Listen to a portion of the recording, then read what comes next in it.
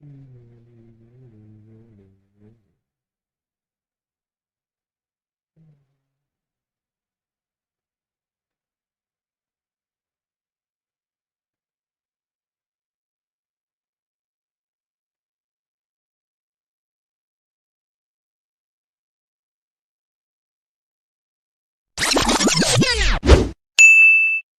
what's up? Ôi, tôi quên mở cái cam này mà.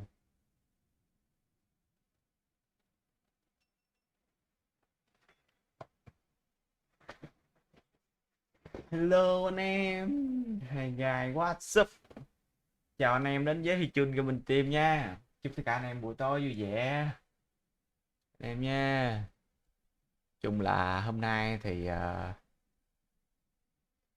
tiếp tục series đá FIFA quá anh em.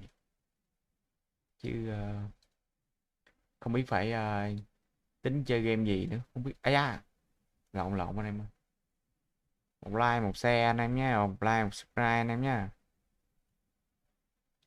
Nay mình sẽ chơi FIFA nhưng mà mình sẽ cầm đội hình ngoại hạng Anh để mình đá rival anh em nha. Để share lên Facebook các anh em nhé. Share Facebook á.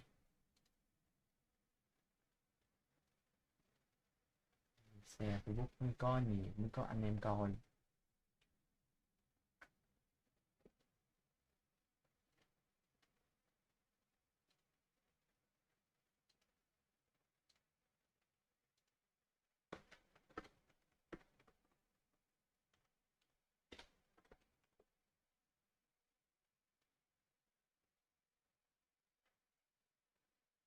Ok ok anh em nha.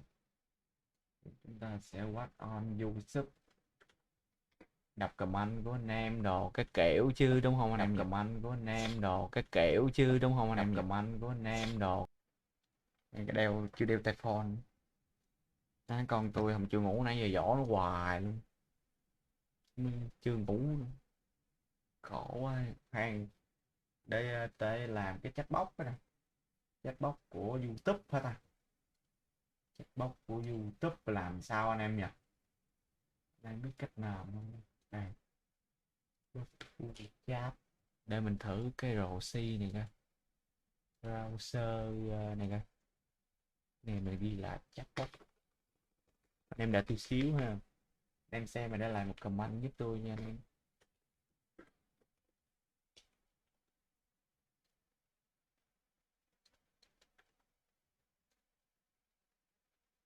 Ồ, what the fuck man.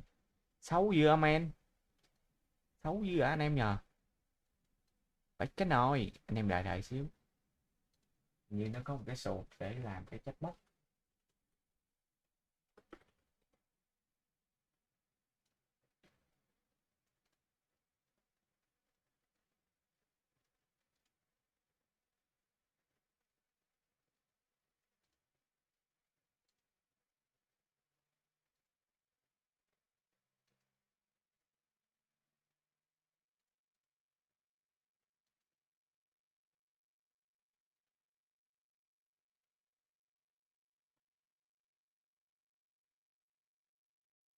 Chưa chưa.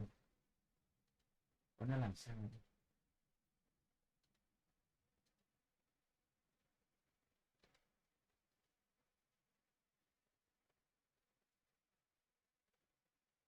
Ủa Kim Lab luôn hả?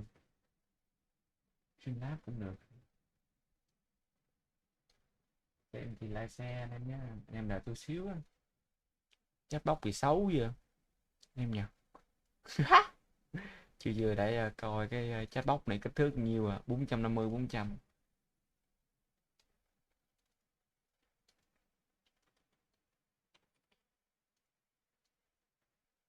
Ôi sao nhỏ quá vậy?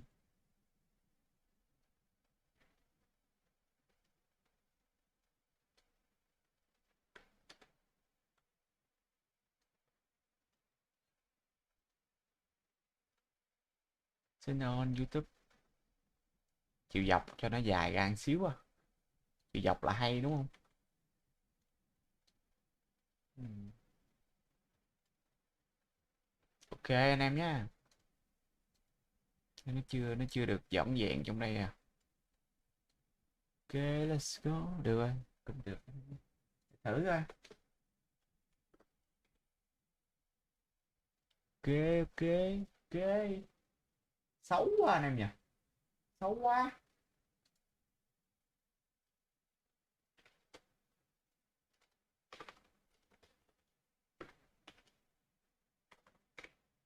Chatbox YouTube login. Chatbox studio. Này là chatbot mà.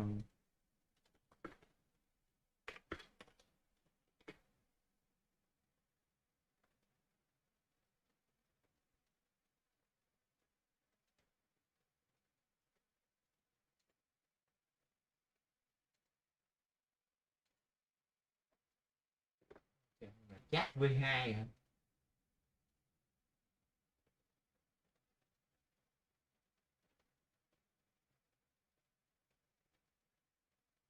Ủa Streamlabs nó có hả ta? Streamlabs nó có phần chatbox của YouTube hả ta?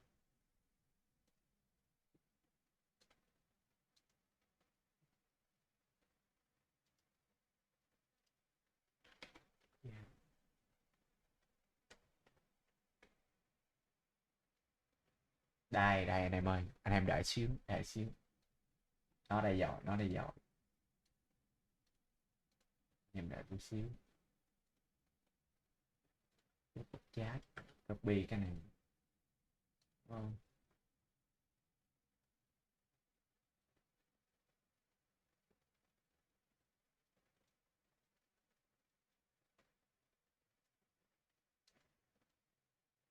Kỳ vậy? À, có khi là cái này không? Này trong cái phần CCS đúng không? Đồ. Anh em thấy ghê chưa? Anh em thấy ghê chưa? Ok ok, let's go. Để gõ thử coi. Anh em đang xem phim, nhớ like, cộng, subscribe.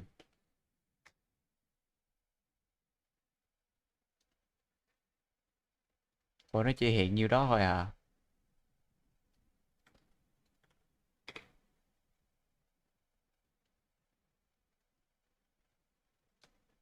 Ủa nó chỉ hiện nhiêu đó thôi à?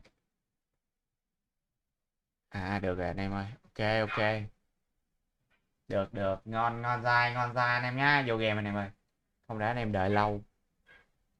Vô game, vô game. Đá cái bộ deep 3 anh em. Tiêu của mình là deep 3 anh em nhá. Khang Minh nè. Hello bạn. À, hello Khang Minh nha. Chào Khang Minh. Bạn có khỏe không?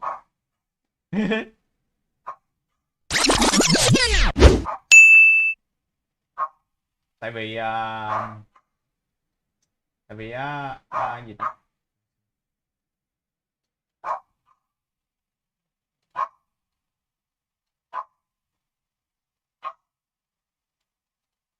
Tại vì có thể là gì đó. Bạn lần đầu bạn xem kênh của mình đúng không? Để mình giải thích tại sao mình stream trên YouTube cho bạn nghe. Để uống uống miếng nước nè. Mời anh em cà phê nha. Tại vì á tôi á hồi lúc tôi stream Facebook không mà tôi bữa ở Việt Nam đá cái tôi mới stream trực tiếp cái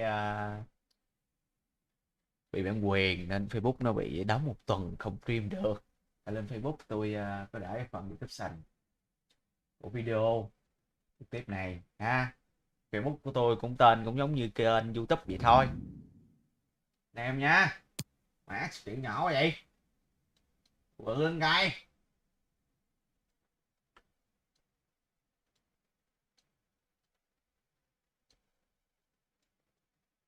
bự lên cho anh em xem rồi nó mát đi nhờ. Anh em tiện thể giúp tôi thêm cái comment nữa các anh em.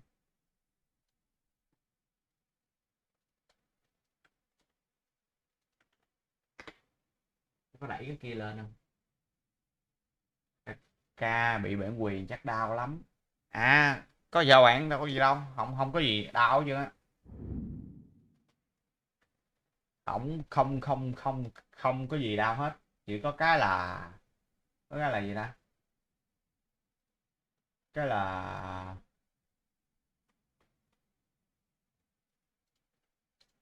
là không stream được trên Facebook thôi, chứ tại vì với lại bị có một tuần nè bạn, nên nổi. Ủa cái này đẹp quá ta.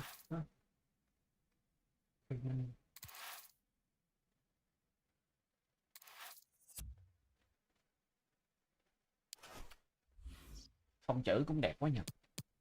Anh em xem thì thương tình tôi thì ủng hộ cho tôi anh em nhé.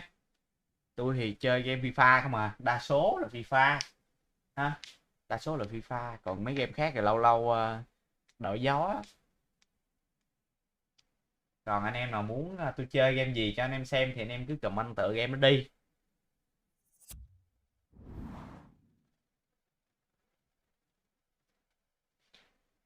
Hôm qua tôi mở đường GK này, đen không anh em? Hết tuần bạn lại ly trên Face à? Đúng rồi bạn. Chà, nếu mà ủa sao bạn không không tiện hả? Bạn không tiện để lên Facebook vào bạn. Tại vì tôi stream Facebook để tôi kiếm sao. Còn bên YouTube đâu có sao đâu.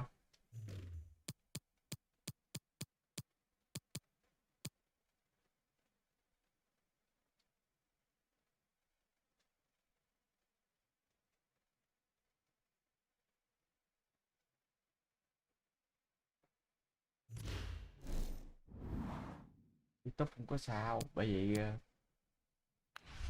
buồn buồn rồi đá rival anh em nhé. YouTube đá rival.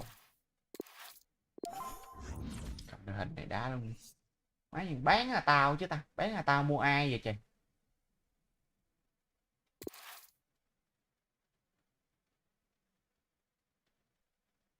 Tôi là chuyên Facebook. Trên Face 1 sao được cái gì vậy? À 1 sao mình được 0,1 đô. Không ta. Với lại mình được debut không? Được gợi ý. Được gợi ý ở trên được gợi ý trên được được gợi ý trên trên gì ta? Trên mấy cái trang mấy cái trang mấy cái ơi chết mẹ bị điếc nhấn lộn.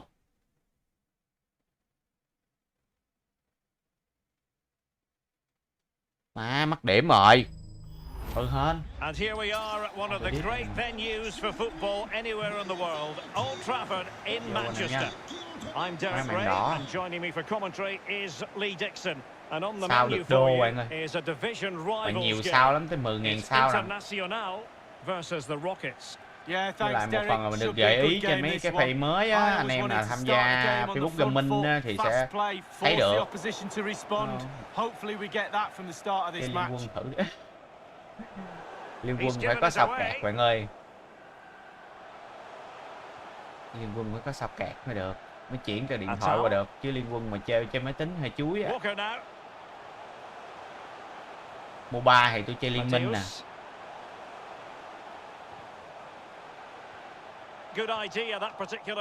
Bạn biết đánh Liên Minh không?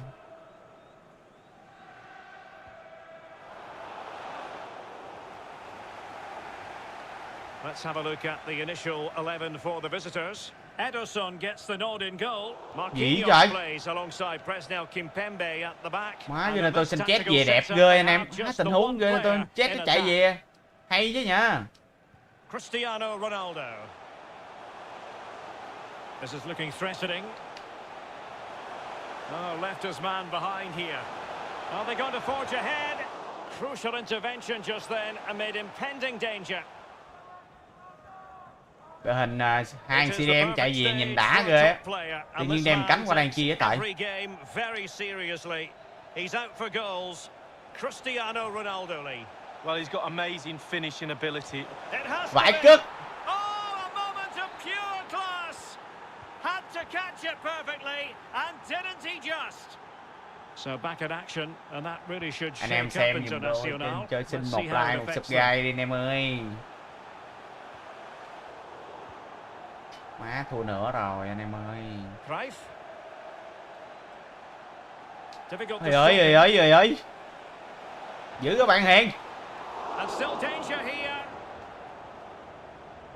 Threat over for now, it seems.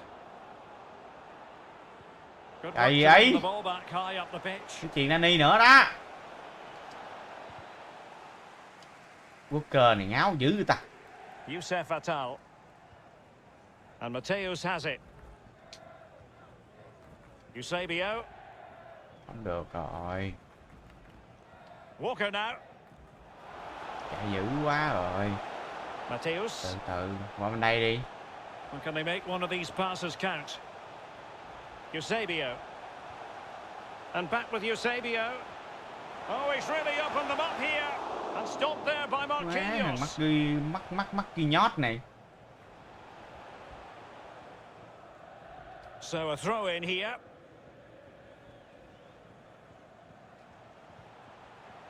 Renato Sanchez. Dẻo quá ha. Mấy tình huống đó mà chuyện And không qua Mateus has it. Atal. And space to cross it. Walker. Mới thua con trái chiêu nhiều. Here's Renato Sanchez. Mateus. No, high quality defending. Nó đồng dữ ta. Này nó đá.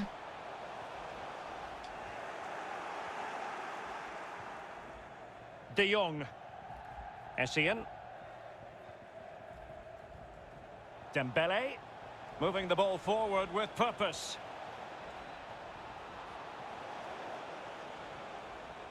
De Jong. Essien. Michael Essien. Nani. Ôi. Well, they've given him too much space. He'll be delighted to have won the ball, having made that difficult challenge. Ủa ghê. Ơi. And this situation could be dangerous.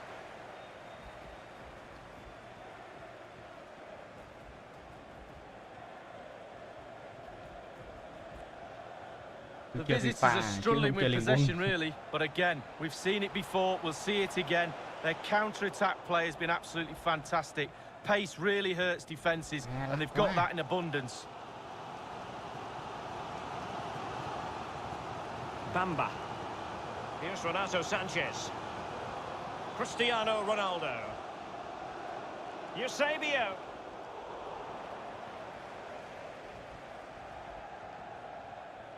Nani. Dembele on the ball. Oh, potential danger. Chance for Dembele. Oh, it's off the post. Good pressure to win the ball back high up the pitch.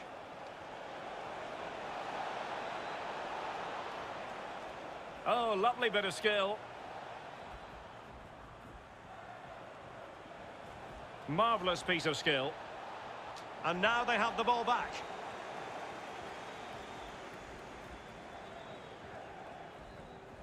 Bamba. And it's with Eusebio. Renato Sanchez. And Mateus has it. Atal. Cristiano Ronaldo. Moving the ball nicely, trying to carve out the equaliser. Eusebio. Clean challenge. Good thing from his point of view. Anh em đang xem cho xin một like, một subscribe anh em nhé. The first half here at the Theatre of Dreams.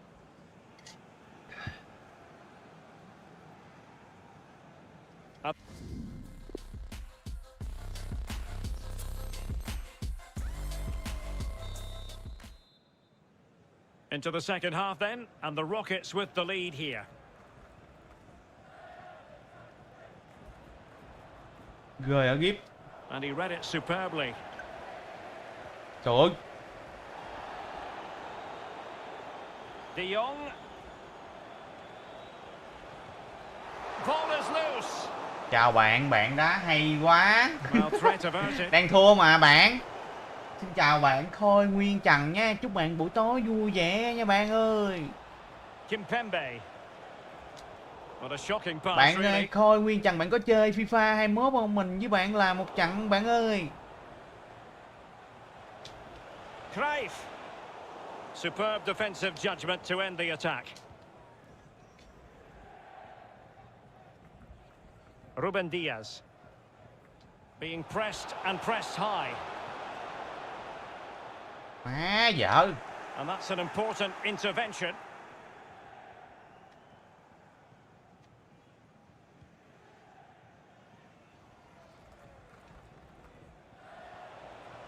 Dembele, now with Cruyff. Can he take advantage? It's still alive. Much more straightforward for the keeper this time, but previously he had work to do. Well, double bubble. He gets the ball in the end, but the first save he makes, absolutely brilliant. Shaw. It's a weighted pass. And plenty of scope to be creative in that wide position. What a genuine opportunity, but it was squandered. Goal kick. Tự nhiên cái anh đứng anh che, tôi lo nhìn thủ môn, tôi nhấn nút che. Dangerous looking attack. Delivered into the box.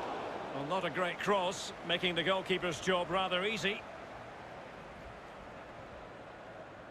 Cristiano Ronaldo. And slipped through beautifully.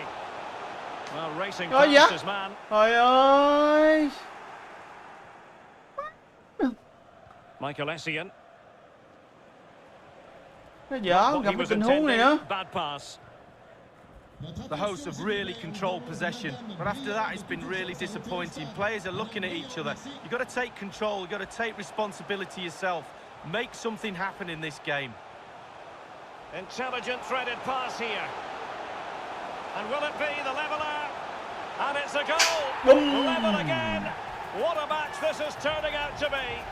Đang còn yếu lắm bạn ơi. Well, as we see from the replay, it's a classic pullback cross that sets up the chance. And once he gets himself settled with the keeper to beat, he hammers it into the back of the net. Smash it. Even Steven, what a piece in this match.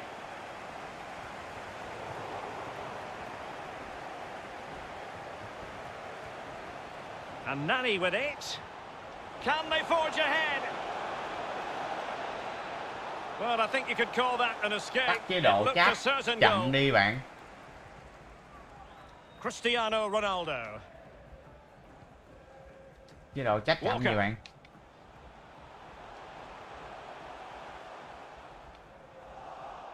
Không tắt được.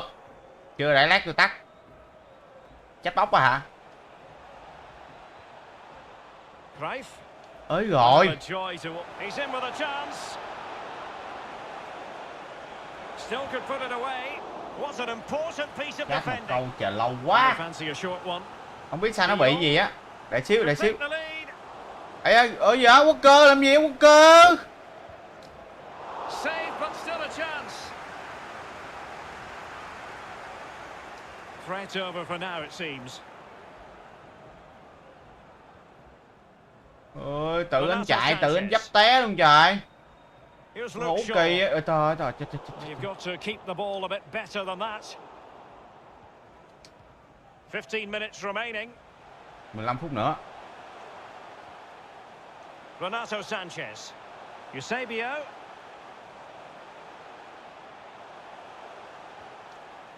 Mateus. Oh, not great defending. Precise ball movement. Rồi luôn.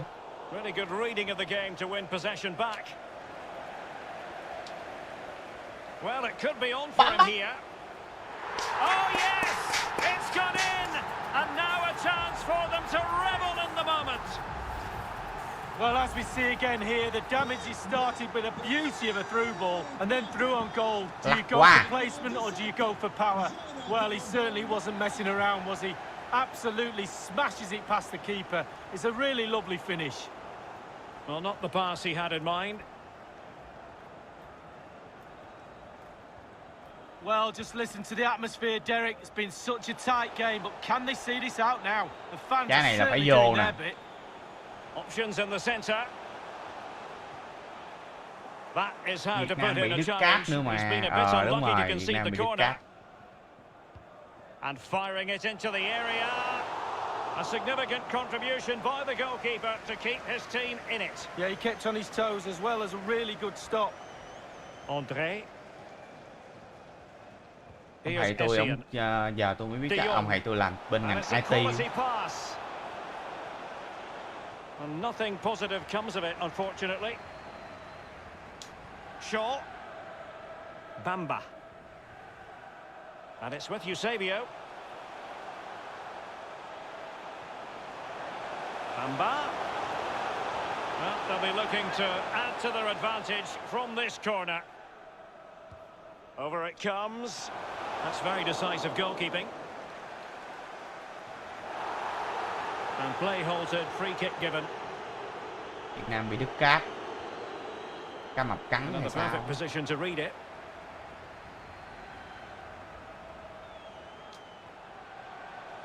One minute remaining. Opportunity in the wide area. It's opening up for them. Corner to Internacional as they try to press home their advantage.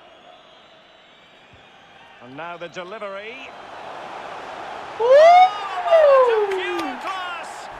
Had to catch it perfectly, and didn't he just?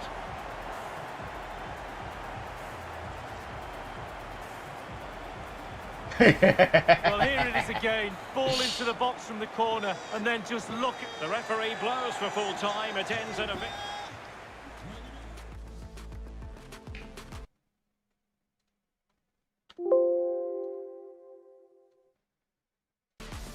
Màn lắc mà bạn đá hay quá, mình rất hâm mộ bạn. Cảm ơn bạn Khôi Nguyên Trần nha. Chúc bạn buổi tối thật là gặp nhiều may mắn trên con đường trader của mình nha bạn nha.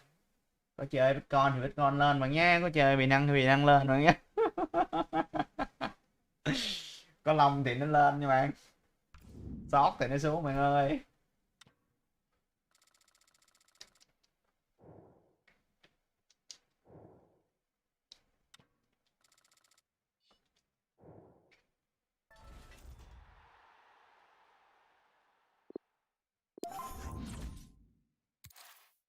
Sao bạn, các bạn gì ta, bạn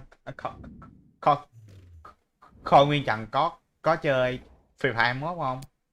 Vô làm vài ván chơi bạn ơi. Làm mấy cái up dịch này để có kinh nghiệm anh em.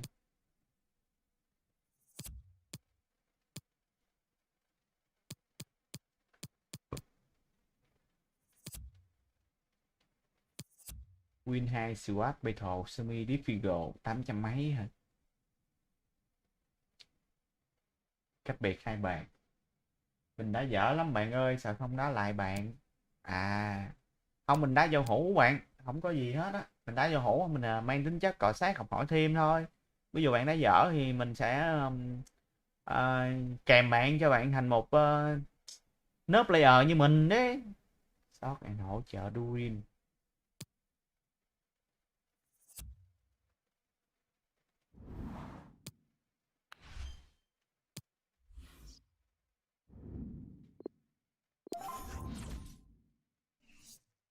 Mình đá vui chơi thể thao à.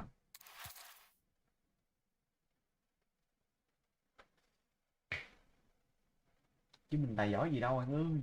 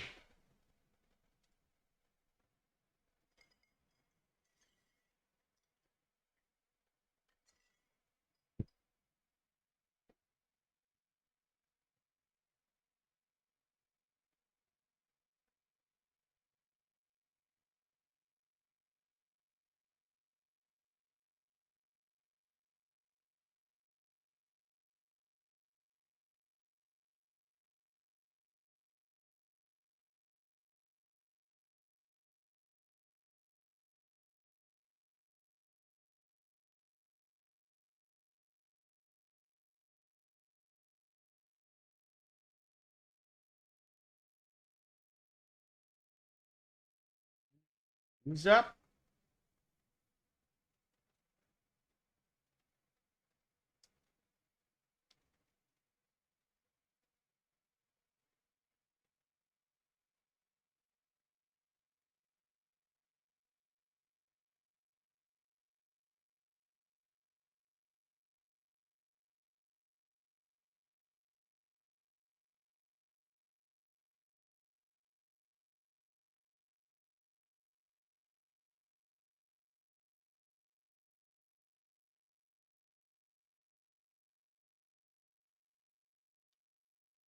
Tình trạng lâu quá.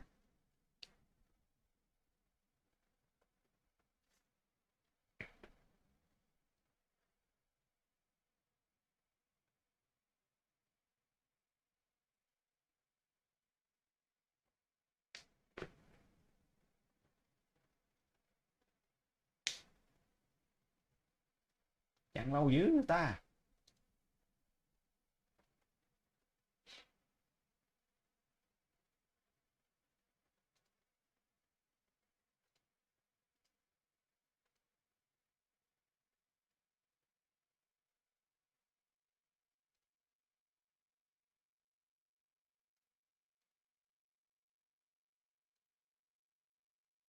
Giao hữu nhẹ các bạn. Ok bạn nha. Tôi sẽ thoát game luôn. Đá bằng tét gột nè bạn ơi.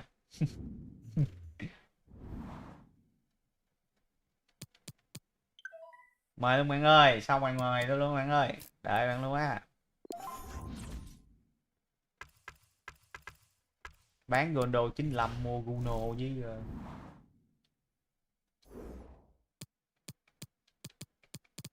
hết mở được. Tối mở được GK vậy chán ghê. Biết bao nhiêu thằng ổng ra đi ra GK.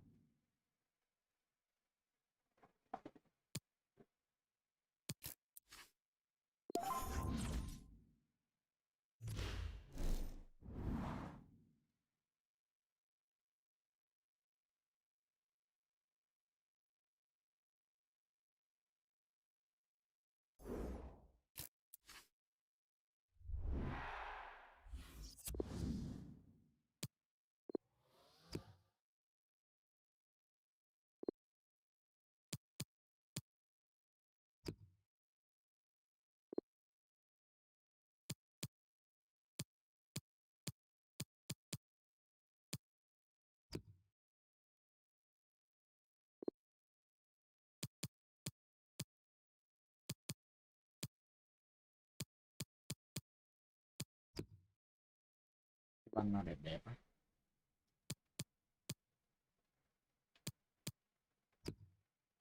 Mèo.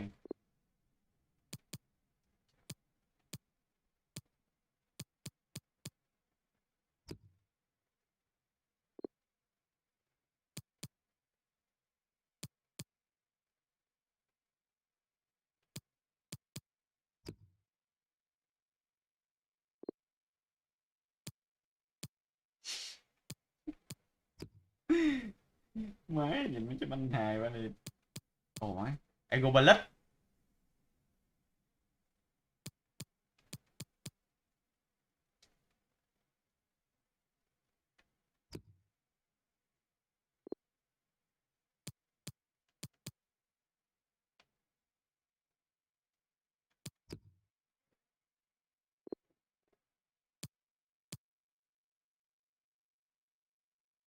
Quay đều quay đều. UCL thấy trái banh đó là đẹp nhất kịch.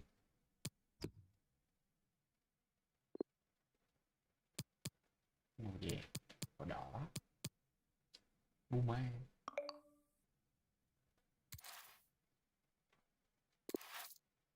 Vô mình sẽ xây giao hữu với bạn Thô Nguyên Trần anh em nhé.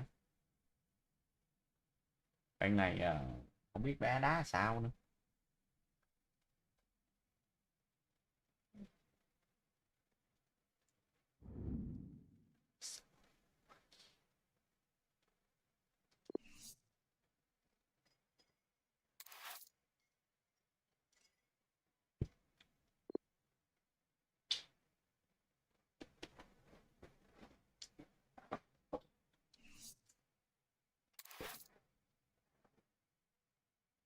da hết dầu thì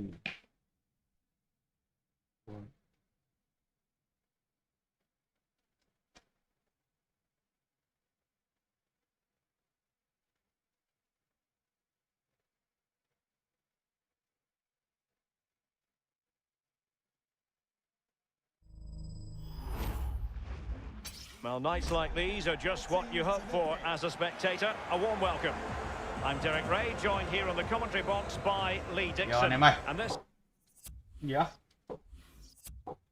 Anh này bạn mới vô bạn ắt két rồi. Mới vô là bạn chỉnh chiến thuật rồi anh em ạ.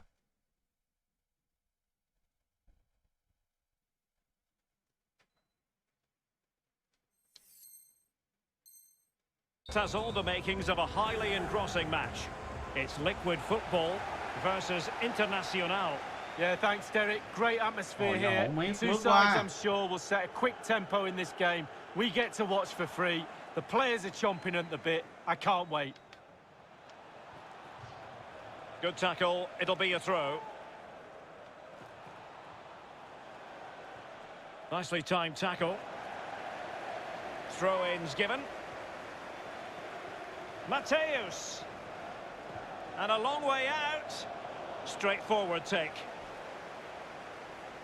The initial 11 today for the hosts. Keylor Navas is the goalkeeper. Presnel Kimpembe plays alongside Marquinhos in central defence. And rather than use a strike partnership, can he put them in front? Well, body in the way.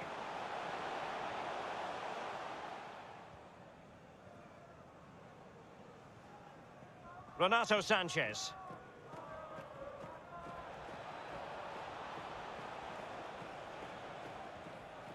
Considerable momentum, courtesy of Ronaldo. But what can he produce from here? Aouar. Mbappe with it. Jérôme Roussillon. Bruno Fernandes. Kaká. Here is Nani. Vital interception. The danger was very real. Em thấy tao không? Xứng đáng đồng tiền mất gạo chưa? Shaw. Bamba. Here's Renato Sanchez. Lothar Matthäus. Atal. Matthäus. Excellent refereeing. Advantage in operation. Well, it's liquid football's turn now. Mình đá bóng đá đường phố đi. Nani. Wonderfully weighted pass. Nani. And a goal! Woo! Now they have their opener. Quá dữ, quá dữ. Now they can celebrate. So back in action, and that really should shake up Internacional. Let's see how it affects them.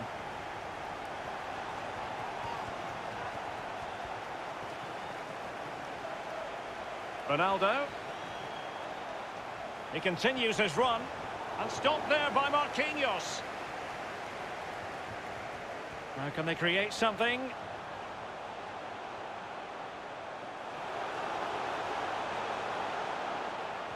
Pulls it back. He's had to go for it. Wins the ball. Cristiano Ronaldo. Wanted to keep it but couldn't.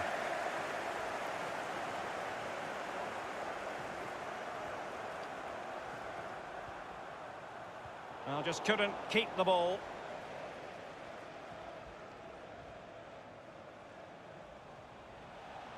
Ronaldo. Eusebio. Marquinhos with the block.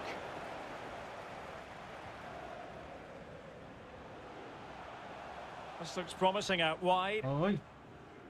And they'll get ready for the throw-in.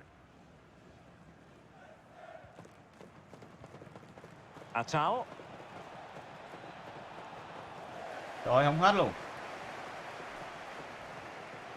It's with Aouar. Nani. Kaká. Bruno Fernandes. João Cancelo. Every pass hitting its target. That's how to dispossess your opponent.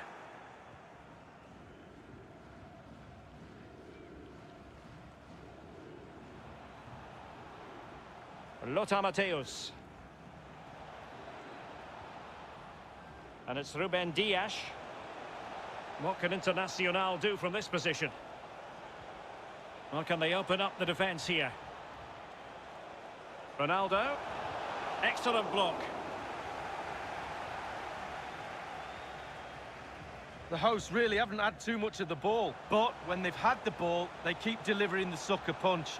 A great advert for low possession, counter-attacking football. It's really working. Space and time for the cross. Poor attempt at a pass, really.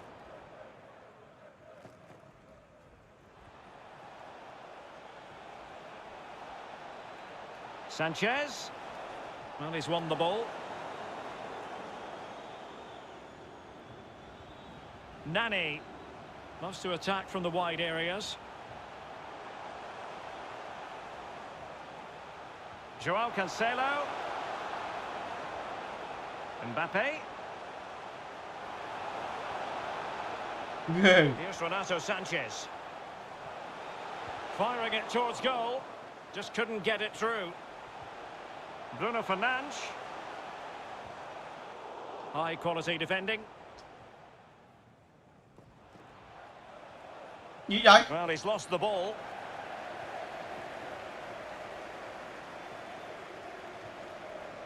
Kaká. It's with Aouar. Promising looking ball. Well, not the best clearance. Excellent assessment of the situation at the back. Well, visionary passing. Eusebio through on goal. And it goes! The leveller! Thrilling stuff here. Well, here it is again, and it's all about the pace in transition. They were so quick to get out from the back, and he had choices of what type of finish to apply. And bang, he goes for the smash. Lovely goal. And so it is.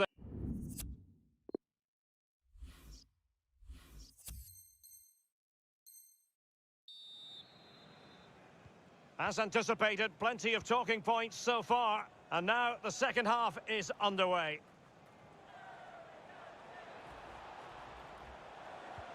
Tackling and winning the ball to boot. Bruno Fernandes. Renato Sanchez.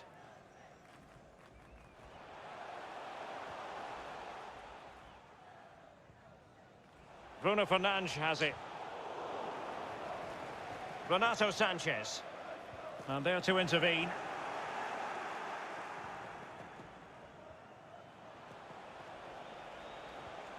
Can they trouble the opposition this time? Ôi.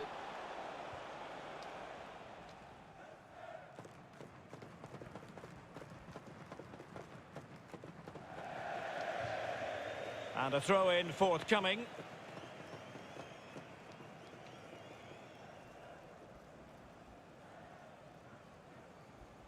Joe Gomez. Ôi. À, quên. Kaká. Can they forge ahead? Well, they would have done had it not been for the keeper. Well, he was so sharp, the goalkeeper there, wasn't he? What a wonderful save. Gets his glove on it. Aouar. Bruno Fernandes. An opportunity to forge ahead from this corner situation. And now the delivery.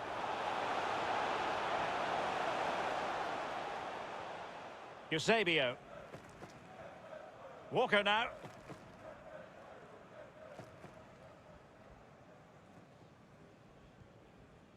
Eusebio.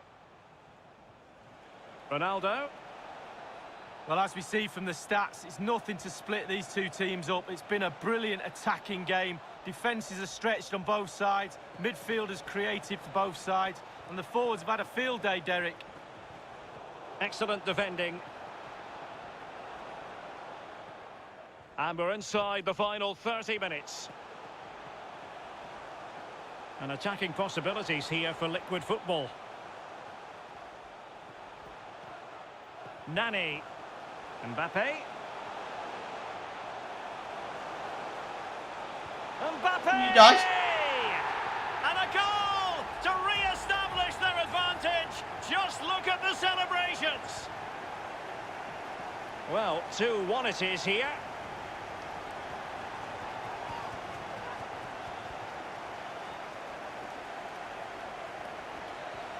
Ruben Diaz. Here's Renato Sanchez. Well, the pass not finding its target. Useful looking ball. Mbappe.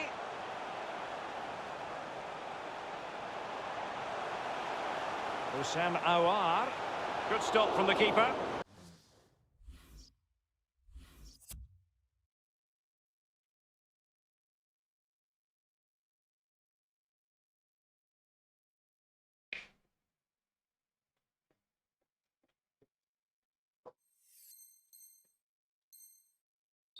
It'll be a corner.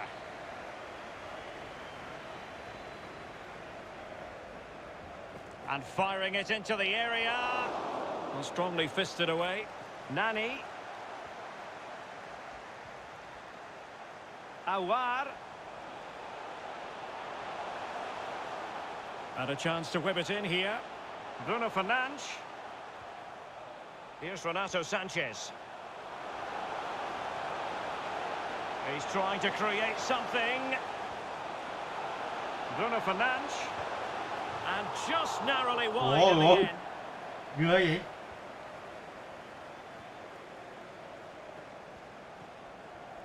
Bamba. On the ball, Ruben Dias.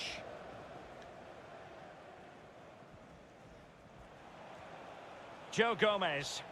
And a creative look about this.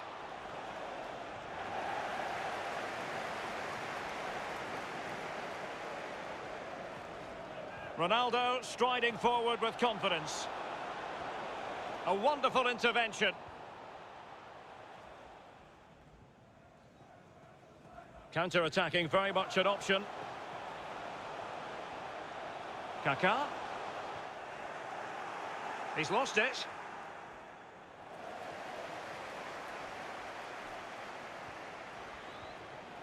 And Nani with it. Real chance.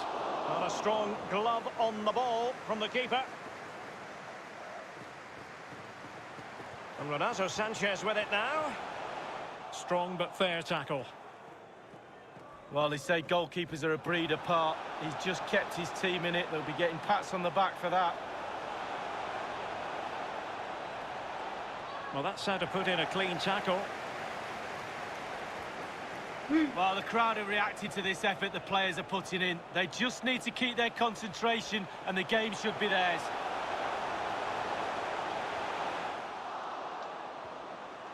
Making sure nothing came of it. And an astute piece of defending. And it's a case of just 5 minutes left.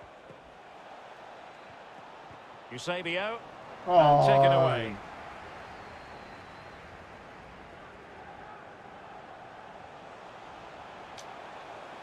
Nani. Well, that's how to dispossess your opponent. Renato Sanchez. Well, on the attack, hunting for a late equaliser here. Ôi! Quite possibly a yellow card as the flow was stopped. Well, following that tackle, he's got to go into the book. Yeah, he's mistimed more than anything there. Just mistimed his tackle. Oh, a tremendous block. Applying vigorous pressure. Closing down well. And we will have just 1 additional minute. Bạn chơi xấu bạn ơi. Bạn chơi, bạn And that will be all for chơi, this bạn game. sọt trước Defeat vòng for the cấm hả? visitor. Quá xấu. Thẻ đỏ à, game này tôi xin chép nha, chẳng thấm cho game tôi xin chép đá nha bạn. Đợi tôi đi lấy chai dầu các bạn ơi.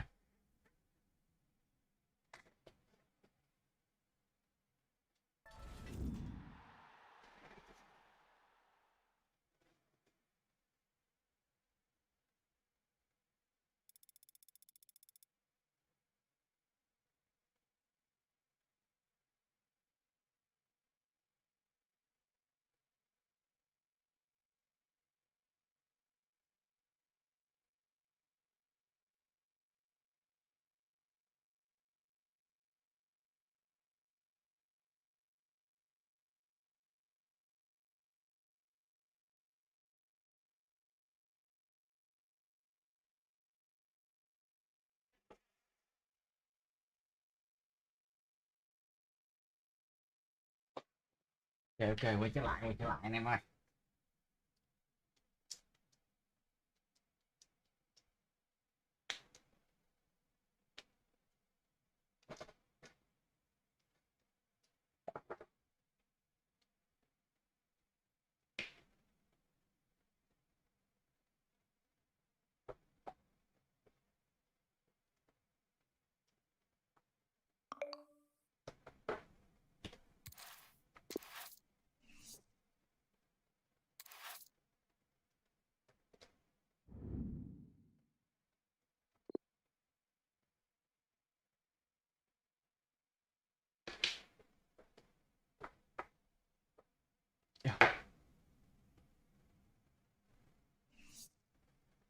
Ngô gì trời.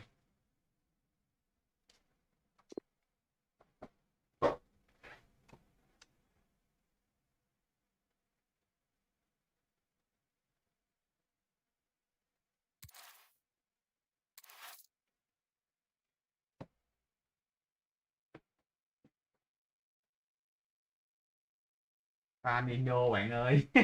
Ok bạn ơi, bạn đá gì chết tôi rồi, Indo gì chết. Tôi dám chơi với bạn nữa.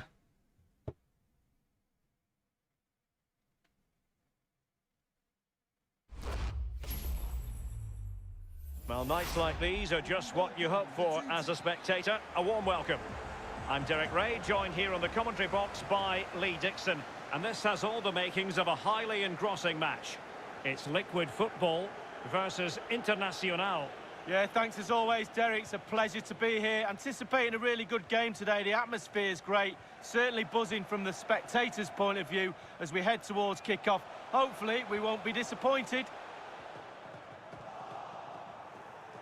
Well, here is the lineup for the hosts today. Keylor Navas is the goalkeeper. Marquinhos plays alongside Presnel Kimpembe at the back. And in this tactical setup, they have just the one player in attack. Considerable momentum, courtesy of Ronaldo. But what can he produce from here? Không lỗi luôn bạn ơi. Chết tôi luôn bạn ơi. Renato Sanchez. Bruno Fernandes has it. Tôi phải chơi xấu quá. Kaká, fine idea. It's still alive.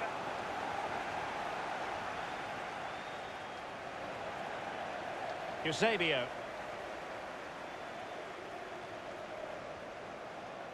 Renato Sanchez.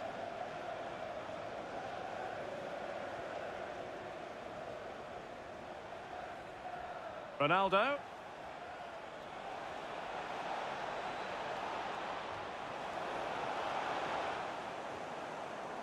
Corner kick forthcoming.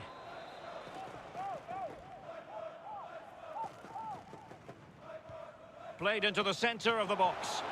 And the goalkeeper up to the task. Well, yeah, it's a decent save, but if he lets that in, you'd be asking questions. Jérôme Roussillon. Aouar. Bruno Fernandes has it. Indo nhập tôi rồi bạn ơi. Well, couldn't quite find his teammate. Renato Sanchez. Jérôme Roussillon. Mbappé. Crossing possibilities. Roussillon. Wonderful chance. Oh, dealt with by the goalkeeper. Corner awarded. And firing it into the area. Well, punched clear.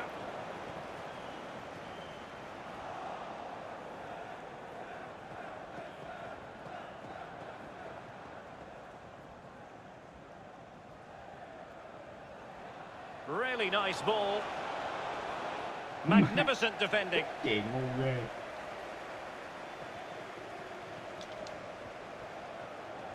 Wonderful challenge and a throw-in coming up. Well, he could really get at the opposition. A really top-notch piece of defending. This is the moment. He has to score, and he does. Môn ngáo phải cướp. Đéo hiểu luôn.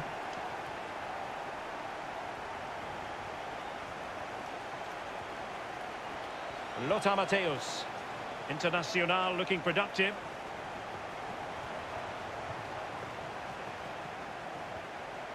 Can they find a gap in the defence? And with that, the attack fizzles out. Kaká. He's given us away.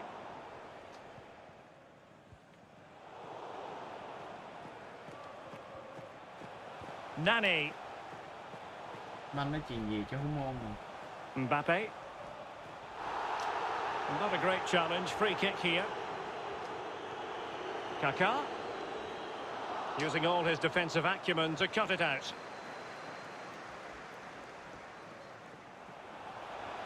Well, this could pose problems for the defenders. Oh, that was a terrific stop in a 1-versus-1 situation. Well, high fives all round for the goalkeeper. Absolutely fantastic. It might still be problematic. Well, it didn't worry the keeper.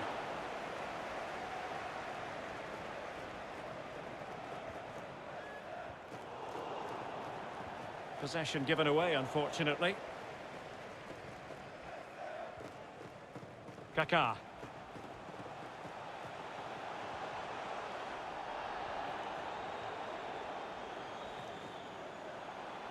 He has time to play it over. You can't really tackle like that and expect to get away with it. Booking to come, you would think. The referee has dished out a yellow card here. Well, it's not malicious, it's just clumsy. Into the box it goes. Bamba. What can Internacional do from this position?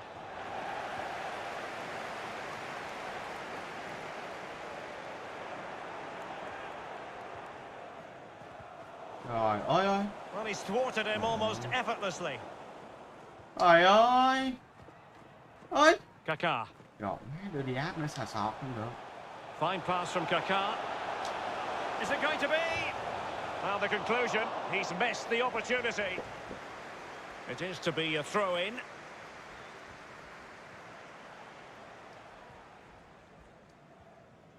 Matthäus. Youssef Attal. On the ball, Ruben Dias. Cristiano Ronaldo. Matthäus. It's with Bamba. Liquid doing well to win it back. Chance to do damage. Inside he goes. Bruno Fernandes. Wonderful chance. Well, it might still work out for them. And the whistle is sounded for half-time in this game.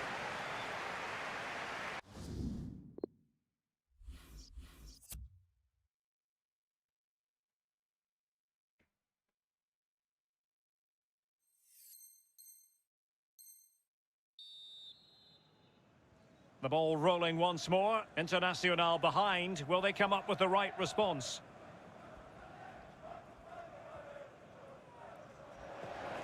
Now, liquid football getting it forwards. What can they do from here? Well, mopping up defensively. Awar.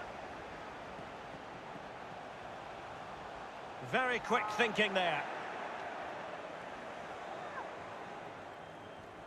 Walker. Tiến lên, tiến lên. Trời ơi. So a throw in here.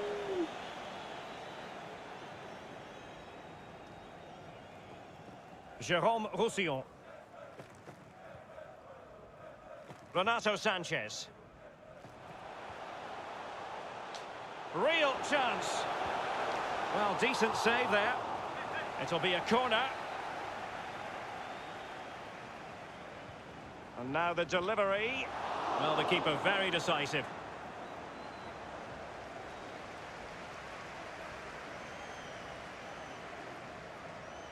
Đủ. And players waiting in the centre. Ghê ghê. Bruno Nhìn đẹp ghê á. Bruno Fernandes has it.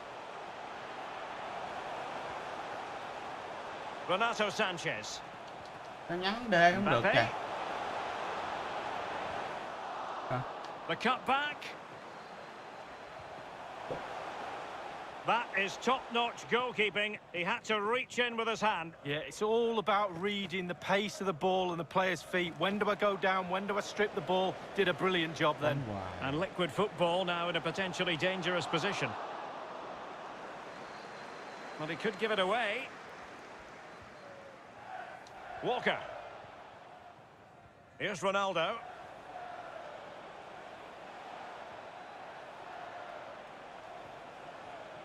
Bamba. Eusebio. And 30 minutes left for play in this match. Kaká. Flinging himself at it, the keeper.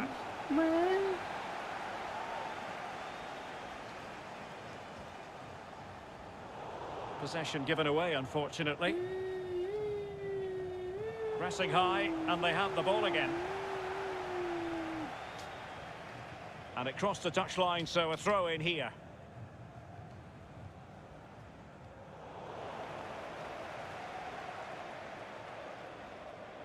Seemed to switch off for a moment, and now a throw in.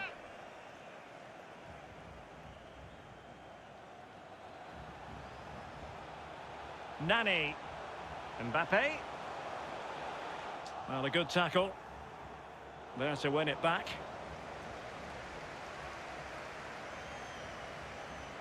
Kaká.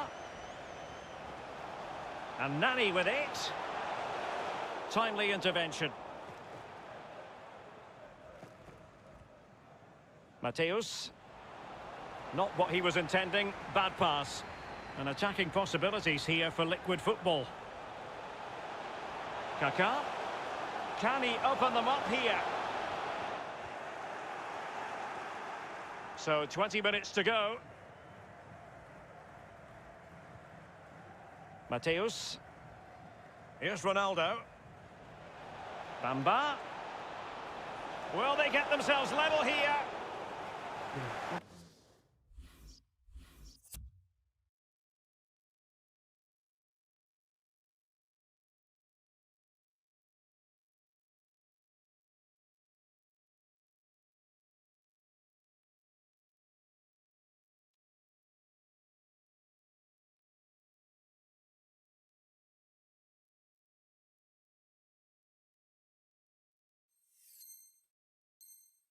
Opportunity perhaps for Internacional to get back into this.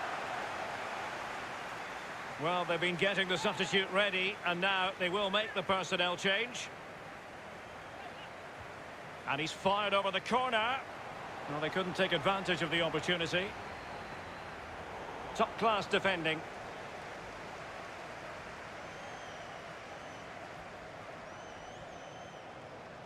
Mbappe. David Neres. Oh, it was a close run thing, but the goalkeeper just got there first.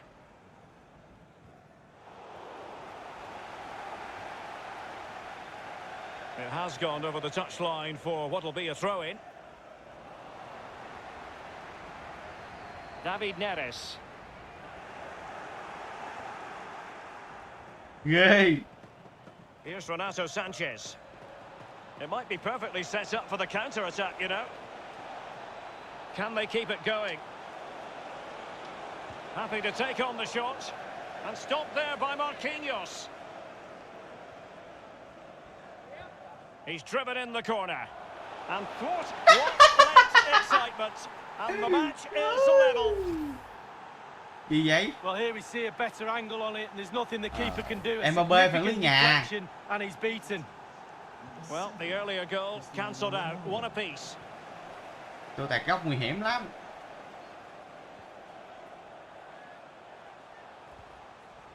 Trời. And given the situation, a goal at this stage might well turn out to be a winner. David Neres. Can they forge ahead? No! And all because of the goalkeeper.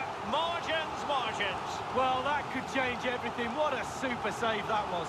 Super He soi. wasn't messing around with the clearance. Cộng số 8 Matuidi. siết tay anh. An advantage with them. Referee says play on. Crossing possibilities. And Renato Sanchez with it now. Mastery of the passing game. Awar. Here's Renato Sanchez. Houssem Awar. Renato Sanchez. And that is offside.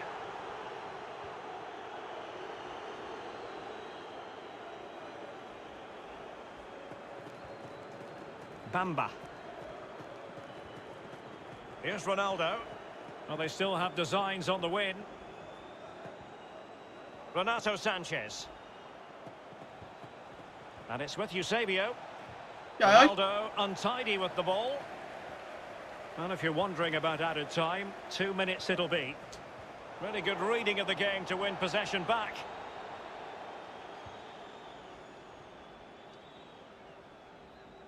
Oh, superb skill.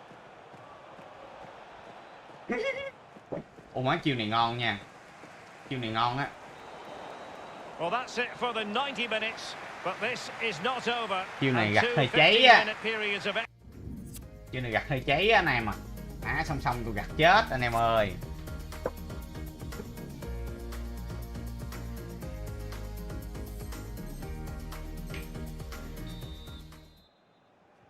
Understandable that fatigue might set in. A strength-sapping night for all concerned as the first period of extra time begins. Jérôme Roussillon. Here's Renato Sanchez. Mbappe.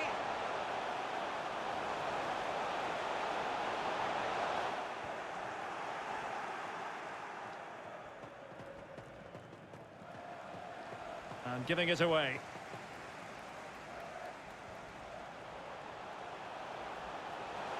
David Neres. Insigne. Trying to chisel a chance out of it. Anh chuyền mít rồi mà anh vẫn còn bóng trong chân ảnh rồi. Must take the lead here. Oh, he's been denied. And they remain locked together. Well, the goalkeeper has earned his corner there. A fabulous save. And space here on the flank.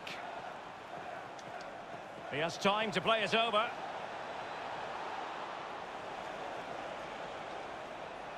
Ôi. Tremendous challenge.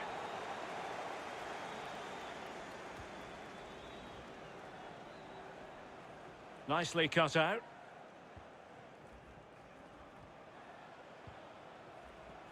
Cristiano Ronaldo. Ronaldo. And sloppy in possession from Internacional. Matuidi. Renato Sanchez. David Neres. Here's Insigne. He's got the right idea with that pass. Just unable to take advantage of that developing situation. Insigne. Oh, a tremendous block. Well, an opportunity here for them to get their noses in front from the corner. Played into the centre of the box. Well, punch happy, the keeper. Mbappe. Mbappe! Fine reaction save from the goalkeeper. Goalkeeping at its best. Really, really top draw. Not to be this time.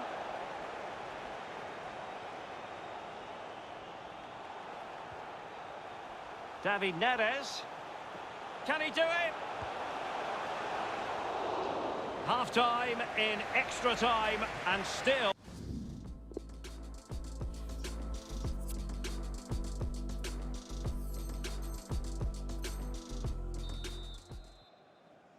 And so the drama continues here. We're into the second period of extra time. Dở dữ chạy. Jérôme Roussillon. Here's Renato Sanchez. Thủ vô David Ben. Neres. An effective challenge.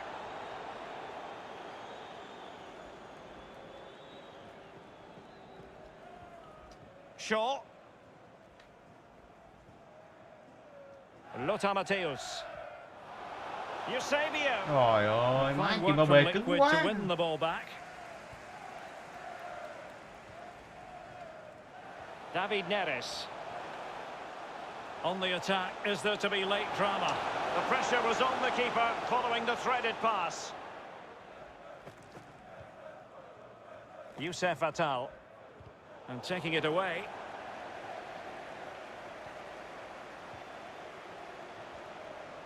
David Neres. Well, they have the ball once more. Pass lacking precision, too strong. 5 minutes left in the second period of extra time. If nothing changes, it will be decided by means of a penalty shootout. Has someone to play it to. Ôi. He read the situation defensively and did his job. Well, nicely cut out. On the attack. Trời ơi. Is there to be late drama? Trời. The pass could do damage. Flag raised for offside. Bamba.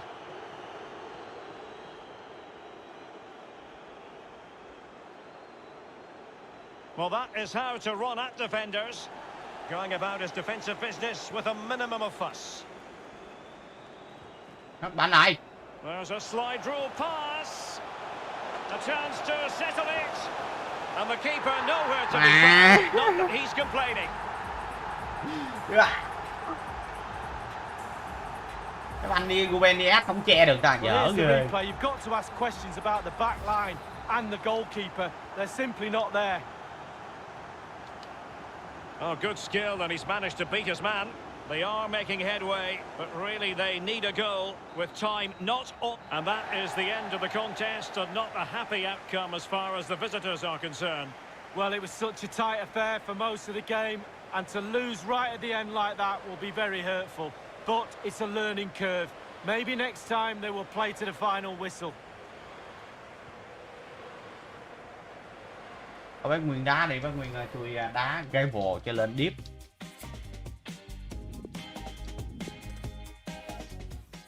Quá dữ. Mấy đường chọc khe đó, quá dữ rồi.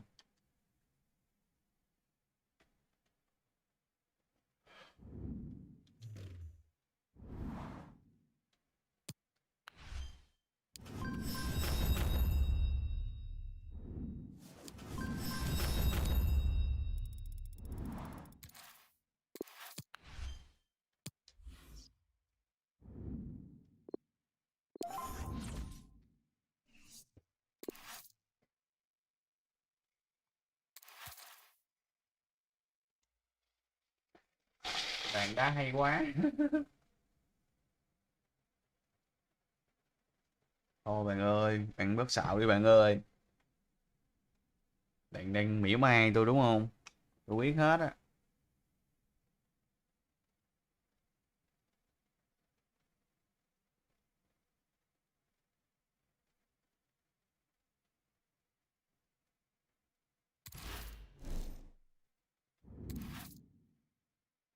Trời ơi, pin dữ à ta, sao pin dữ vậy?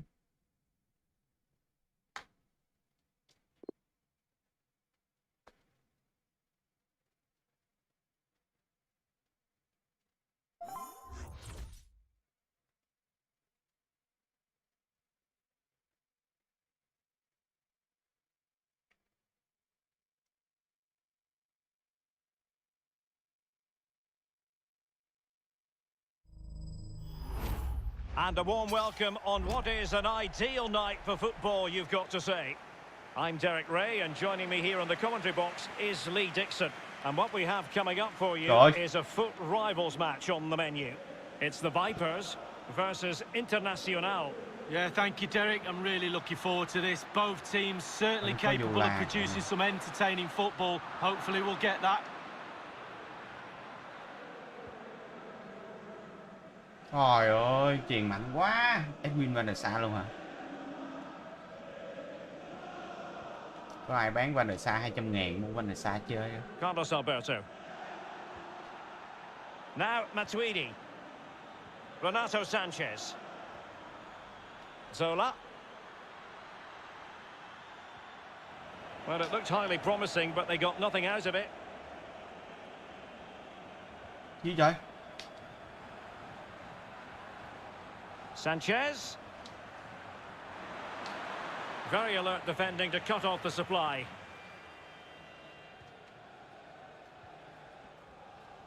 Well, you can probably see why we're focusing on this fellow as one to watch. Lee, in particular, what do you expect to see from his game? Well, his ability on the ball is second to none. Just watch how close he keeps the ball to his feet. He lures defenders in, then quick turn of pace and he's away from you. Brilliant player. Chances on. Oh, crucial tackle. Brilliant. Zola. There wasn't much in that offside decision. Could have been in business. Cristiano Ronaldo. And with that, the attack fizzles out. Đã biết bài. An example of how to press. Eusebio. Could be. And a goal. Dạ vô làm ai còn swap bạn ơi, còn hai cái silver với bồ đề nhá chưa làm. Chán vậy? Nhiều đó cũng chưa làm.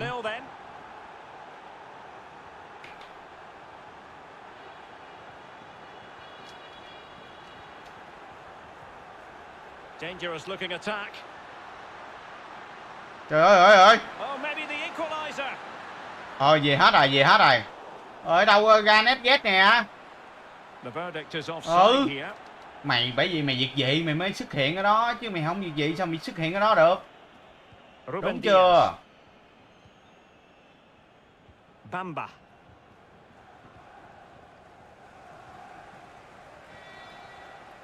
And Zola on the ball. Matuidi. A real attacking intent from the Vipers. And he read it well defensively.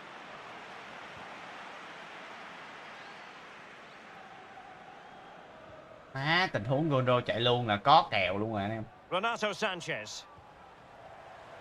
Waman Gituka. Now Kaká. Gì vậy? Ôi. Giỡn hoài anh em.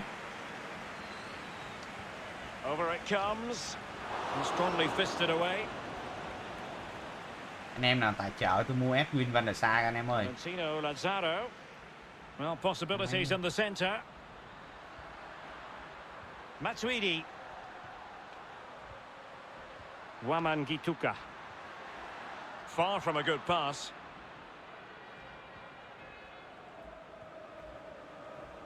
Walker. And Mateus has it. Walker now. Lothar Mateus. Oh, he's given the ball away.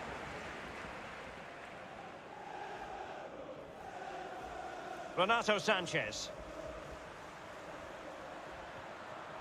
Good visualisation and execution. And it's still on. That is how to put in a challenge. He's been a bit unlucky to concede the corner. Played into the centre of the box. Well, making high pressing work for them here.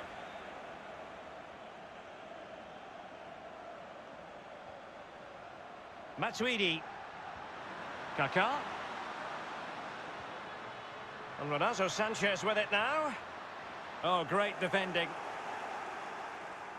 The visitors are struggling with possession, really, but they won't mind. They're winning this game. And why? Because their counter-attack is absolutely fantastic. Gì trời? Bamba. Excellent refereeing. Advantage in operation. Yeah. Walker. And Mateus has it. Ronaldo. Well, a textbook interception.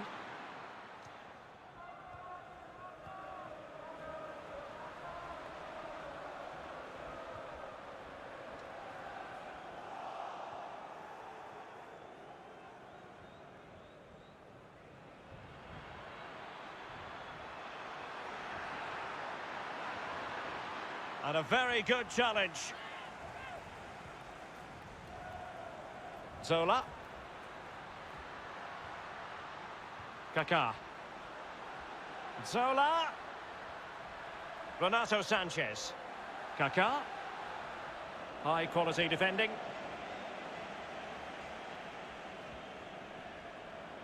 Internacional could threaten on the flank. Eusebio. Sanchez. Ronaldo. Terrific block Má, there. Ronaldo xúc gì kỳ vậy? Gianfranco Zola. Má, nó hơi đủ kiểu rồi nè. Well, the pass not finding its Đã dở target. quá.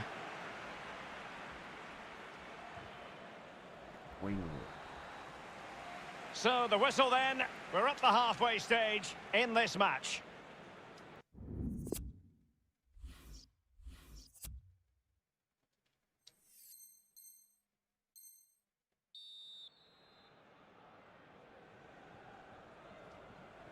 So back in business, we're into the second half. Inter with the advantage, but a long way from being done and dusted. Shaw. It's with Bamba. Eusebio. And room now out on the wing. That's not a bad ball. And the danger is averted.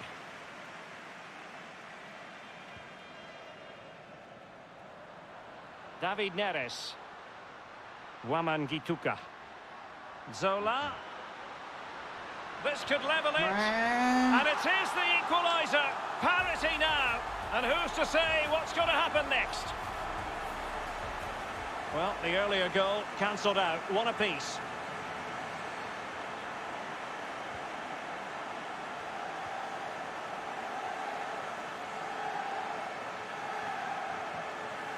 Renato Sanchez. Cristiano Ronaldo. Strong but fair tackle. Bị mấy tình huống ở ngoài. Waman Gituka. This might be the perfect counter-attacking opportunity. Mình không cắt được đó. Mà nó cắt được, đéo hiểu luôn. Carlos Alberto. Pure ball control. Vipers pushing forward and options available. Zola. He must finish. Almost his second goal of this match, but the goalkeeper had his own views on that subject. Well, he'd be looking for a brace to strike. Well, punched clear.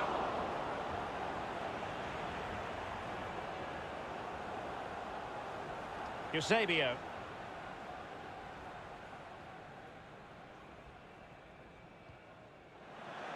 A bit of running room now on the wing. It has gone over the touchline for what will be a throw-in. Playing with purpose and control, and dispossessed. Good work to regain possession.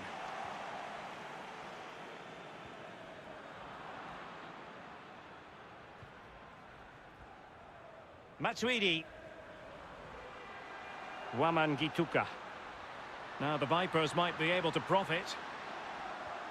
Zola. Rồi, sao nó tự nó tắt kỳ á thầy.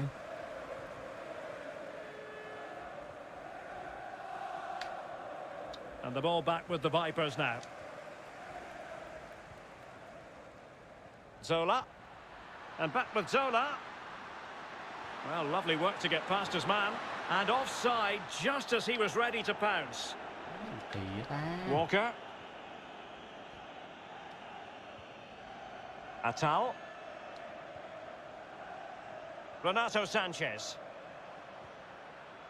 Lothar Matthäus.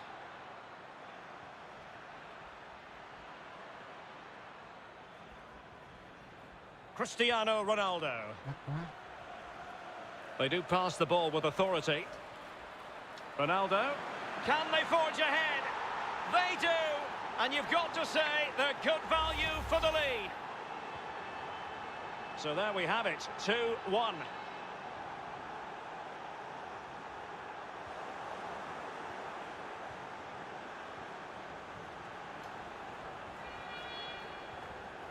Walker. And it's Ruben Dias.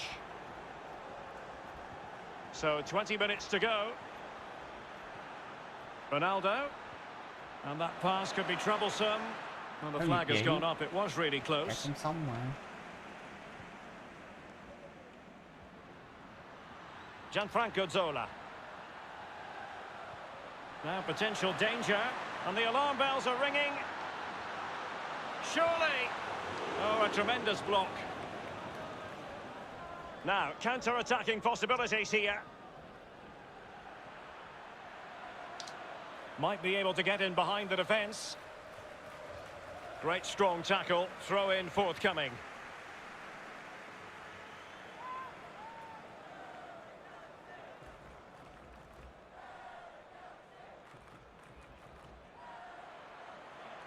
And the cross is very much on. And the cross didn't beat the first man. And Tks AE had enough about him to be able to deal with the threat. Ronaldo. Ronaldo! Oh, he couldn't outwit the keeper. A corner it is to Internacional. What can they do with it? And now the delivery. Just unable to take advantage of that developing situation. Well, pressing really high. The press was on and it worked. Bamba. Here's Renato Sanchez. Ronaldo. Atal. And Mateus has it. Joe Gomez.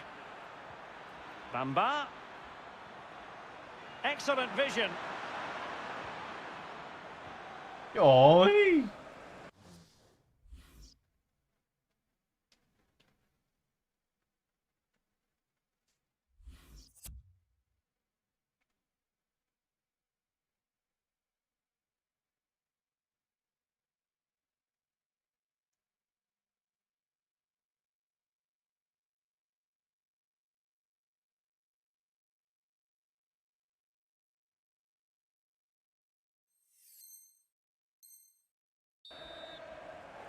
They will now make use of their substitutes bench. Well, they haven't been at their best today, that's for sure, but this game is far from over, and the fans are certainly reminding them of that. You've got to think there'll be one more chance or two. Well, it could be on for him here. The shot wasn't really far enough away from the goalkeeper, was it? No, but he picked up the flight nice and early. Oh, he's given the ball away. Trời ơi, má chuyện không được. Ổn ghê. Inside the final 5 minutes now. This might be the perfect counter-attacking opportunity. And he's in the clear. Can he open the door to a potential goal? David Neres.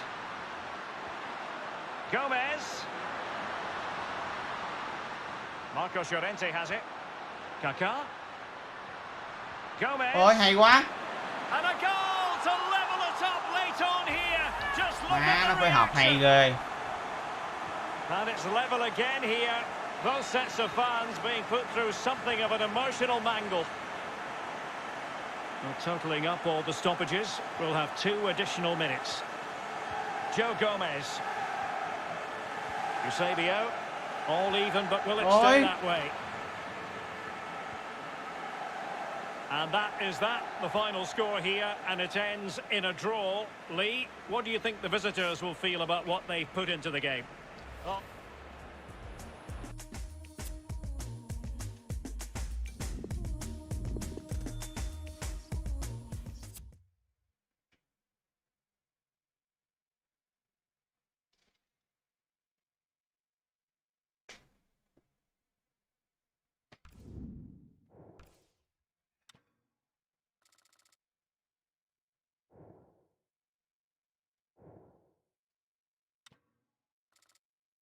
Má, tình huống vậy em để nó như vậy.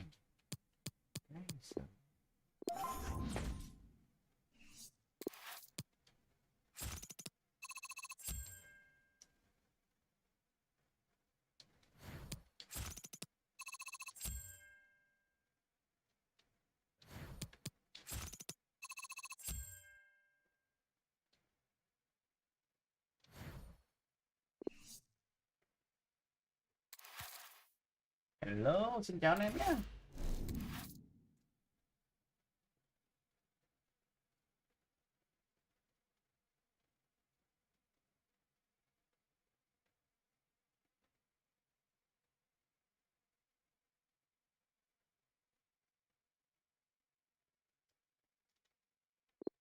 Bình dữ.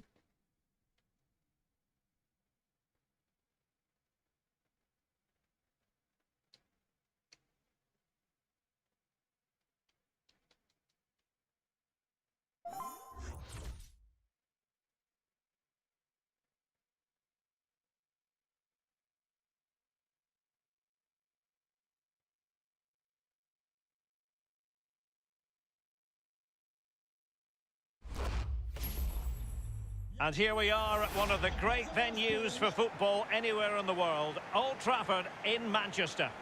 My name is Derek Ray, and with me in the commentary position is the former Arsenal fullback Lee Dixon. And what we have coming up for you is a rivals game to look forward to.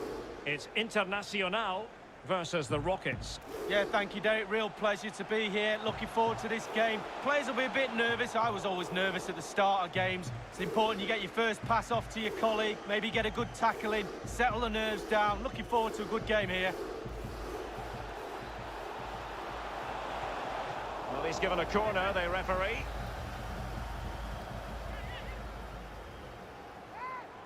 And played short. And a tidy challenge. So the initial 11 for the home side. Ederson stands between the posts. Luke Shaw starts with Kyle Walker as fullbacks. And in this tactical setup, they have just the one player in attack.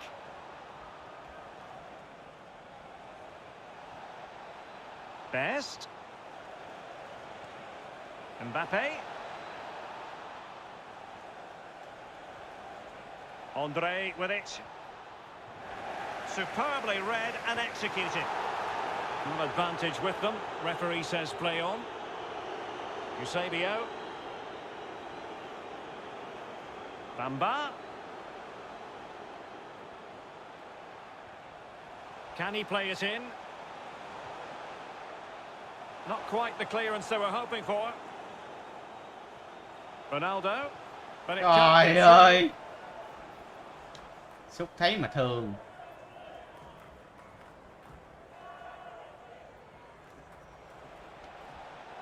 Atal. And it's Andre now. Well, they're moving the ball neatly enough. Just looking for that decisive pass. Ôi. Oh, he's given the ball away unnecessarily. Chuyện khơi không chào. Can they stop it going in? And unable to keep possession. Mbappe. Might take the lead. And a goal! 1-0 it is. They've been pushing for the opener, and now they have it. So back in action, and that really should shake up Internacional. Let's see how it affects them.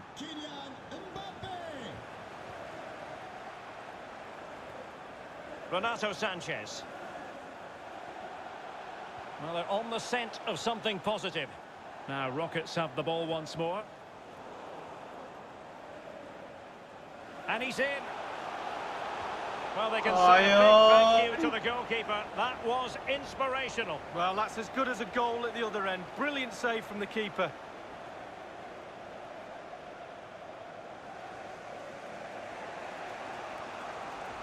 Mbappe. And the pass could do damage.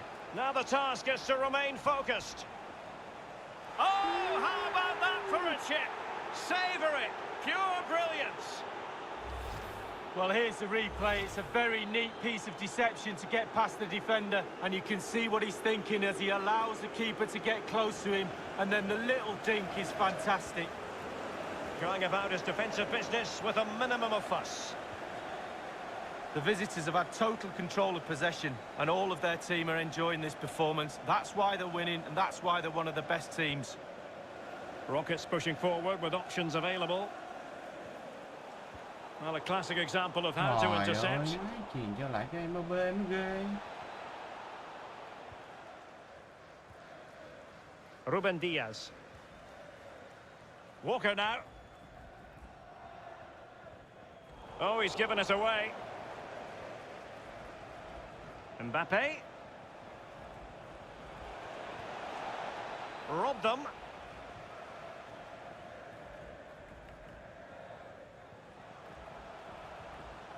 Same story, couldn't hang on to the ball.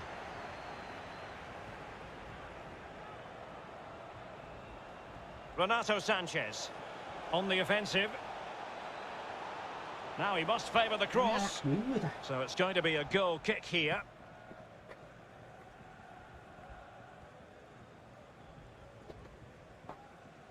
Walker.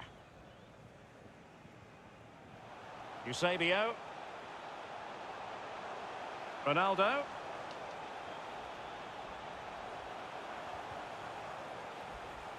Here's Luke Shaw. Lothar Matthäus. An important interception. Trời ơi. Bamba. Shot attempted. Tremendous block. Still could put it away. Wow. Giật cái bật. Gì mày? And offside it is. Gomez. Yeah. Trời ơi. Not totally confused his opponent. Dữ. And he cuts inside. That's how to rob them of possession. The referee knew that was foul play, but advantage it is.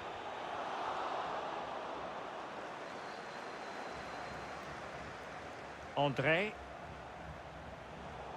Not what he was intending. Bad pass.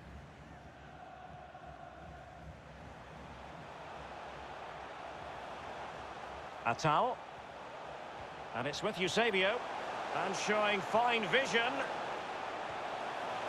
Couldn't quite hang on. Má. Cái bóng nó lằn cũng không nổi luôn. Will do it for the first half here at the Theatre of Dreams.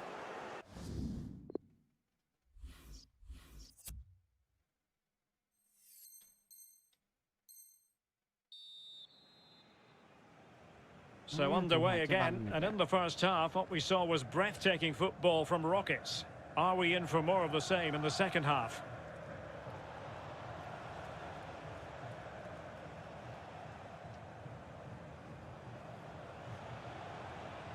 Really getting stuck in.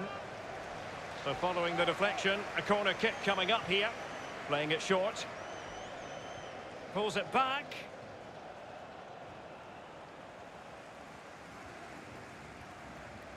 Matthäus. The Rockets regaining possession. Mbappe. Every goalkeeper would expect to catch that one. Renato Sanchez. It's with Bamba. Cristiano Ronaldo. Matthäus. Well, it looked highly promising, but they got nothing out of it. Eusebio. Well, he's given a corner, the referee. Played into the centre of the box.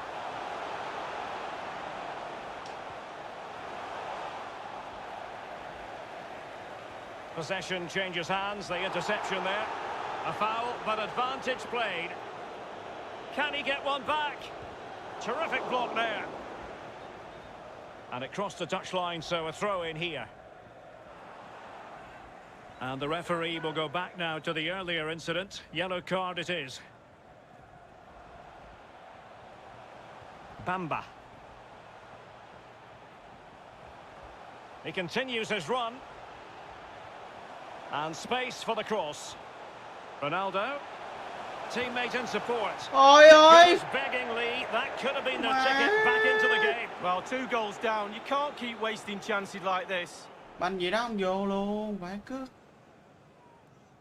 Còn gì nữa? Ronaldo. A chance to eat into their lead. It's gone in! And well, he might celebrate on the back of that.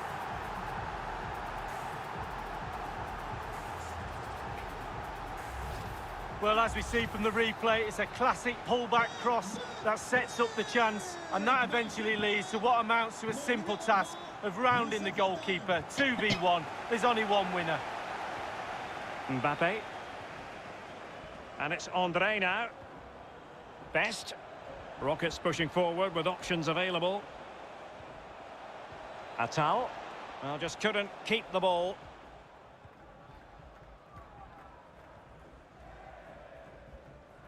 Walker. Well, he might be onto something. And he's found a bit of daylight. Interception to stop out the danger. Well, the attack showed promise, but easy work for the keeper in the end. And he read it well defensively. Còn gỡ được, đừng để thua nữa. Andre. Renato Sanchez. Getting the better of his opponent. And options in the centre. Well, they keep working away, looking for passing lanes.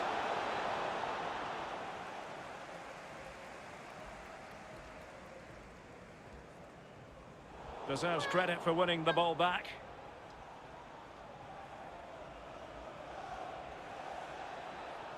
And the pass could do damage. No, high quality defending.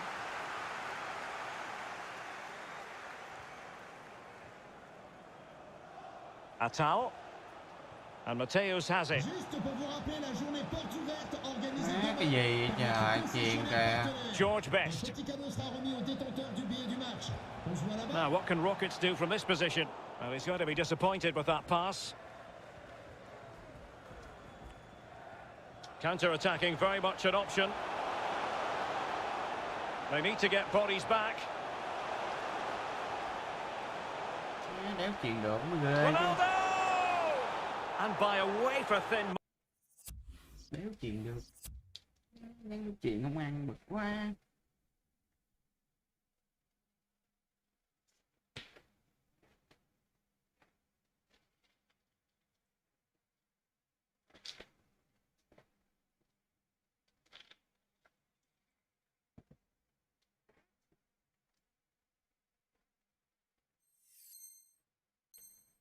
Margin offside.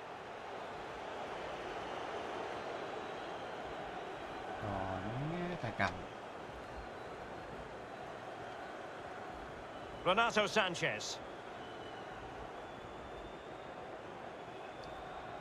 Muriel. Oh, big chance. Couldn't grab hold of it. Well, that's the end of that for now. Xong chuyền cho Besio ta. Muriel. Oh, they have it again. Well, they haven't been at their best today, that's for sure, but this game is far from over, and the fans are certainly reminding them of that. You've got to think there'll be one more chance or two. Running with the ball confidently and making sure nothing untoward happened following the cross.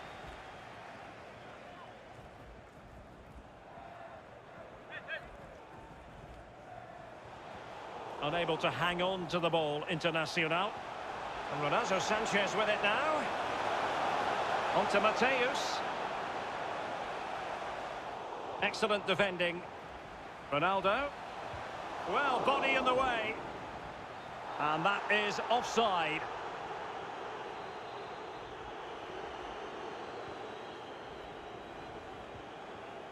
Renato Sanchez. Luis Muriel has it. Here's Renato Sanchez. Lacroix. Sanchez. On and on he goes. Renato Sanchez. Every pass hitting its target. Can he finish? And a fantastic diving save. Well, they'll be looking to add to their advantage from this corner. Lắc quá.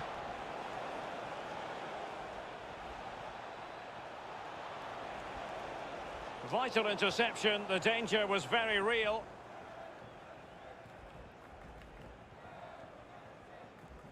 And just the 1 minute left in normal time here. What about the stoppage time situation? 2 minutes the word. Renato Sanchez. Perfectly positioned to take it away. Giỏi ghê. Now, what can they produce on the flank? This could finish it! And there it is, the final whistle. Not what the home fans were hoping for before a ball was... Mbappe.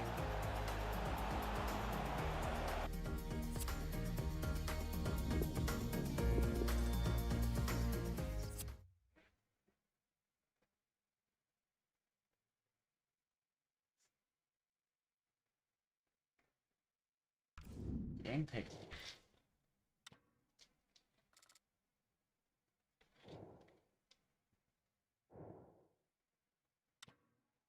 Trời ghê.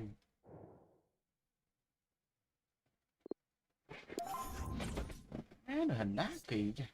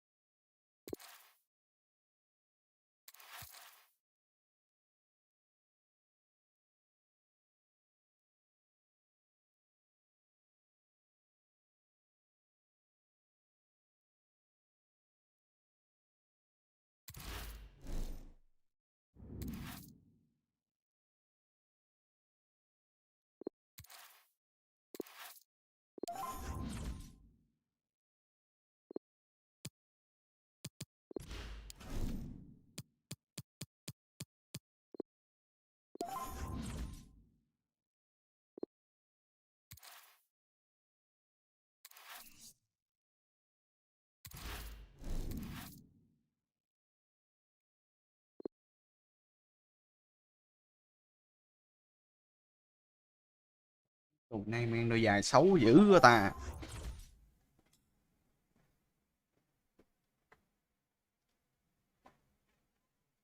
Dạ xin luôn. Dạ xin này phải forget chị mới được chứ. And here we are at one of the great venues for football anywhere in the world, Old Trafford in Manchester. I'm Derek Ray, joined for commentary by former England international Lee Dixon, and on the menu for you is a division rivals game. It's Internacional versus Union. Yeah, thanks, Derek. My advice to the players out there is try and get off to a quick... It might be the moment to get them ahead. And the goal scorer, Philippe Coutinho. So the action continues, and it's up to Internacional to show invention and perhaps level the game.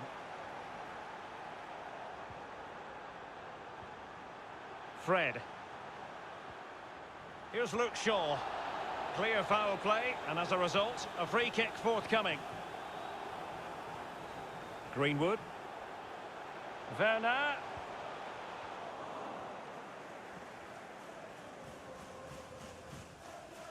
It's with Romarinho. Kenny Dalglish. The ball with Lucas Vazquez. It's an excellent looking attack from Coutinho. But will they be able to... And the keeper flings himself at the ball. Taken short. It's opening up for them.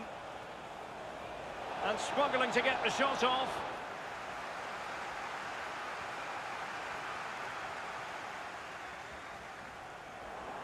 Keeping possession of the ball with authority.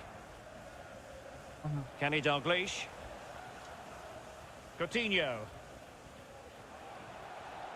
Dembele. Coutinho. Chance for Dembele. And the keeper making sure that there were no scraps to feed on for the attackers. Timo Werner. It's still alive. Dở And the ghê keeper trời. has custody of the ball, but just a few seconds beforehand, he had a big save to make. Well, keep hold of it. Have a breather, because that first save deserves us all to look at him and clap. Dalglish. Ôi.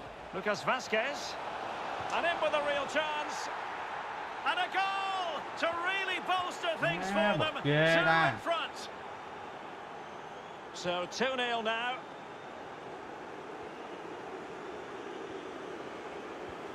Trời ơi. And cut out by Michael Essien.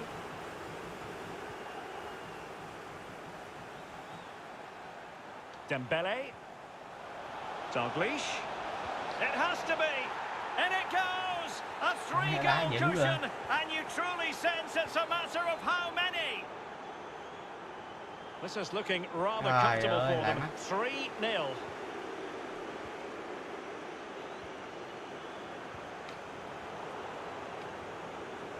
Yeah. Well, foul play, says the referee. Đá vậy không ai người ta. Werner. Well, the timing a little bit off. No difficulties at all for Lev Yashin. Khổ má mặc bộ đồ ác chứ. The visitors' possession stats are brilliant, really starting to dictate the tempo of this game now. And they're creating chances as well. I'm not sure their opponents seem to have the answer, to be honest. They can't seem to get a foothold in this game. Fred. It's with McTominay. Well, nothing productive, really. Dembele. Here's Essien. Kenny Dalglish. They've given it away.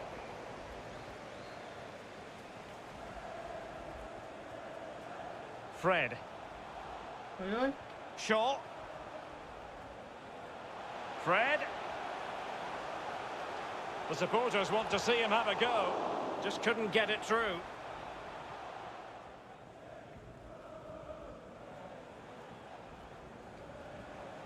Romarinho.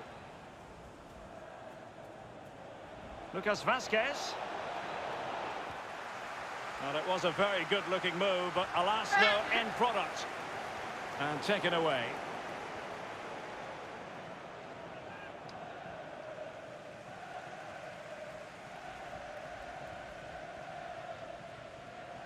Mason Greenwood.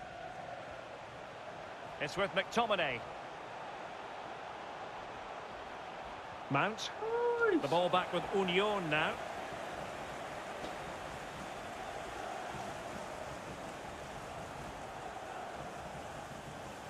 Well, nicely cut out. The tackle completely mistimed, and you would expect a booking under the circumstances. And that will mean a caution. Well, definitely a yellow card, Derek. Ruben Diaz.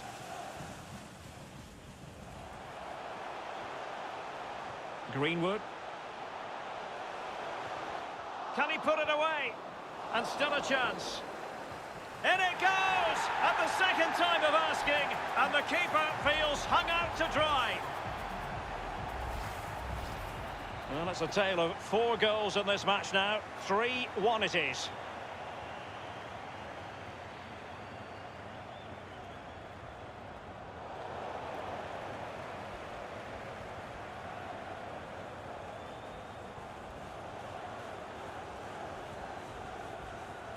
Lucas Vazquez. Well, he's given us away.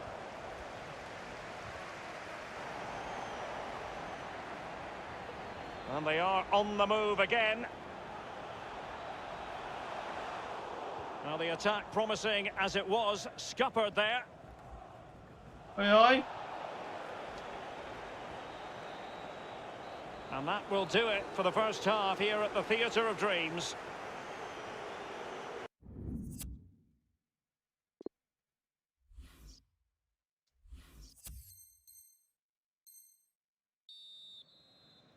So the second half underway after what was a dizzying first half showing by Union.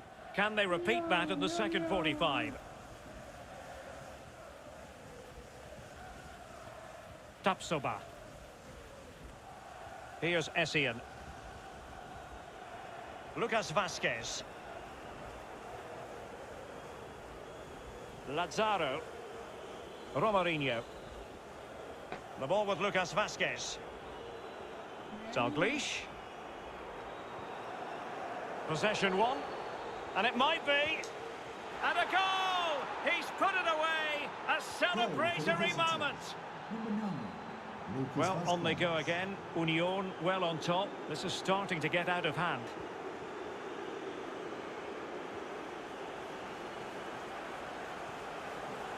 Mount.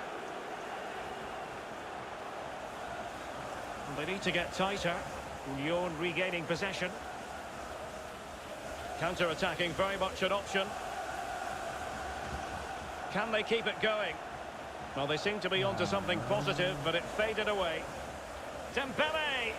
In it goes! Such a complete performance. 4 in front now. Well, sadly, we have to conclude that this hasn't really been a contest, but all credit to any side committed to scoring goals like this. Dalglish. Union could be onto something. Powerful enough, but not precise enough. No, not accurate enough at all. He had other options on as well. Scott McTominay. Fred. Rashford. Couldn't hang on to it.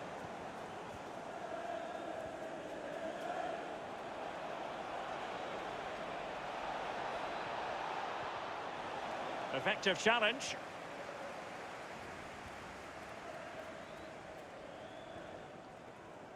Half an hour remaining then. Not a great pass.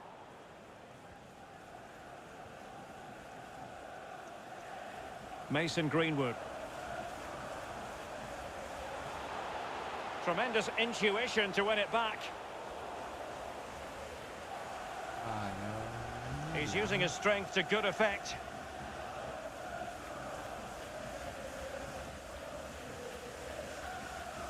Teo Hernandez. Coutinho. Here's Essien. Dembele. Is it going to be? Can they stop it going in?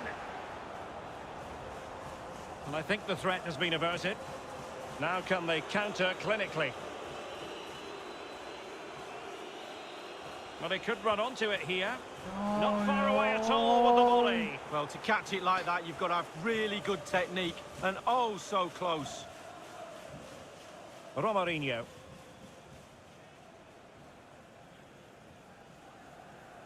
Essien.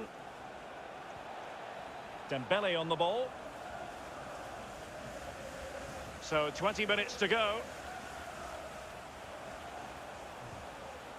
And he did what he had to do defensively. Coutinho.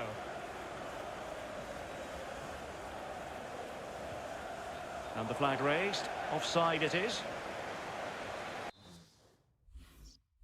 Cái người nữa.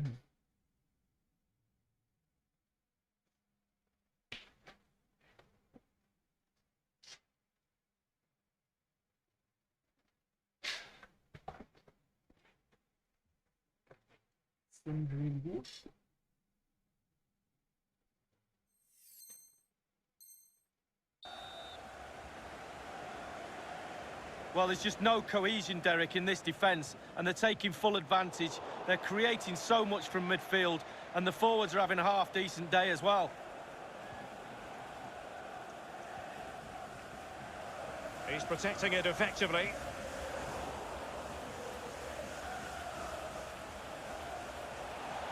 Well, that attack going up a dead end, and the keeper has the ball. And you don't want to lose possession there. Đá đuối gì? And he's only gone and made it a Đá gì hat-trick. đuối vậy Kim Absolutely ơi. unplayable today. What a performance. 6-1 luôn rồi thầy ơi. Well, if there were any lingering doubts about the outcome, surely they now have been removed. Anh đi bị gì vậy? Bị kích gì Jordi rồi? Alba. Well, he's got Mắt past khô his rồi. man. Đá ghê quá. Really important piece of last-ditch defending. Corner awarded. Đá chưa gớt điếp 5 đá. Keen to take it short here. Đá cho đã. Fruitful looking attack. Going about his defensive business with a minimum of fuss. Wonderfully weighted pass. Rashford, but it can't get through. Cái kho không đá được gì luôn. Dembele, skipping away. Counter-attacking, very much an option. Well, they seem to be onto something positive, but it faded away. Werner. Well, the timing was perfect. Ball one. Wow, ghê hơn. And Fred winkling possession away from the opposition. Wow, phế hơn. Scott McTominay. Fred. Werner. Is this the moment? And the keeper throws himself at the ball. And over comes the corner. And he clears the danger.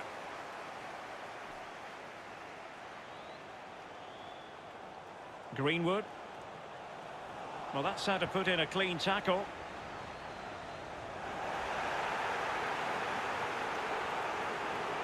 Well, the stoppage time situation, 1 minute here. Well, you can tell what the fans think of that decision. They're certain it should have been a penalty. And there goes the final whistle. It's gone the wrong way as well. Đá phê tập và những đường chuyền đá tỉnh. Không đỡ đồ hình mới được. Anh này không im. Quà điếp cao ngon hơn điếp thấp. À. Ủa mà quà của găng 1 cũng giống nhau hả? Găng 1 ví dụ mình găng 1 điếp cũng vậy mà thầy. Em gớt 60 điểm rồi đó. Bớt đùa đó.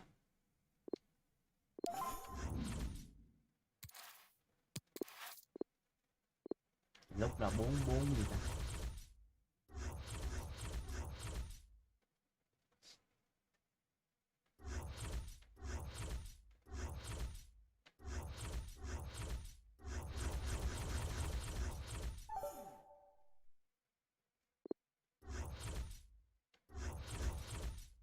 Bốn một hai hả?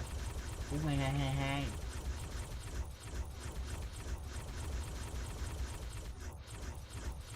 Đó. Đây mình để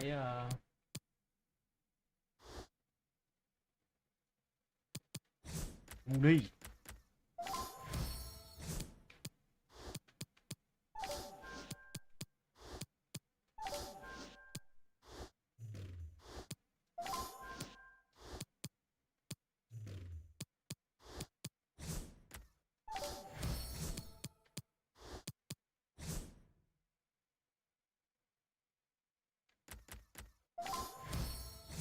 Có ít tên là người Anh không ta?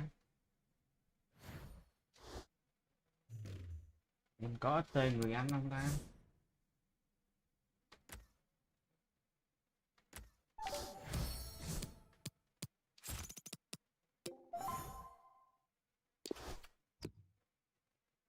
Găng 1 nít 1 là gói Âu Limit 30 gòn 30 ghe lấy ở đấy.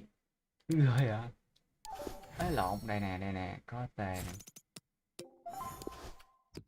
Găng một đi ghê hả trời, đã gì đó, đền gì im nè anh em ơi.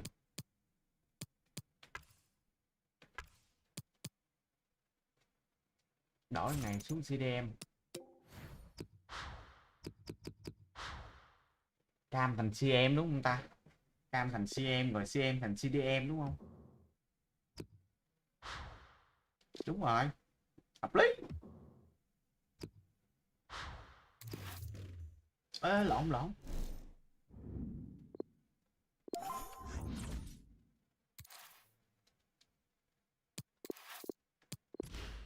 Mắt tay xiết.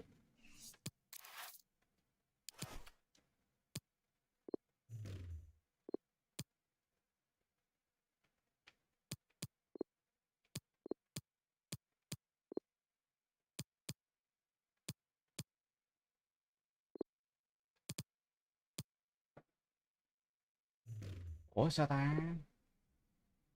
Lingard ra cánh nè. Yeah.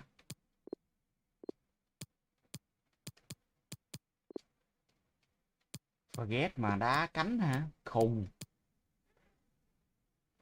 Forget đá cánh hay chuối nha anh em. Bỏ kệ đi.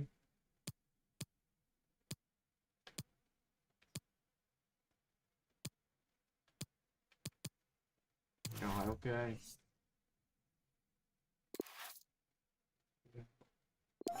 Mai gì gán đá đội hình kia chuối không? Đập đá đội này cho mấy đội bự nó handicap. Lingard đi nhô.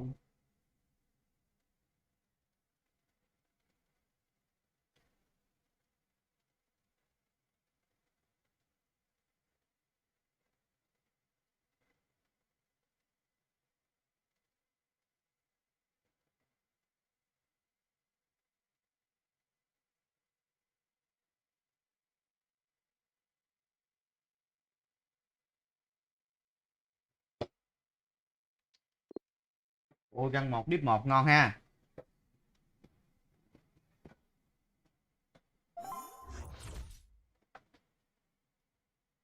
Chị gán đá mà được trọ rồi hình đảo á, phát không à, phát thuộc vô phép năng luôn. Thầy mở 90 cộng chưa thầy? 90 cộng TOTS thầy Well, you mở cho can thầy. certainly feel the excitement tonight here at the Theatre of Dreams, Old Trafford. This is Derek Ray, joined for commentary by former England international Lee Dixon. And what we have coming up for you is a foot rivals match on the menu. It's Internacional, and they take on Rovers. Yeah, thanks, Derek, as always. Pleasure to be here. I have to say, the atmosphere is fantastic in here. And I'm anticipating a really good game today. Hopefully, we won't be disappointed. Gắt đi nhô.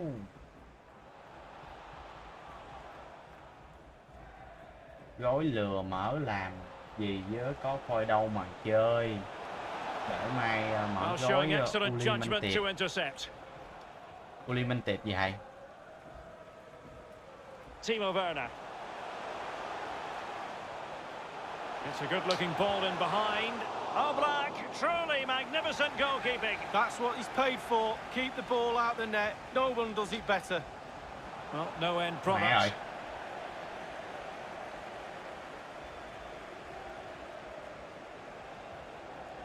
And the keeper can gather. Ai làm em mở ra GK luôn nè. Đen. Walker. His skill level simply off the charts. Neymar, the player we're referring to, Lee. Well, his ability on the ball is second to none. Just watch how close he keeps the ball to his feet. He lures defenders in, then quick turn of pace and he's away from you. Brilliant player. And taking it away.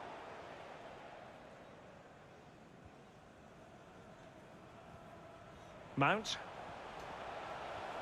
Oh, terrific pass. Just unable to take advantage of that developing situation. Tụi đang Unlimited TOTS cái gì? Tụi đang trong bắt đó. À. Ủa mà ngày mai có quà hả? Ngày mai có quà hả? Excellent challenge. Wonderful tackle.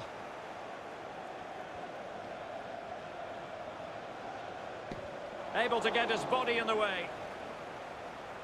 Really good challenge.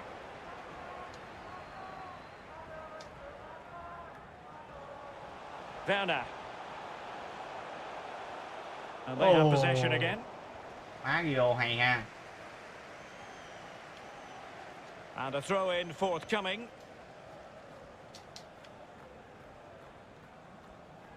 Trời.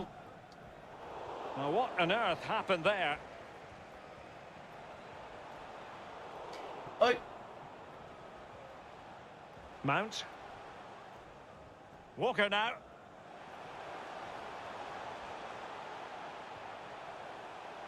Wayne Rooney. Good movement. Trời ơi. And Ferdinand. Get. That is a tackle and a half. Con. Má cho Get đã cánh luôn, ảo vậy. Cristiano Ronaldo. Mẹ rồi Onto something. Can he make it count? Trời ơi. Rồi SBC chắc chắn ra Unlimited TOTS đây. Đu. Có thiệt luôn hả? Có luôn hả? Có luôn hả? Mai coi em đâu chơi chạy. Hình đó khoảng bao nhiêu ta? 87 hả? Hay là 88 này?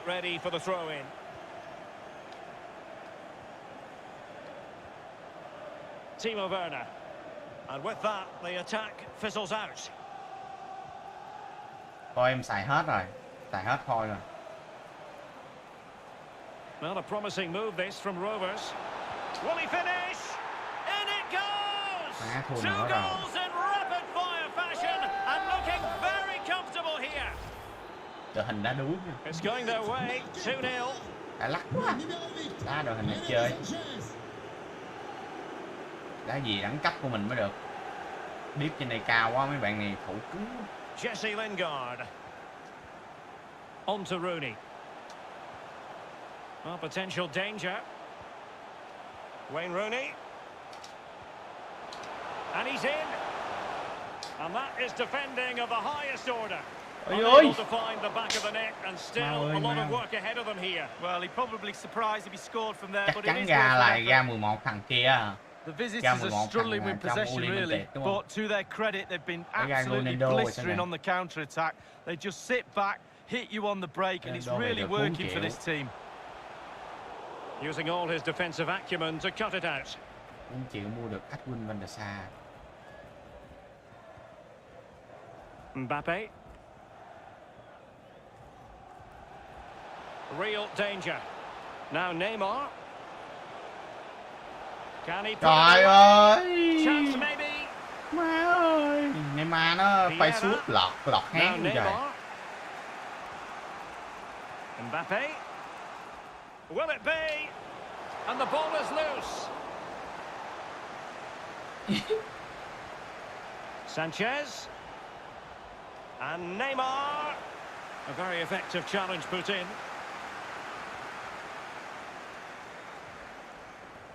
Oh, that's a well-timed pass. Nhìn gắt đi nhô. Just as he was ready to pounce. Not a great pass.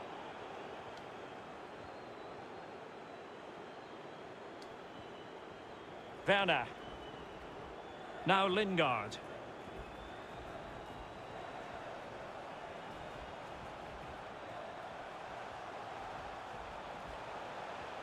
Rooney. Could reduce the deficit. And he does. There is hope for them, despite the adversity they suffered earlier.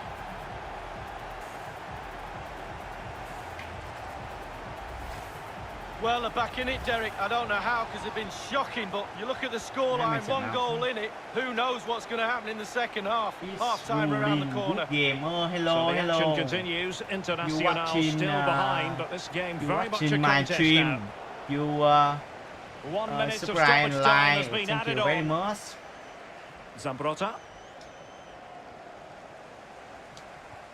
And now passing it through. Big opportunity. Jesse Lingard. Má ơi. For the first half here at the Theatre of Dreams. Hello Chicken hả? Solo không? Solo không? Du play solo me. Ôi hay quá vậy. And the referee sees that as a foul. Free kick given. Well read to put an end to that attack. Forget. And threading it forward. Fred.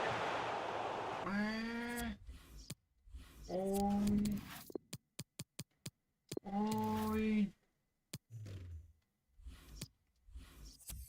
Ghét chạy mắc cười luôn. Set piece opportunity for Internacional. Can they take advantage? Well, they've decided to make a change. He's driven in the corner. Ronaldo 95 nè. Well, it's every defender's nightmare. An own goal here.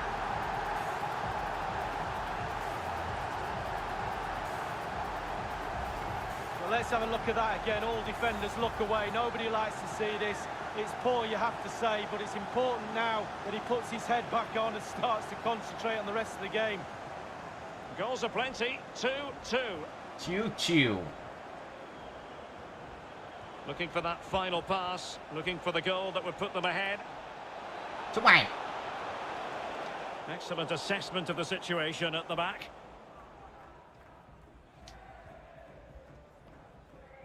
Scott McTominay. Cristiano Ronaldo. Mount. Now with Rooney. On the offensive. Every pass hitting its target.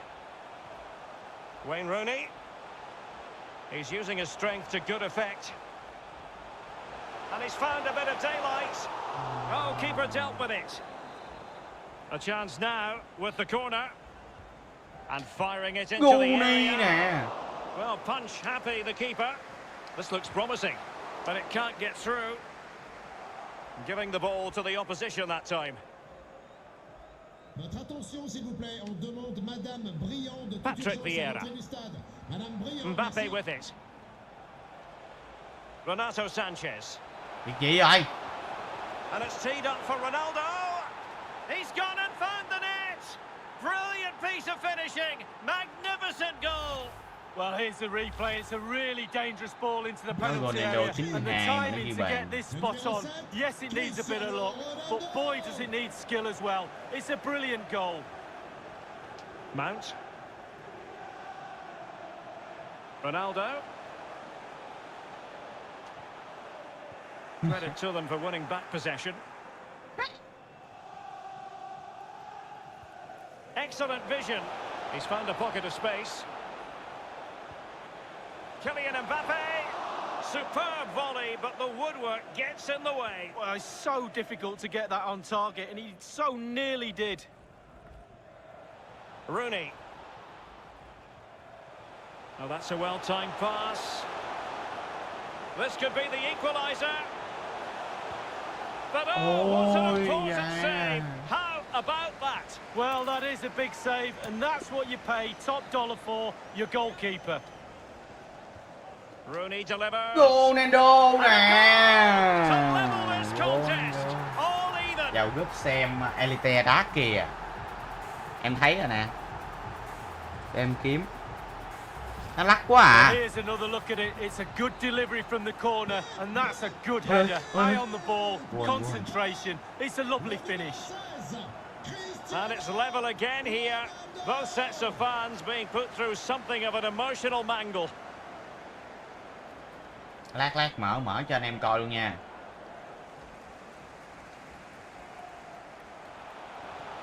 Ôi ơi. And winning it back. Nó chuyền cho không. Well, it was a foul, but good use of advantage by the referee. Atal. He succeeds in clearing it. Mason Mount. Ôi.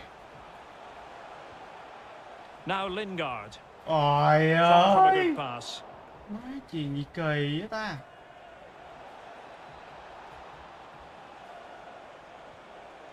Renato Sanchez. Well, he's thwarted him almost Thằng này nó chết với tôi nè anh em. Là forget. Mau. Fred. Ôi. Smuggled away.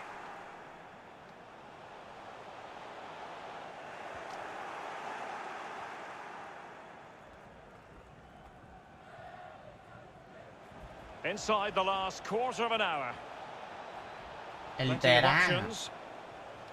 Elite Passing là it around, looking for the goal that would put them ahead. Internacional doing well to win it back. Cristiano Ronaldo. Quá dở.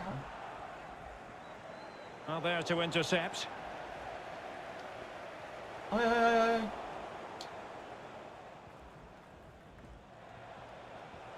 Now can they create something?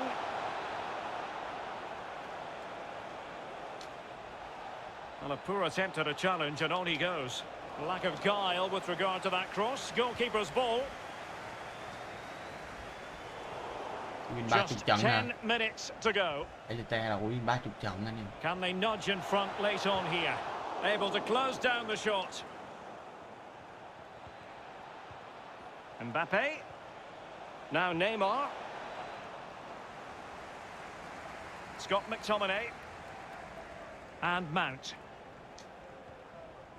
Fred. Not a bad pass it was.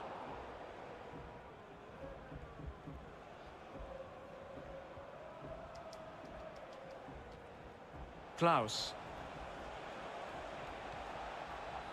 Mbappe. And Renato Sanchez with it now. Cuts it back. Tremendous block.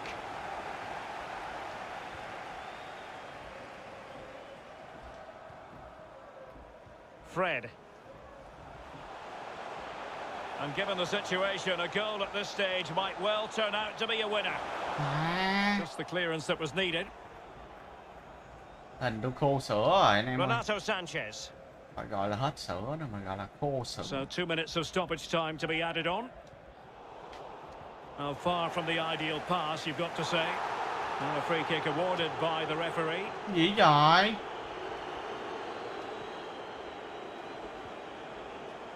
Cristiano Ronaldo. Determined defending. Gạt qua mày là mày xong rồi. And there goes the final whistle. So the two teams matching each other in just about every department. And in terms of the scoreline. Lee, your thoughts? Well, I really enjoyed that game, Derek. Both teams really felt it.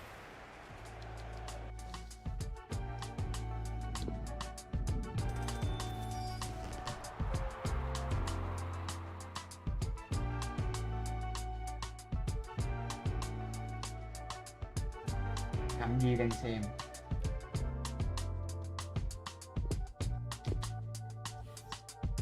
Thăm Nhi đang xem.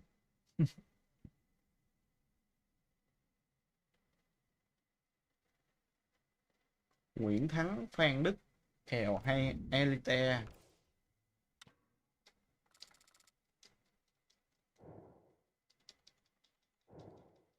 Mình cài được cộng anh em ơi. Cộng là hình này đá này được cộng. Anh em có muốn xem Elite đá không? Nha. Để tôi bật thử cho anh em xem. Rồi.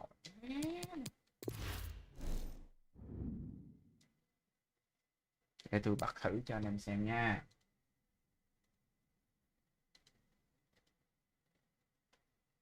Facebook tôi hình gái lắm, tôi không đưa lên cho anh em xem nào.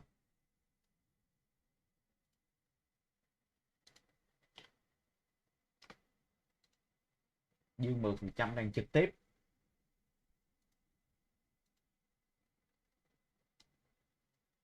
Ủa đâu rồi anh em?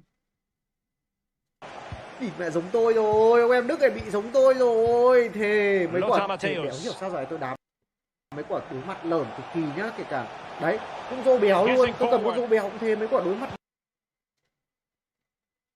Cho anh em xem á, cùng nhau xem. Phách sút liên tục.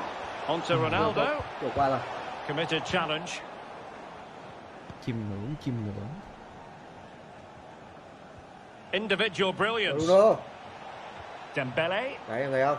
Hai con RCM với LCM đó là hai cái mũi tấn công. Đấy liên tục có phi vào vòng cấm luôn. Thôi xong rồi, ăn quả chọc này chết rồi. Hay quá. Rô béo. Rất là rô béo. Nhìn thấy cái đường chọc là biết chết rồi anh em. Cái hai cái con LCM với RCM ấy, khi nó phi vào vòng cấm như thế nó làm đối phương phân tâm cực kỳ luôn. Đấy, nhiều khi không chọn cho hai con đấy nhưng mà lại để kiểu phân tâm lúc kèm người ấy, cũng hay mà. Phan Đức đã vươn lên dẫn trước, thắng 1-0. Thắng có tỉnh táo này, đỡ được hay không đây? Từ đầu đến giờ vẫn chưa sút quả nào đâu em. Dembele nguy hiểm, ui xời. Quả đấy mà lập bập thì lại ăn dâm, lại giống mấy ông Hồng Kông rồi. Này đá chắc đá trên bê ớt quá anh em nhỉ. Ronaldo. And 30 minutes Hy left vọng là for khi play in mà this anh em, match. nếu anh em nào mà tay còn bé Can he xem finish các elite this? player này biểu diễn này thì anh em có thể. And it's there for Rồi, him. địt mẹ. Can they Quả cover nắt up? mép kinh quá, tí chết đấy. Well, that's the end Anh of em có that for thể now. học được nhiều, ví dụ như là anh em có thể Jérôme Roussillon. quan sát cái cách mà cầm bóng ấy. Tôi đánh giá là cả hai thanh niên này đều là hai thanh niên cầm bóng khá là khó chịu. Ông em Phan Đức này thì có mấy quả skin rất là meta, làm phát là trên ngay như cái quả Cantona vừa rồi ấy, chỉ một quả roll ball xong rồi nắt mép một cái thôi là mở ra cái góc sút to đùng rồi, nhưng mà không rất là cái quả đấy không vào là cũng hơi đen đấy. Bình thường sút quả đấy là vào chắc. Cristiano Ronaldo. Kaká. Kaká bật được sang cho CR7 rồi.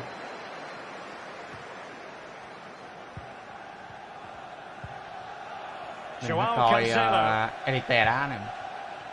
Bruno Fernandes has it. Bruno đấy, con RCM nó dạt ra cánh luôn này, nó đá như một con tiền vệ cánh, chọc lên cho Cantona. It looks promising. Khi anh em thấy mà nếu mà ST của cái đội hình này mà dạt ra cánh nhá, thì Joao ngay lập tức cái con Cancelo. cam nó sẽ bù vào cái vị trí con ST luôn. Đấy, anh em nhìn thấy đúng không? Đúng chưa? Con back to Dembele đấy, Essien. con Dembele đang đứng chỗ ST luôn. 2-0 rồi. Tôi vừa nói xong thì mẹ tôi đọc ra cái mẹ bài tấn công của ông em Van Đức này luôn. Xong rồi. Rồi, hai elite player gọi là phang nhau này. Nên anh em có thể để lại bình luận về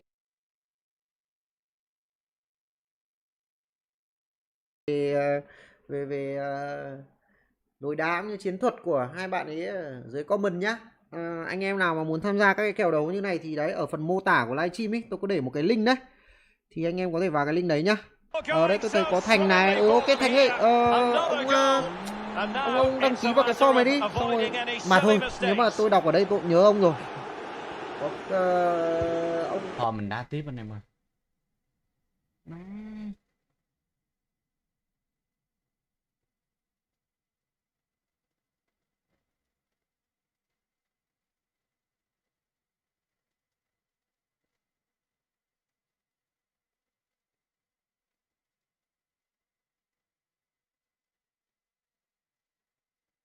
Xuống 350 đen nha.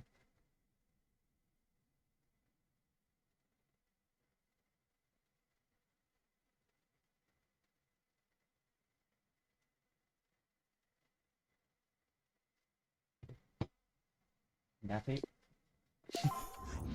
Mình lấy Elite à.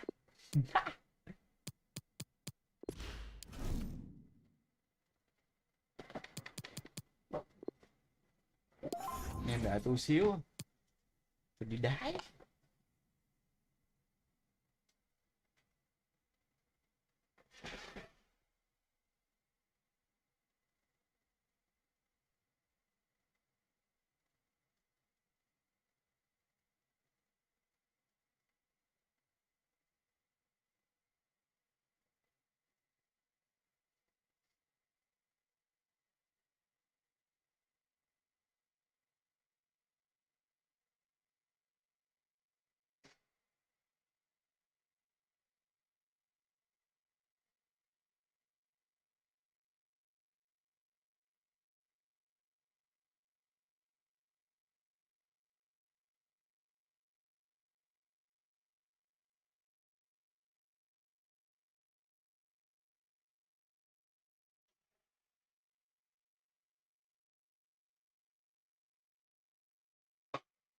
Hey yo, trời anh em ơi, chẳng lẽ gì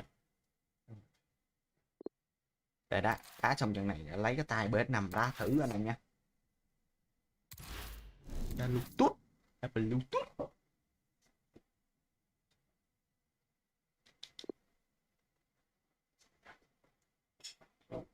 PS5 không biết xài, PS5 không biết xài. Trời ơi, trời. Ủa đội hình nó ngon dữ ta.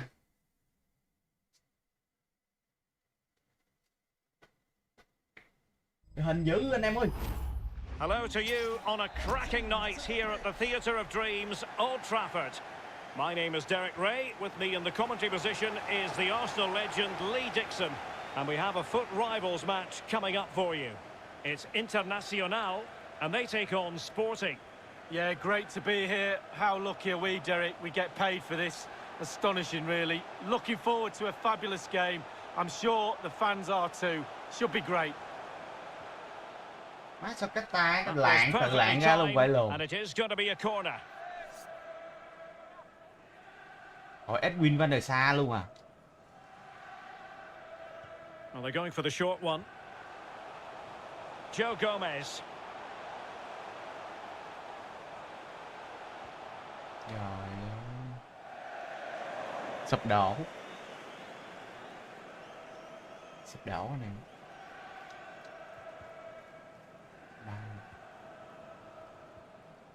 Bruno Fernandes.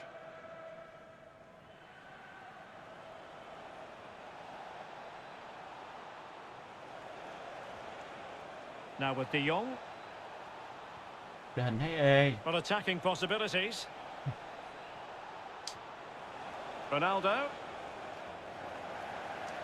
Ronaldo TOTI mà còn. Ơi. Bamba. Renato Sanchez. And the advantage accrues to the attacking side.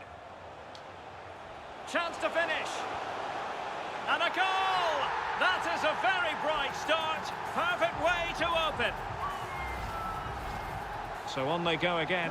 Will there be a response from Sporting here? There needs to be. Cristiano Ronaldo. Renato Sanchez.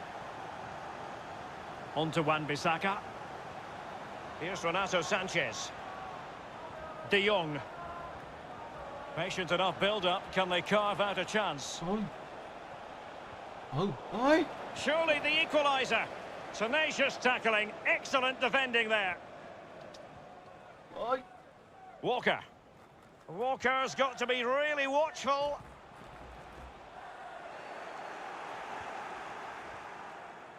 Ronaldo. He must finish. Hay lắm. Was an important piece of defending. Good job. He's driven in the corner. Well, punched clear. Chúc mình gam coi đội hình đội bạn. Ronaldo. On to Ronaldo. Đội bạn ghê quá. Nothing productive really. Atal. It is to be a throw-in.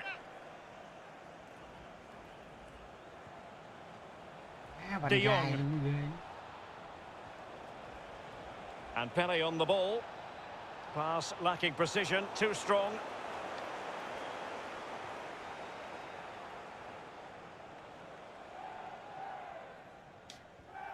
Ôi. So Carlos had the reading of the situation. Má. Something to worry about here. Well, the challenge was clean, but the danger not cleared. Youssef Atal.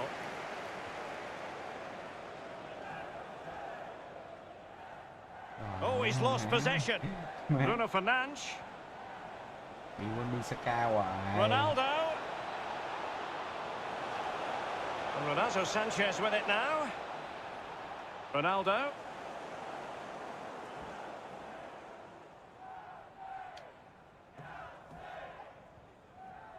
Here's Atal. Eusebio. Ôi. Walker now. Atal. Walker. Not getting anxious when they have the ball. Well, the cross didn't get past the first defence.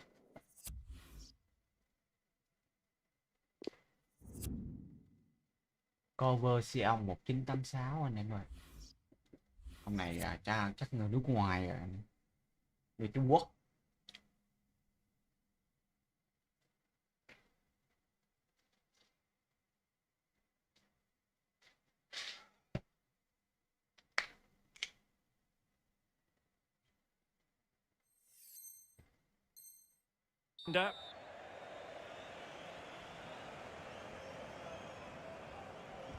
So the corner played into the box.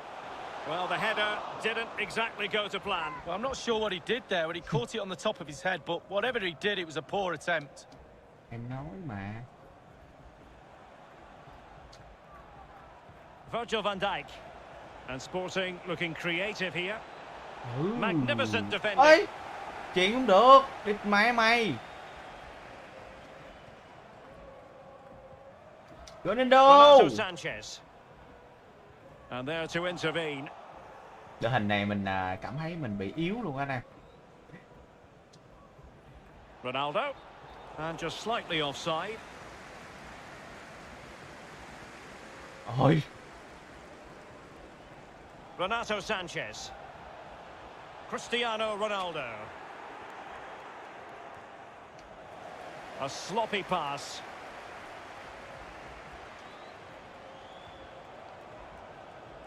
Eusebio. Oh, in with a chance. And it's gone in. Just what the doctor ordered. Things looking very bright for them now with this buffer.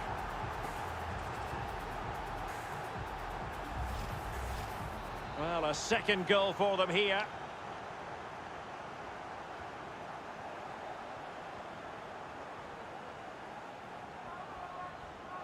Bruno Fernandes. And Pele on the ball. What can Sporting do from this position? And a throw-in it's going to be.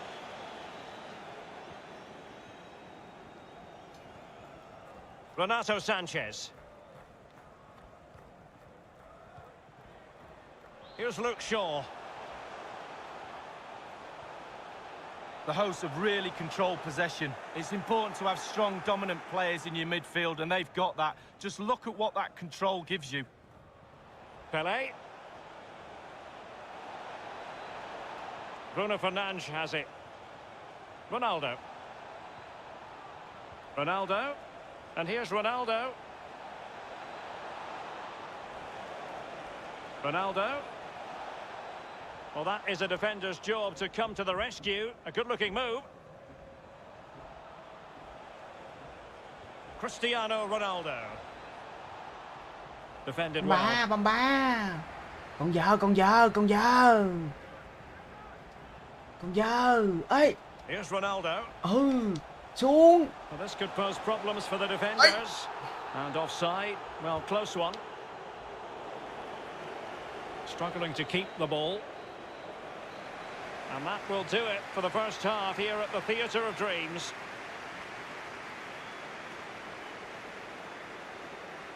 Well, how often do we say this? Cristiano... Gỡ điểm.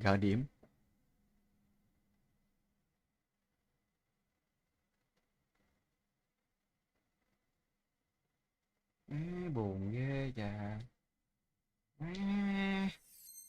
Đoạn này đừng đặt stop lock là win gọt, ngu quá.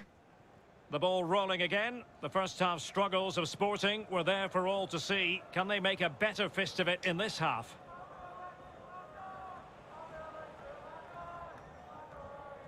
De Jong. Pele. Ronaldo. Wasteful from Sporting. Could be a chance to break here. Oh, a perfectly timed pass. Ôi ôi anh em ơi. To increase their advantage to 3. Can they be stopped? Well, let's just look at this again. A counter-attack goal on the break, and how good they are at it. They have pace, they have intelligence to exploit the space, and they did it to perfection. Nãy giờ tao đã The giỡn action underway once more, and Giờ tao đã thiệt Internacional nè. accelerating away with some aplomb. Great opportunity. And in! Oh, yes! Exactly what they were hoping to produce. They've delivered the goal. So there it is, 3-1 the current scoreline here. Dữ quá. Ơi ơi, đủ phỏng chuyền kìa. Pele. He made it look simple, really.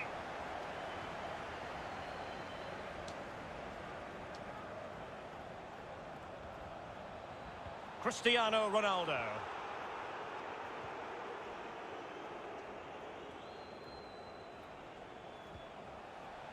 Well, not hard to read that pass.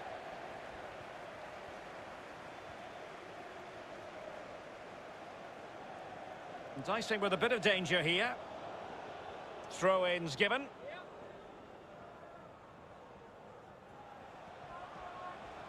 Bruno Fernandes. And the interception from Mateus. Going well. Gì trời? Dạo quá. Renato Sanchez. And we're inside the final 30 minutes. Gì? Could pull one back here. Oh, and it goes! Another goal! And I'll tell you what, the impossible is becoming quite possible. Well, on they go again, and Sporting can now go hunting for an equaliser.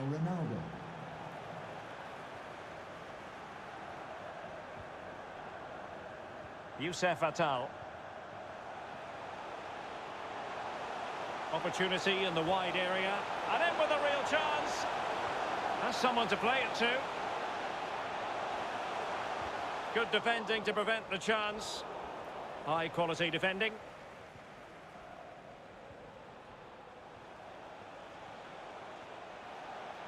Another perfect position to read it.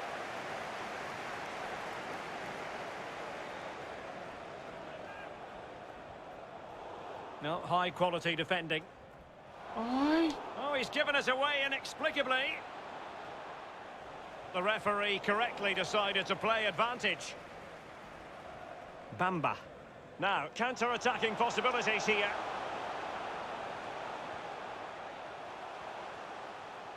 Eusebio.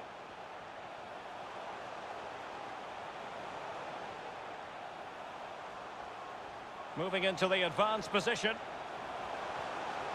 Can he compose himself?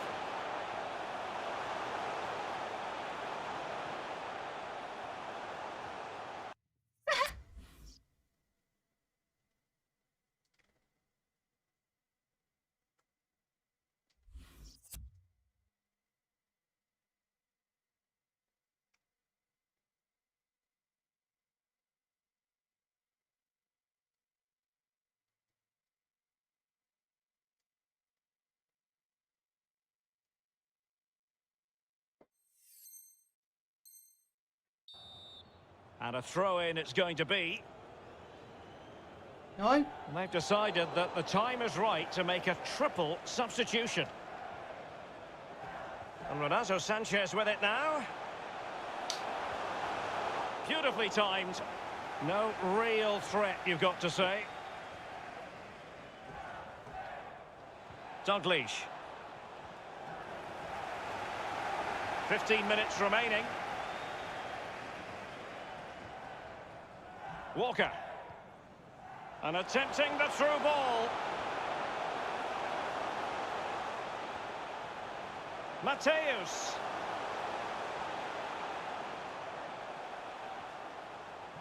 And very deftly cut out. Trời. Creative look about this. And unable to keep possession. Well, on the attack, hunting for a late equaliser here. Joao Cancelo. This could be the equaliser. But no, when your goalkeeper comes up with a save like that late in the game, you have cause to be thankful. And there we are, Derek, you said it right at the end of the game. He's fluffed his lines, but the keeper takes great credit for that. Well read to ease the pressure. Nè. And the ball back with Internacional now.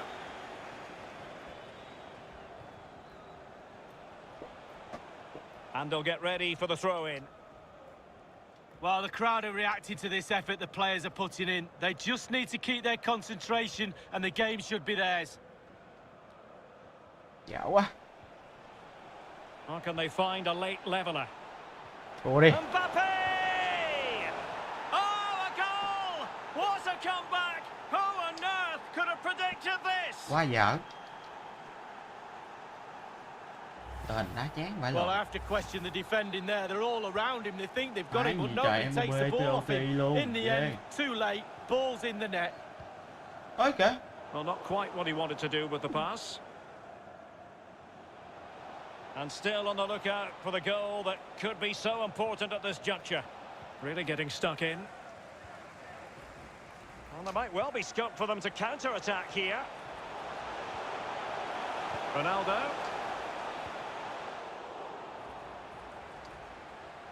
Roberto Carlos had the reading of the situation. Just 1 minute of stoppage time, say the officials. Well, he had to read it and get there, and did. So the final whistle at the end of an evenly fought contest, but Lee focusing on the...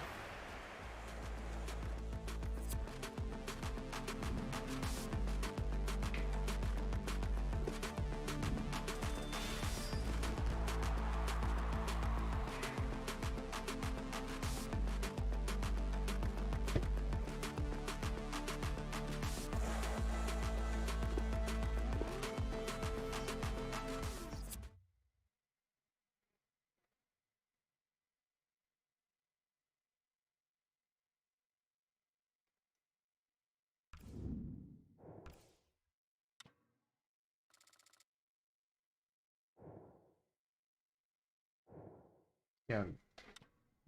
Dạ.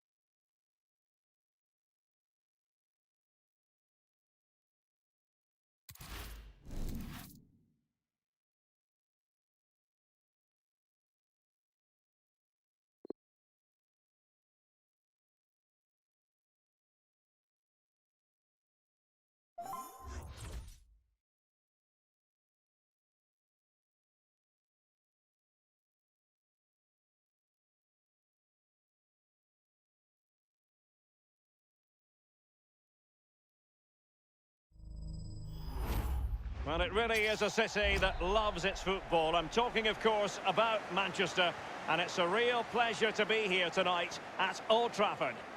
My name is Derek Ray, and joining me in the commentary position is the former Arsenal and England fullback, Lee Dixon.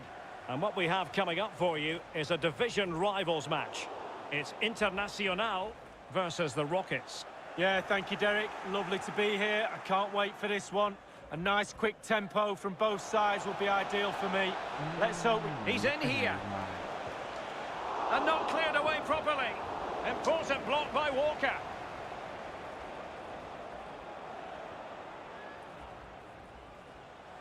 Bamba. Mbappe with it. An effective challenge. Good visualization and execution. Ronaldo threading it through.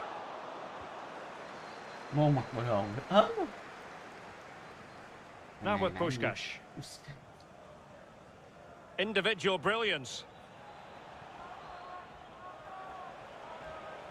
Mbappe.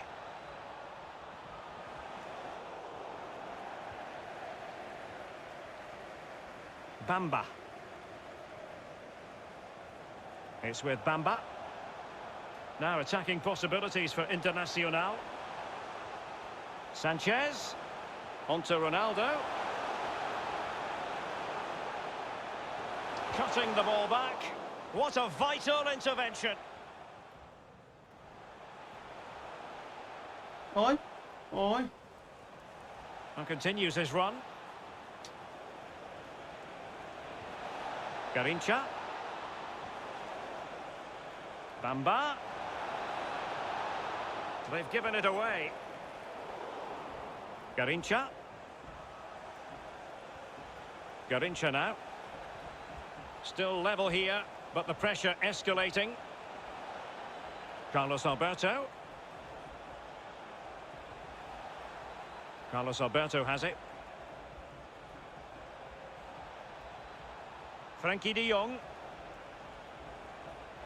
And now they have the ball back.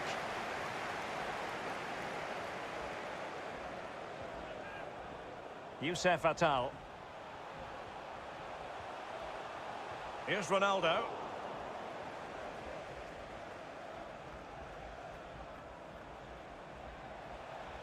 Oh, showing excellent vision.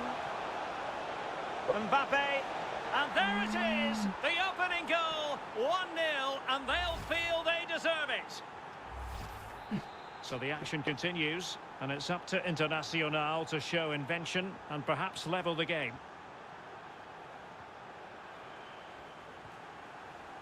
Lothar Matthäus. Moving the ball nicely, looking for that final pass. No, high quality defending.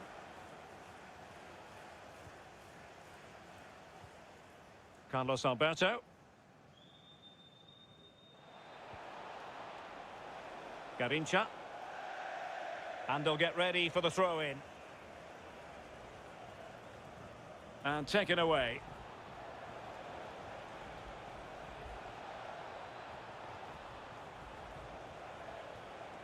Garincha.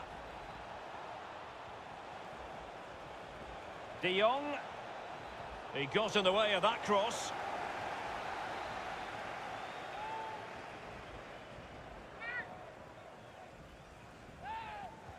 And firing it into the area.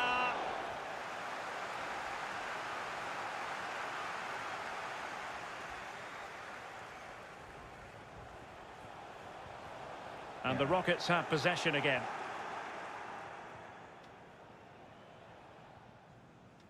Bamba. Now with Puskás. Mbappe. On to Puskás. Not a promising looking attack, but comes to nothing in the end. Well, they'll be happy to have regained possession. And the advantage accrues to the attacking side. De Jong. Now can they make something happen? It's still alive.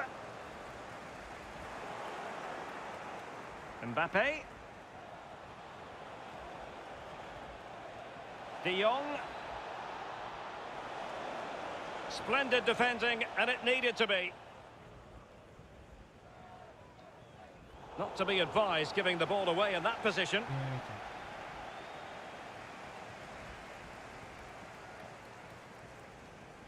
Bamba. Renato Sanchez. It's with Bamba. And the right place to cut out the pass.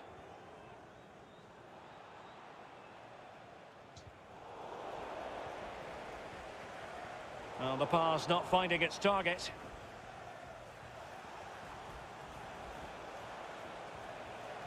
Might be able to set up the chance. Must score. And a goal. They've added to the lead. Much needed security. Well, a second goal for them here.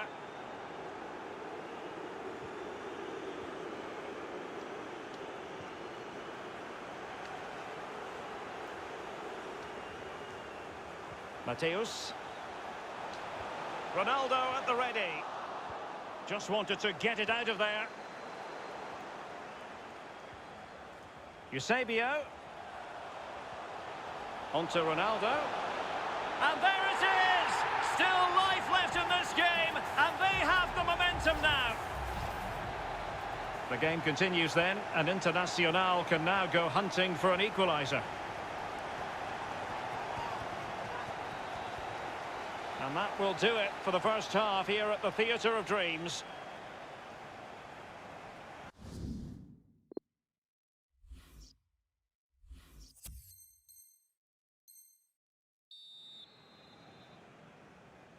Into the second half then, and the Rockets with the lead here.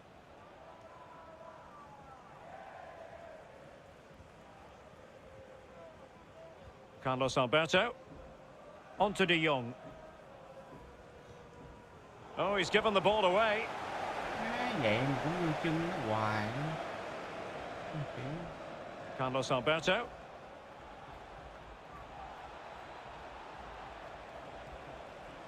Frankie De Jong. Big chance. And he's made it a brace for himself. The defender's just unable to stay with him. And he's having a field day. So there it is, 3-1 the current scoreline here. Ronaldo threading it through. A chance to eat into their lead. There it is, a fantastic goal, and no wonder he's off celebrating. Well, neutrals are getting their money's worth. 3-2 in this match.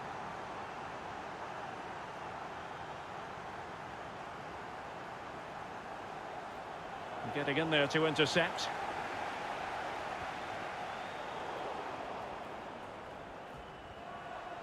Mbappe. Puskás. Trời. And a goal! There he is at the double. They just can't subdue him. So the current scoreline 4-2.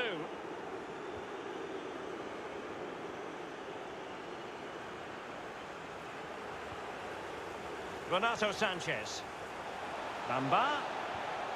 Here's Ronaldo. Lothar Matthäus.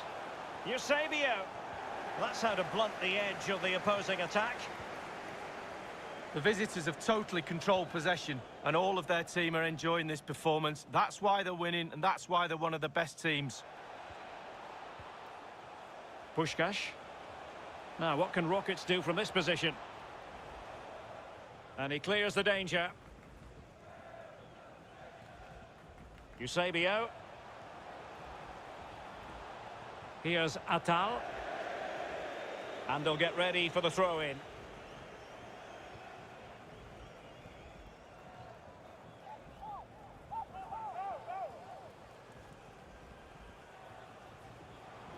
Walker. Eusebio. Well, taken away. He won the ball. Plays it back. Terrific block there. And a throw-in it's going to be. Crossing possibilities. Cristiano Ronaldo. Eusebio.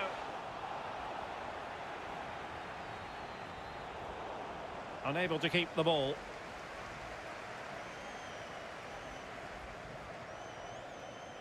Cristiano Ronaldo. And in with a real chance. Well, they can say a big thank you to the goalkeeper. That was inspirational. Well, that's as good as a goal at the other end. Brilliant save from the keeper. And a goal! He's doubled his total for the day in superb scoring form. Well, how about this? 4-3.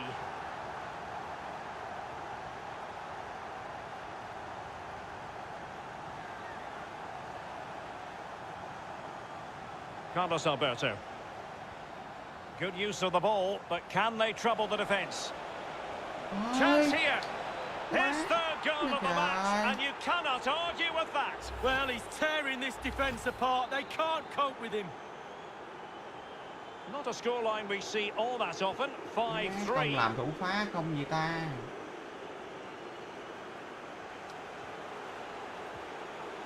Eusebio. Vieira, the ball winner. An important interception.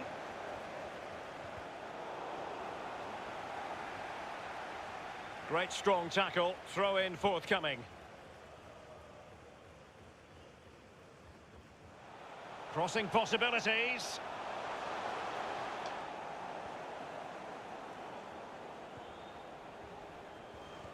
Possession lost, intercepted. Eusebio. Well, he made sure there was absolutely no way through. And now the delivery. And he did what he had to do defensively. Good defending to prevent the... And a goal! He's put it away! A celebratory moment! As we can see here, it's great play. They force a mistake by pressing really high up the pitch. And when they win the ball back, just look where they are, within striking distance of the goal. Great stuff. Well, visionary passing. And it might be. Well, body in the way.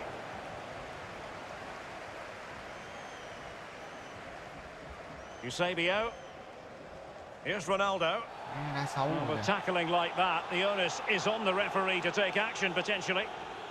The referee has dished out a yellow card here. Well, it's not malicious, it's just clumsy. Down by a goal. This could be their final opportunity to snatch something. Just 10 minutes to go. Bamba. Failed to keep hold of it. The players are using this energy from the crowd to drive them forward time after time to get back into this. Mateus. Bamba. Ronaldo.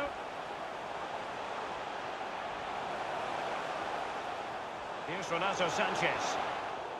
No, high quality defending. Pressing as a team.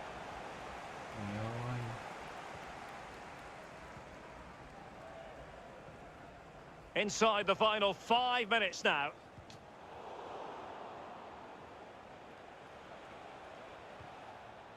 Carlos Alberto. Puskás. Bamba. Teammate available. Just cutting off the supply. And now passing it through. Bamba. And now Eusebio. And taken away. After the foul, a chance to contemplate what is next. And perhaps a goal from this free kick.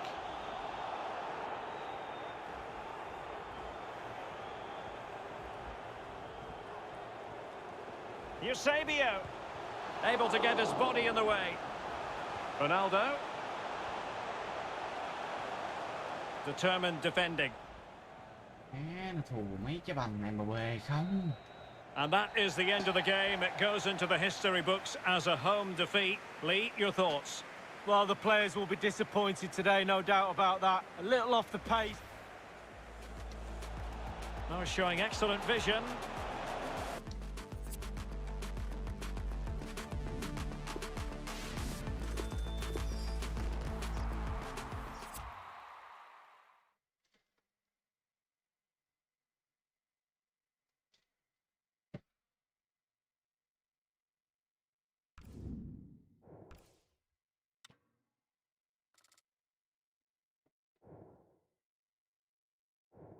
Chữ đào á.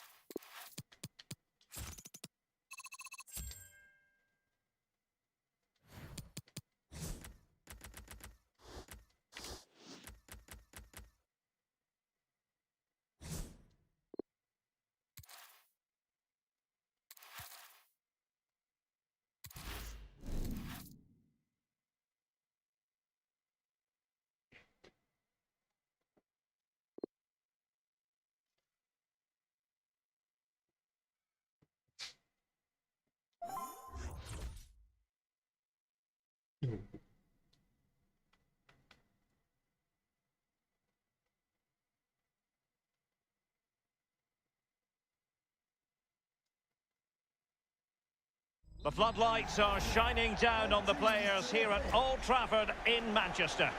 This is Derek Ray, joined for commentary by former England international Lee Dixon. And what we have coming up for you is a foot rivals match on the menu. I certainly can't wait for this one, Lee. Yeah, the talking is over, the game plans are set. Now it's up to the players to go out and earn their corn. There's nothing the managers can do once the first whistle goes. I think, Derek, we're in for a cracker.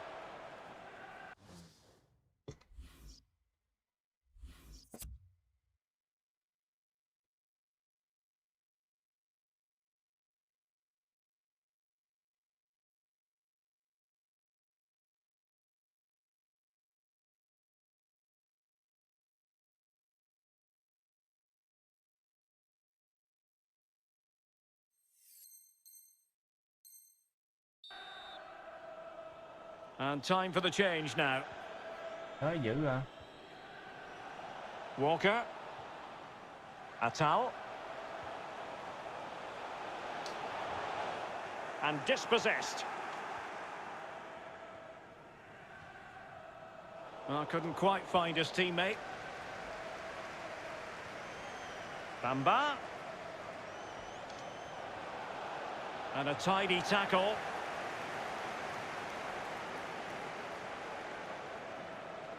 Cristiano Ronaldo, one of the greatest players of the current era. And you'd have to suspect, Lee, that he's going to have some sort of role to play.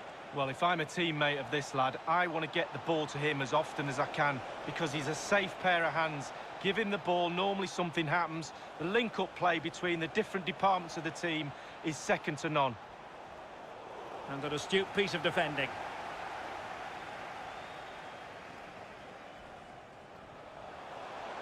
Heechul. Cristiano Ronaldo. Couldn't keep it.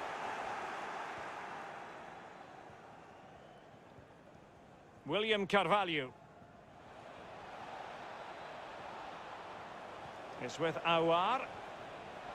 Ronaldo. Trời ơi, xong rồi. Perfect through ball from Sergio Aguero. But it can't get through. Well, the perfect tackle, really. And now a throw-in. Space and time for the cross. And here's Wayne Rooney. It did look on for them, but not to be. No real threat, you've got to say.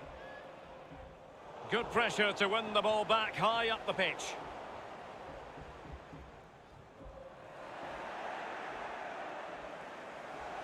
And a throw-in it's going to be.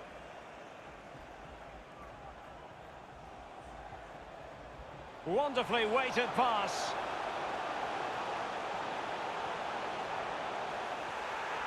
Really vital interception here. Well, listen to that, Derek. They think it was a nailed-on pen. The ref didn't know. Wayne Rooney. He's got the right idea with that pass. That is when your goalkeeper is worth his weight in gold. Well, he's earned his wages, hasn't he? He was in position, he had his focus. What a save.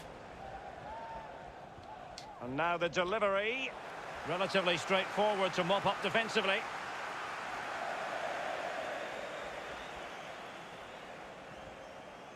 Renato Sanchez.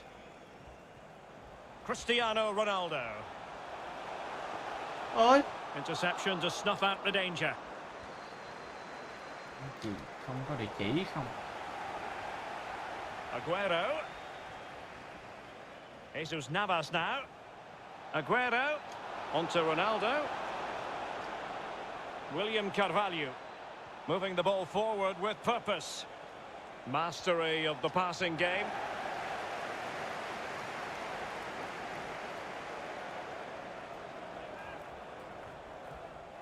Heechul. Here's Ronaldo. Renato Sanchez with it now. Determined defending. Cristiano Ronaldo. It's with Aouar. Aguero. Superb defensive judgment to end the attack.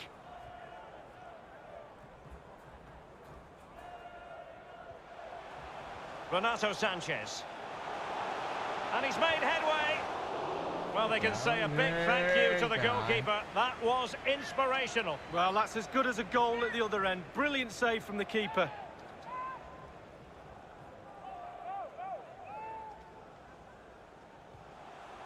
Crossing opportunity. Renato Sanchez. Shaw.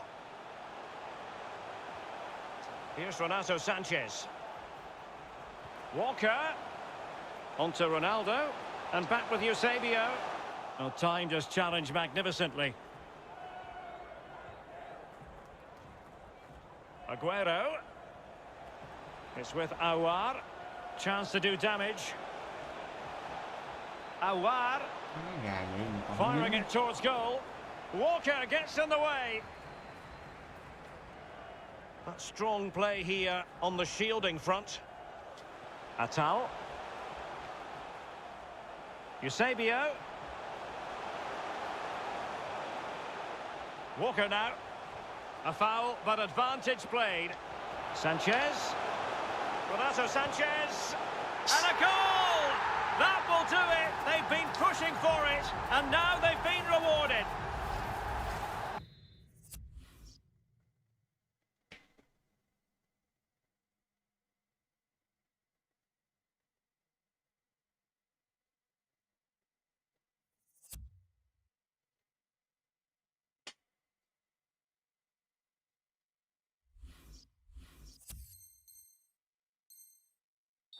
One 0 then. Marquinhos. Emerson. The visitors have had total control of possession. Oh, that's a goal at the wrong end. Well, it's every defender's nightmare. An own goal here. So, an own goal, and now that... Oh, it's gone in! And you have to feel for him now. It will go down as an own goal. Well, an own goal that has left them trailing and flailing. Cái gì thế? Shaw. Cristiano Ronaldo. Can he play it in?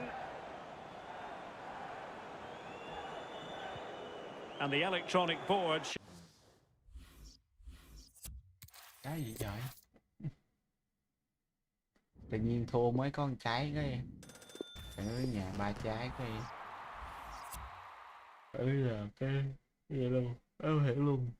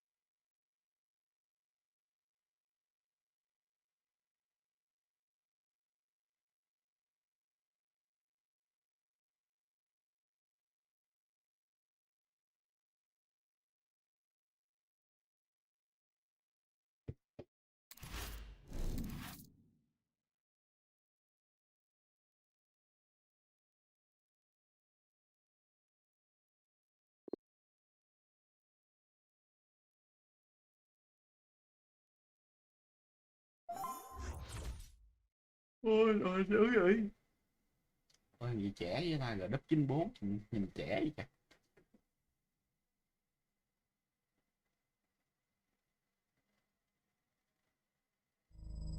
Well, you can certainly feel the excitement tonight here at the Theatre of Dreams, Old Trafford. I'm Derek Ray, joined by Lee Dixon in the commentary position. And what we have coming up for you is a division rivals match. It's Internacional versus Real. Yeah, thanks, Derek, as always. Pleasure to be here. I have to say, the atmosphere is fantastic in here. And I'm anticipating a really good game today. Hopefully, we won't be disappointed. Ball is loose. Danger averted for now. And Real's creative tendencies coming to the fore. A very good tackle. An advantage with them. Referee says play on. Renato Sanchez. Well, great read there to intercept. Garincha. Really important piece of luck. An attempt like that, never likely to trouble the keeper. No, he's got his positioning right, but it was a poor shot in the end. Youssef Attal. Walker now. Cristiano Ronaldo. Eusebio.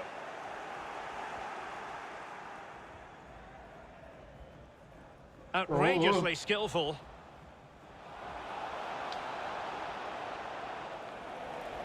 It's a perfect challenge.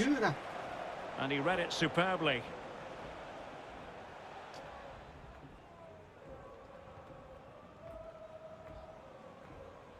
Shaw. It's with Bamba. Ronaldo. And Mateus has it.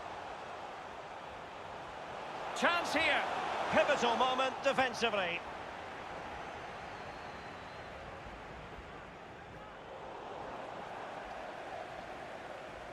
Useful looking ball.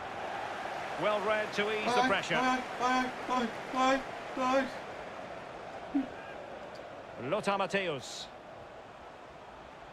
Well, he's given us away. Cutting in, what can he do from this position? Good defending.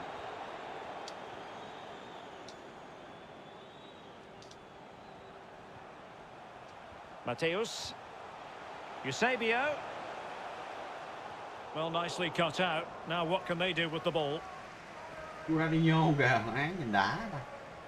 Neymar. Going about his defensive business with a minimum of fuss. Ruben Diaz.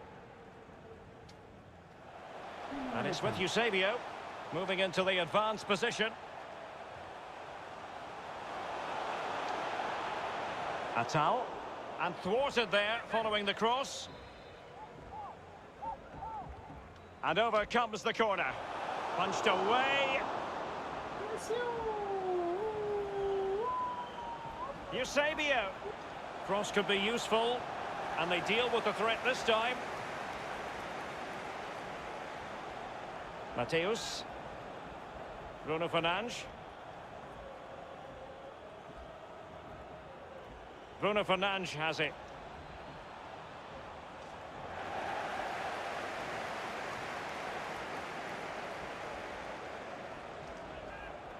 Walker.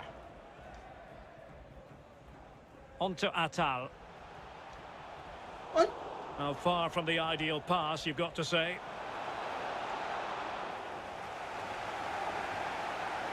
Walker. Renato Sanchez. Promising looking ball. And he's in. Has a go.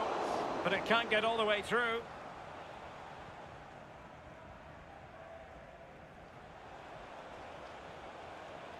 Heechul. Still pushing for the goal that would put them ahead, but not forcing it. And it's come off the keeper. And the keeper has custody of the ball, but just a few seconds beforehand, he had a big save to make. Well, keep hold of it. Have a breather, because that first save deserves us all to look at him and clap. Real find themselves in a position of menace. A good and fair challenge. Well, not quite what he wanted to do with the pass. Masterful piece of foiling. Cristiano Ronaldo. Well, the attack fizzled out. Over the touchline for a throw-in. Cristiano Ronaldo. Oh, he's through here. looked as though he might be through. Not so.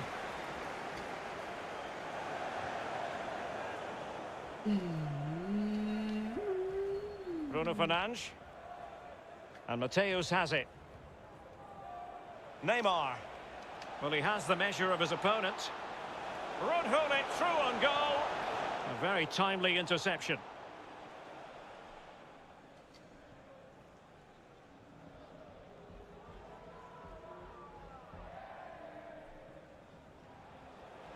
A chance maybe from the wide position. Now delivering that deep cross. No worries for the keeper.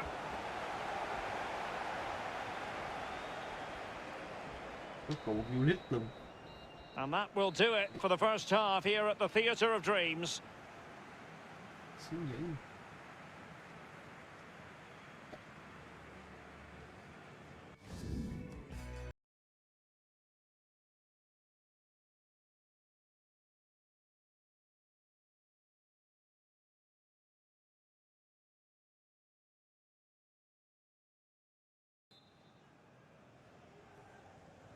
As anticipated, plenty of talking points so far. And now the second half is underway. Lothar Matthäus. Well, since they have the ball, the referee playing advantage here. Garrincha. Element of risk there, but he's won the ball. Walker. Youssef Attal. A fine reading of the situation.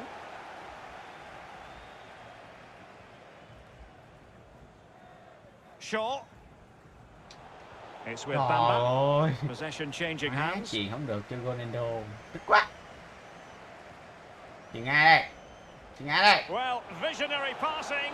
And Neymar's lost the defenders. Excellent block. No! Fair play to the keeper. He really anticipated that moment of subtlety. Well, he came off his line. He gave the space behind, but what a good save in the end. When you look at those stats, Derek, it tells a story all of its own. They haven't created enough chances. Their forwards have been off their game as well. They haven't really utilised the wide areas for me, but they should go on and win the game, to be honest. And that's gone out of play for what will be a goal kick.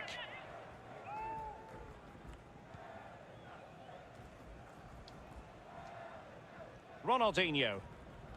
Here's Garrincha. Very quick thinking there.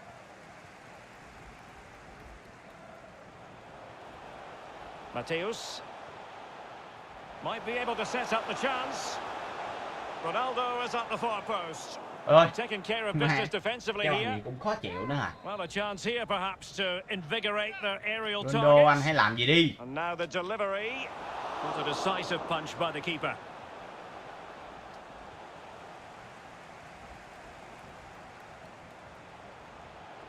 Joe Gomez. Here's Luke Shaw. Bamba. Mateus. Sanchez. Mà sát chân. And a goal kick is the outcome.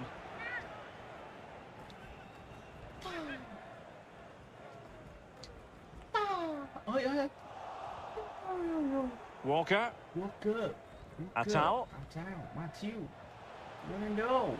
Cristiano Ronaldo. Perfectly positioned to take it away. Trời ơi, chuyền khéo vậy. Bruno Fernandes. Bruno Fernandes. Thumped clear.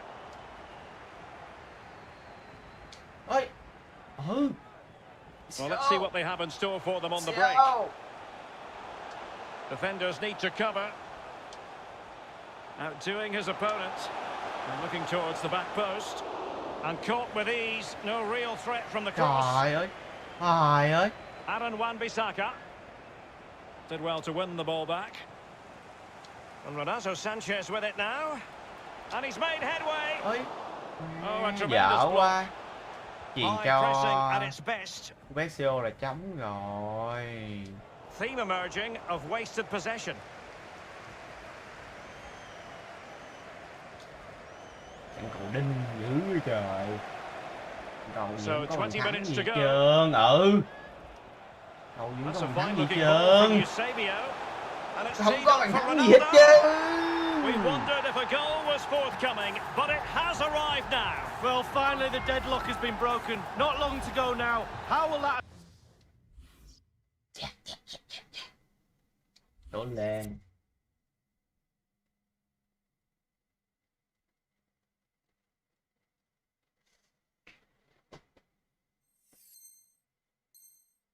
affect the opposition? Có lăn. And they've decided that the time is right to make a triple substitution. Well, the attack fizzled out. Might really be able to trouble them here. Well, the keeper making sure that was pushed well away from danger. Hay là thua đó. Well, possibilities in the centre. Kimichi. Oh, it might be. Ôi. And Ederson makes a really difficult save. Bruno he's good with Fernandes. his feet, he's even better with his Chạm bóng hands. tinh xà Well, tế still dữ an bạn. issue here. Walker gets in the way. Tao phản công. Eusebio. Here's Ronaldo. An intelligent interception by Ferdinand. And Real's creative tendencies coming to the fore. Gì tiếp con tay. Tremendously strong in the tackle. Well, if they carry on doing their jobs, they should be fine in this game. The fans are certainly doing their bit. Cristiano Ronaldo.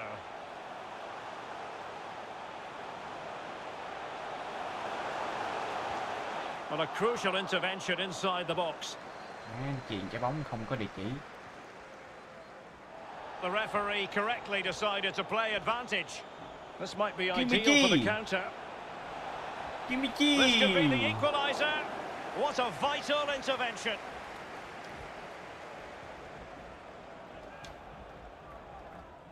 Renato Sanchez. Bamba. Eusebio. Teammate in support. And a goal! He's doubled his total for the day in superb scoring form. It's going their way, 2-0.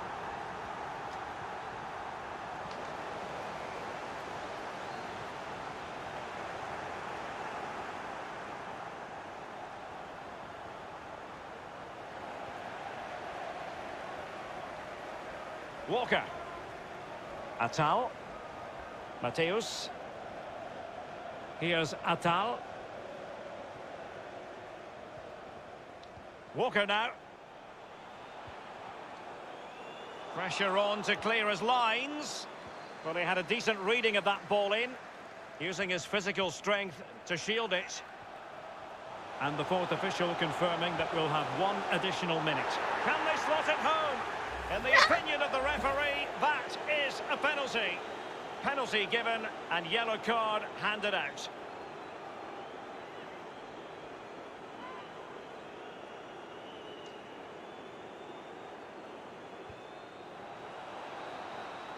The referee blows for full time. It ends at a victory for the home team. No complaint.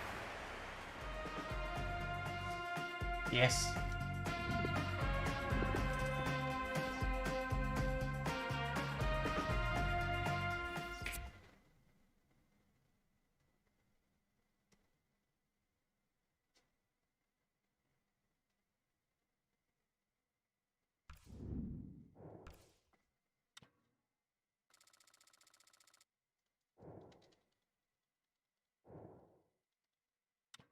Trả điểm lại cho tao.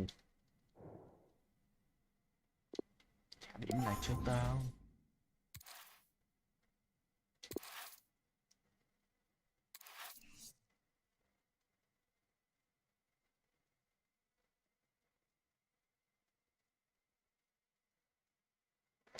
Toilet cây. Quá đã. Chẳng liên tiếp 70 điểm.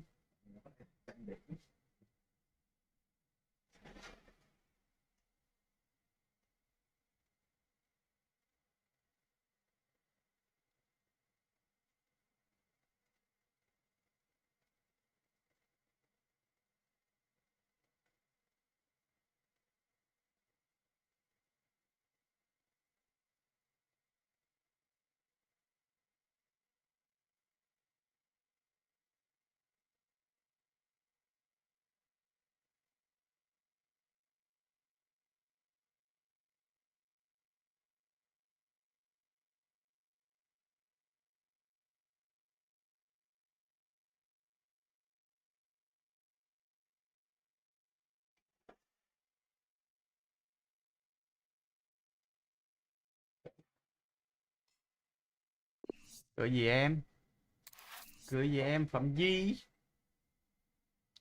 Đã dở nó thế đi em ơi.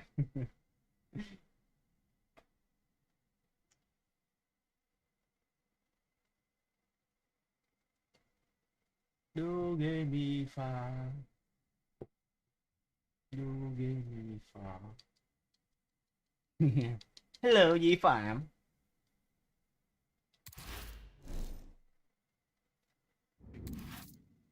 Anh đang đá lên deep 1. Ra trời. Anh đang tập đá lên deep 1 em ơi. Nãy gặp mấy đội hình đã ghê luôn á gì. Mấy đội hình triệu đô. Hình nhìn kích thích vãi liền. Mấy đội hình này thường thôi. Đội hình kia kìa. Mấy đội hình nhìn đã lắm anh em. And a warm welcome from one of the newer venues here in the football mad capital of England. We're at the London Stadium. I'm Derek Ray, joined by Lee Dixon in the commentary position. And on the menu for you is a division rivals game. It's Black Cats versus Internacional. Well, thank you, Derek. Glorious atmosphere here. Really looking forward to it. The fans are too. The players are anh em mình đá 3 trận this rồi could be nghỉ end to luôn. end. We could get goals today, Derek. Masterful piece of foiling and winning it back.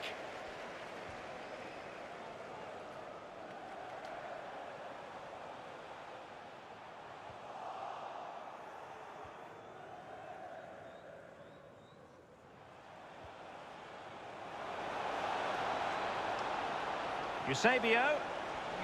Đèn. And the interception from Mateus. And Cristiano Ronaldo waiting. Easy save for any keeper to make.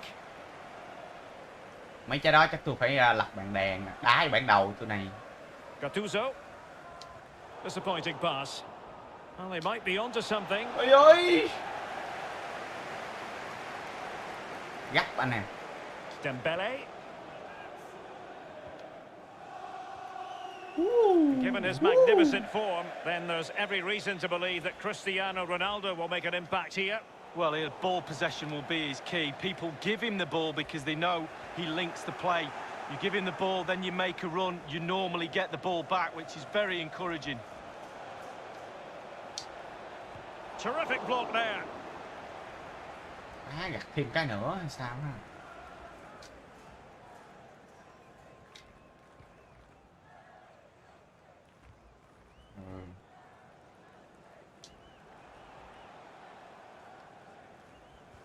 Ôi. Perfectly positioned to take it away. Tôi chuyền cho Renato mà ta. Tôi là nhấn nút chạy lên thôi. Joshua Kimmich. Gennaro Gattuso. Dembele on the ball. Meta. Kimmich. Well, he likes to run at them. Méo lên. Renato Sanchez is in the vicinity. Ôi ơi, anh xanh bài kìa. Well, that's like the other end, the striker putting it in the net. The goalkeeper has to keep it out, and what a brilliant way to do it. The keeper takes command. Walker. Not important for him to remain calm. Ôi sao ném A lên? throw in it's going to be. Là gì? He has time to play it over. Tki là mày bảnh lắm hả? Gattuso. Mày bảnh lắm hả? The referee correctly decided to play advantage. Not the best challenge, free kick. Ồ, đã vô. Well, a little lucky to get away without a card. Might be his last warning though. Tao đấy bật hàng gạo luôn á. Tao đấy bật hàng gạo cho mày đá luôn á. Trời ơi. Dembele. Đơm. Well, that's a splendid piece of challenging. Đơm. Đơm. Eusebio. Bamba.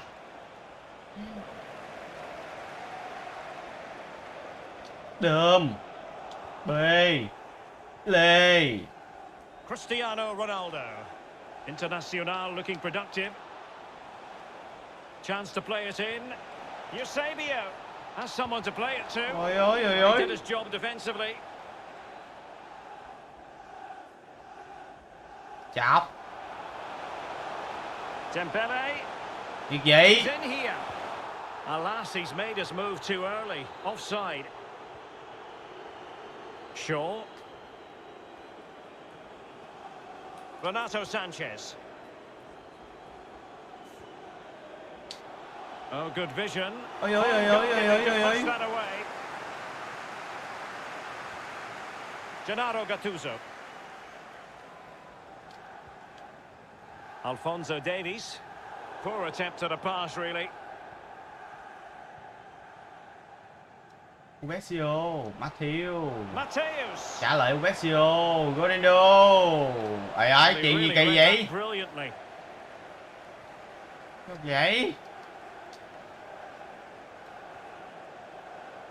Bamba, Renato Sanchez. Trả lại cho Bamba. Trời ơi. Poor pass under no real pressure. Not to be advised giving the ball away in that position. Nó đứng cứng khừ à. Cầu thủ nó cứng khừ à. Gennaro Gattuso. Ăn cái gì trơn, khó chịu. Dembele on the ball. Renato Sanchez. Dembele. Trời ơi. And you don't want to lose possession there. Kimichi.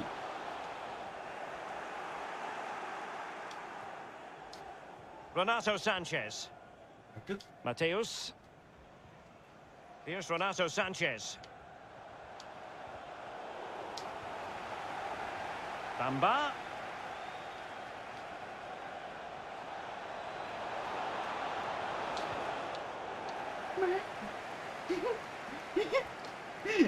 Kimmich. Tấn công nó một cánh Bamba. And Kimmich. Good tackle, take it away. Gì á? And that's an important intervention. Tao.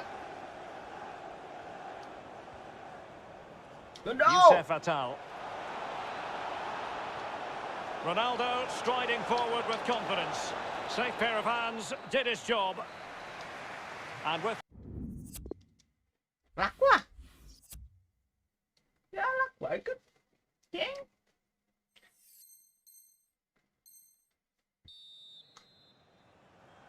The teams are ready to have a go at each other again as the second half commences.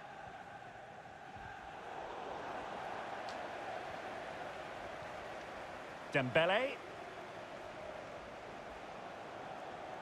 On the offensive. Gattuso. Still on level terms, moving the ball nicely. Effective challenge. Yeah. Cảm ơn nha. Lothar Matthäus.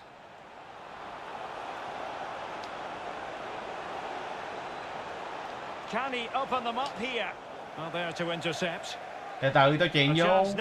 Mày đứng đó sao tao chuyền được mà mày đánh cái tay mày nè. Into the center of the box. Well, the keeper dealt with the danger.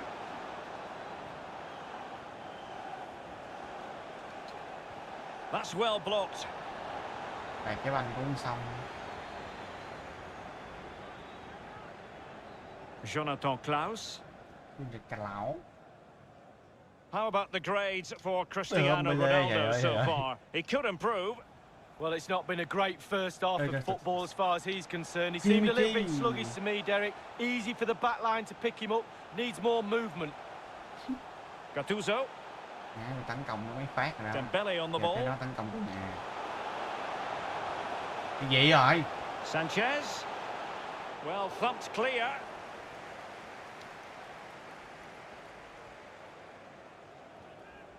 Youssef Attal. And Mateus has it. Đúng rồi đó. Attal. Bamba. And Renato Sanchez with it now. Không có ai hết. Walker. Ê ơi. Using all his defensive acumen to cut it out. Can they get in behind them? Well, unable to bend his run. Offside.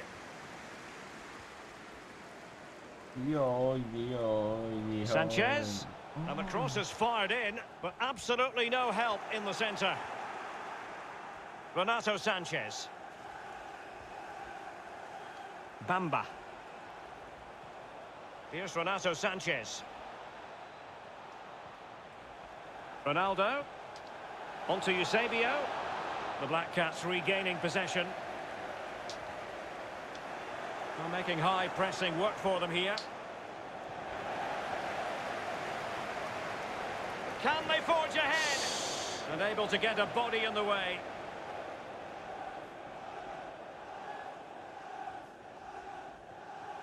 Renato Sanchez. Dembele on the ball.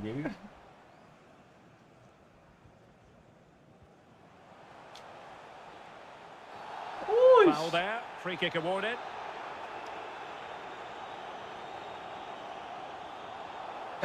Yeah. He's played it short here. Klaus. Cloud hả ta? Dembele on the ball. Tên That's Cloud. how to blunt the edge of the opposing attack. The Black Cats moving the ball around more than decently. Má Ronaldo. Joaquin Ronaldo rồi. Kimmich. Ronaldo. Ôi. Absolutely spot on with that challenge. Từ từ lên anh em, từ từ.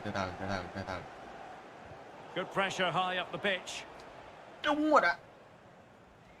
Chuyền cho Ronaldo một cái à. Ronaldo trả lại cho Atam. Fatal. Chọt vô. Ôi ơi, má. Cái chân của Yodagu gì á. Yodagu gì. Hay quá. Ronaldo. Renato Sanchez. Renato Sanchez with it now. Trời ơi. But it can't get all the way Gì cho through. Mathu nè. Mathu tìm đường cho Renato Sanchez. Renato Sanchez. Bamba. It's with Bamba. Yes. Không được rồi. Thú. Mateus. Yes. Đồ. Here's Ronaldo. And the cross is very much on. Rồi, hết rồi anh em ơi. Still pushing for the goal that would put them ahead, but not forcing it. Ôi. Poor attempt at a pass, really. Má nè. Racing forward, trying to catch them Ơi, out. mình chạy đâu dữ rồi. Ghê à? Ghê. Ghê hồng. Shaw. Renato Sanchez. Well, they're certainly thinking about a winner. And a fine tackle. Dạo quá ha. 10 minutes left for play in this match. Cứ hỏi. Well, visionary passing. Oh, it was a close run thing, but the goalkeeper just got there first. Đã cắn động như cưa như vậy, không có bàn thắng luôn anh em ơi. Có. Kimmich. Defensive Brazilians to shut them down. And the Black Cats find themselves in a position of menace. And a promising looking attack, but comes to nothing in the end. Đá gì đâu Bamba. Cứng khừ à. And it's with Eusebio. Can They push ahead in the closing stages. Fatal. Ronaldo. Sanchez. Bamba. Ôi Able to close down the shots. And only 2 minutes remaining here. Renato Sanchez. Going well. Sao? Dembele. Gattuso. Bamba. Sao? And here's Joshua Kimmich. Oh, and the hero for the umpteenth time in his career, Cristiano Ronaldo. What late excitement here. Derek, it's simple, he's brilliant. He scores all types of goals and he gets winners too. And that is that. Well, a tale of woe in terms of the scoreline as far as the visitors are concerned here, Lee.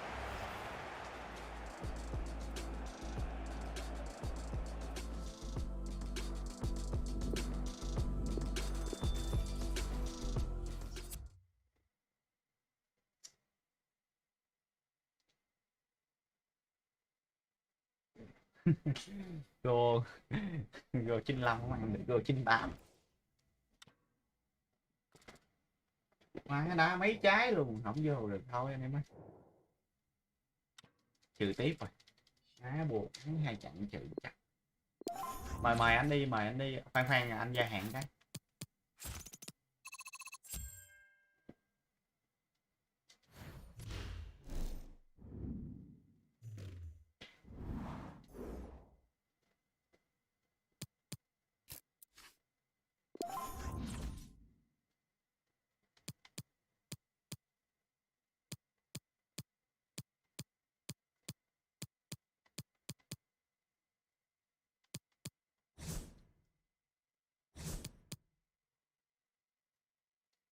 Khang Minh còn chút nữa là hết giờ.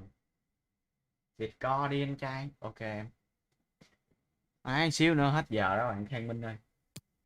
Quá buồn bạn ơi. Cuộc sống mà không như ta ước mong bạn ơi. Nó hay vậy. Ôi nãy giờ tôi không để game capsule ha. Để cho anh em coi đỡ lắm.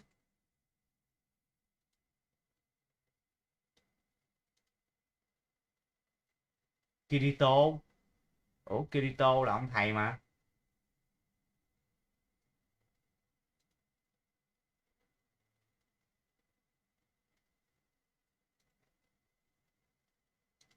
FIFA 21 nha em. 3 trận. 3 trận.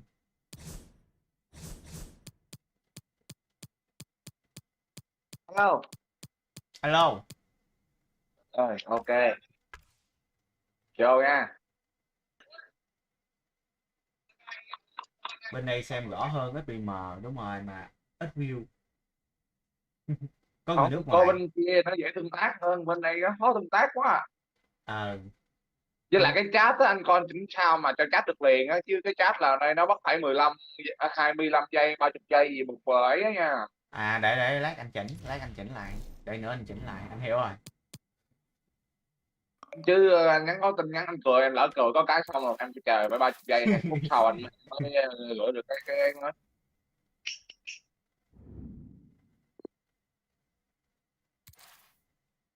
Ủa chứ bây giờ không không có stream trên Nemo gì nữa hả? Không. Làm biến. Trên đó không có tiền nhiều. Tương tác trên đó ảo quá. Hay lần nào cũng mấy chục người xem mà. Có khi 300 mấy người xem nữa. Không biết thiệt hay không. Mà có tương tác không? Không.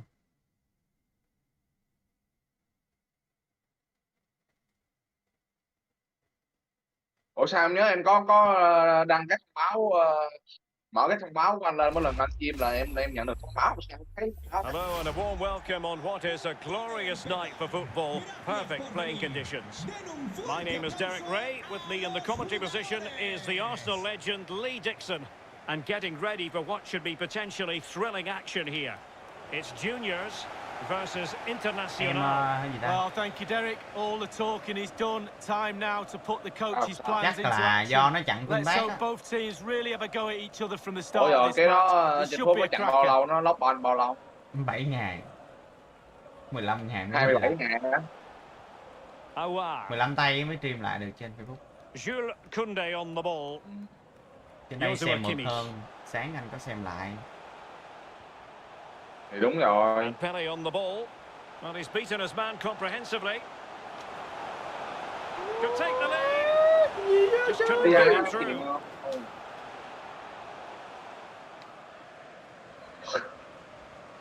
Well, 50 appearances for him now, and it's fair to say, Lee, it's been a successful start to life at the club. Well, I can remember his first one as if it was 5 minutes ago. Settled in really well, a great signing, manager's dream. A lot of forward thrust here from Ronaldo. Now, what can he do from this excellent position? Bamba. And with that, the attack fizzles out. Not advantage with them. Referee says play on. Ơi, A safety pass. Hello. Hết rồi. Untidy in possession. Đi qua đó là sai lầm rồi. Cái đó phải gắt lên hay sao? Kimmich.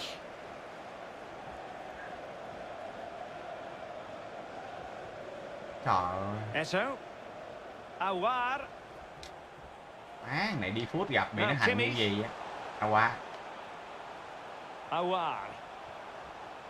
Eto. Individual brilliance. Masterful piece of foiling. Houssem Aouar. It's with Bamba. Yeah. Aouar. Có Bamba nữa hả? Có Bamba nữa hả? Now with Kimmich. Em mua mà, em mua Looking for that final pass, looking for the goal that would put them ahead. Ý, chun luôn. Đậu xanh. Bamba. And Mateus has it. Eusebio. Đẹp rồi. Bamba. Renato Sanchez. Internacional in a position of potential menace. Less than convincing defending. Terrific block there.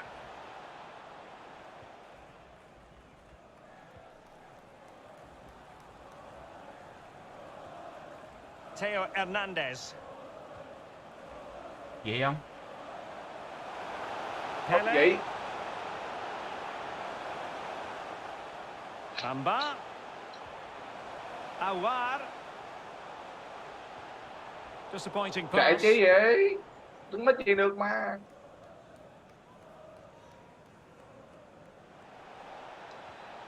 Eusebio. The referee's letting it go as they keep the ball. Not a good pass.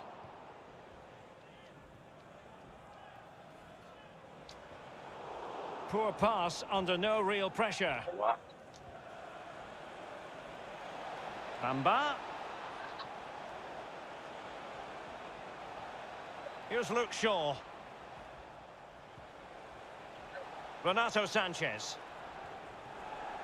Here's Atal. Well, he likes to run at them. Eusebio. Terrific defending to stop them progressing. Lucas Vasquez. Jesus Navas now. Pele. Nói học được kia kìa. Joshua Kimmich. Có hiệu quả lắm. Aouar. Dạ. Chiều Facebook. And Kimmich. Cũng Facebook. Lát tác xài được không? Kimmich. Might be able to get in behind the defence. Showing good patience. Joshua Kimmich. It's with Aouar. Pele. Went in strongly, decisively.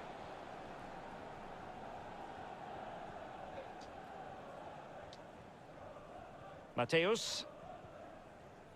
And it's with Eusebio. Walker. Lothar Mateus. Moving it forward. Going about his defensive business with a minimum of fuss. Thiếu buồn ngủ gì trời. Intelligent threaded pass here.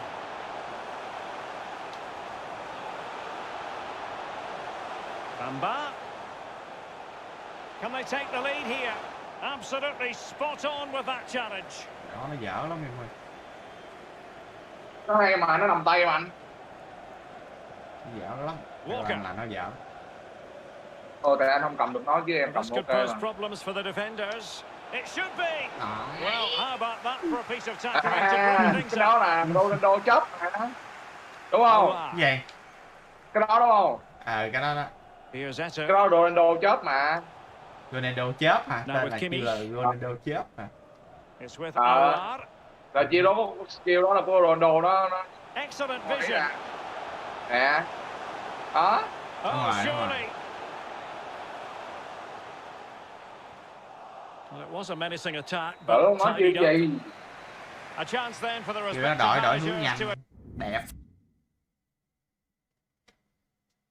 Gì trời.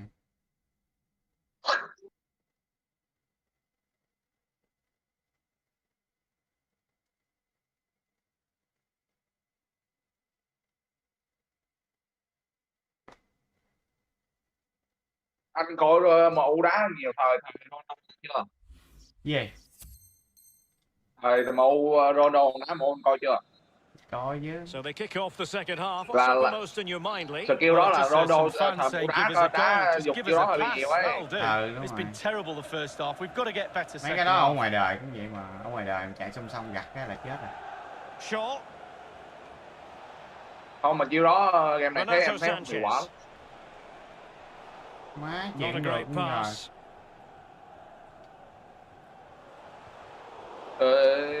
Hay thế. Eusebio. Strong play here. Renato Sanchez. Sanchez. Bamba. Well, wide by a hair's breadth. Almost had it where he wanted it. Dở như kích. Xài nó chữa trái thôi. Pele. Sao And that's an important dở. intervention. Đéo bằng Neymar, Neymar ngon hơn. Neymar thơm chịu mấy. Eto. Textbook defending inside the box. Well, Derek, they're not happy. Ref is taking the brunt of this. Mateus. Đúng rồi đó. Racing forward, trying to catch them out. Can they take advantage of the situation? Passing it around, looking for the goal that would put them ahead. Ronaldo. Here's Renato Sanchez. Lothar Matthäus. A glorious chance. And there it is, the breakthrough. That will do nicely. Hên quá. Well, here's the replay. It's a really good passing move in the build-up. And the thunderous strike to beat the keeper hands down is absolutely brilliant. So Junior's restart the game. Disappointed to have conceded. Can they come up with an lòng đâu phải equaliser? góc chết đâu mà không ôm chụp cũng được đó. Môn em dở, em xài bóp này không vô cho đó thôi. Pele. Tremendously strong in the Pele tackle. bị Ruben Dias một đứa trẻ nó lắm vô mặt một cái trong con mắt giống Kevin De Bruyne. The pace really hurts defenses. They've been electric when they've had the ball. Walker. Walker. Matthäus.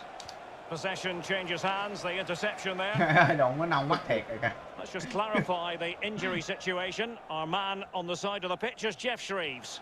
He landed really awkwardly on his shoulder there and is in some discomfort. But he's a tough cookie. I think he'll stay out there. Cheers, Jeff. And here's Joshua Kimmich. High degree of difficulty to hit it on the volley like that, and it was close. It's all about timing. You've got to wait for the ball to come down, and he's very, very unlucky. Chết. Đá gì vậy chết? Bamba. Read it magnificently and intercepted. Esta es una llamada para los abuelos de Miguel Hernández. Lucas Vázquez. Nuestro nieto os está esperando en la tienda. Ronaldo kiểm soát bóng dở quá. Awar. Nó hay bị tắt cái And một. good use of advantage. The referee allowing play to continue. And he's made Trời it. ơi. And a Má goal. đèn. Real excitement here. Cái đèn The chưa? equaliser. Đã bắt lại rồi nè. As we Vậy can mà see còn here, bị. it's great play. They force a mistake by pressing really high on the pitch. And when they win the ball back, just look where they are within striking distance of the goal. Great Dữ à stuff. bạn. Dữ. Matthäus. Ôi da. Junior's regaining possession.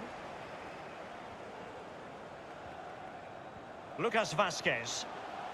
And Pele on the ball. Ra nữa. Bị Ruben đấm hoài mà không tởn. Eusebio. Cristiano Ronaldo. Chết rồi đâu mà chết không biết rồi. Eusebio. Sao mà chết được? Trời ơi, ảo dữ. Just like that, they're back in front. Ảo em ơi, ảo. Má Well, gì we sao cho can anh take bị sút another look vô. at this now, and he's Kệ connected má, so nó well with đâm it, generated a lot of cái chỏ vô power. hậu The vệ. keeper just can't react in time. Look. What a big moment in the dying embers. Tắt chung cho Will mình it nè. prove Còn decisive chắc here? vậy rồi. Quê em, 15 quê, minutes quê, quê. remaining. Ủa, ném lên luôn hả? What the fuck? Kiên mít mà. Awar. Now with Kimmich. Bắn.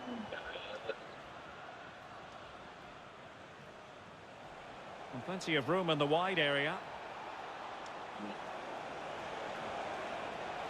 Mateus. Trời ơi, chuyện của bé không chuyền. Chuyền có nên đâu, phải cứ. Well, there's a saying in football, Derek, that you always get one more chance. They need that chance right now. The fans feel it might be coming too. Bamba. Here's Renato Sanchez.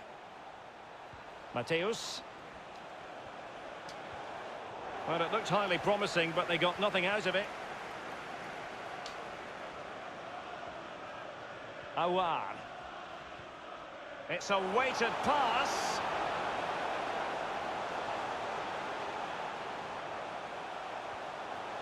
Sam Awar. And Kimmich. Lucas Vazquez. On to Eto'o. Quên con này là bóng sao. Well, great read there to intercept.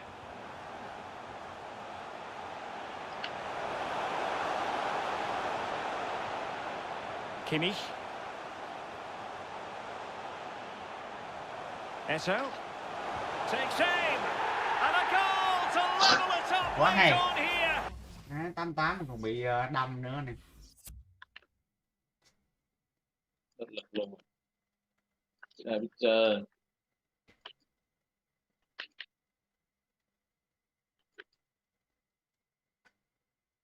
Tám vẫn bị đâm mà.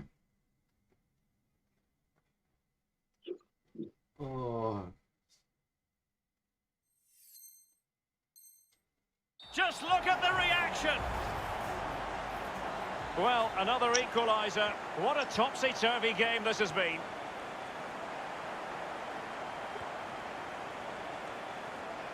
And just the 1 minute left in normal time here.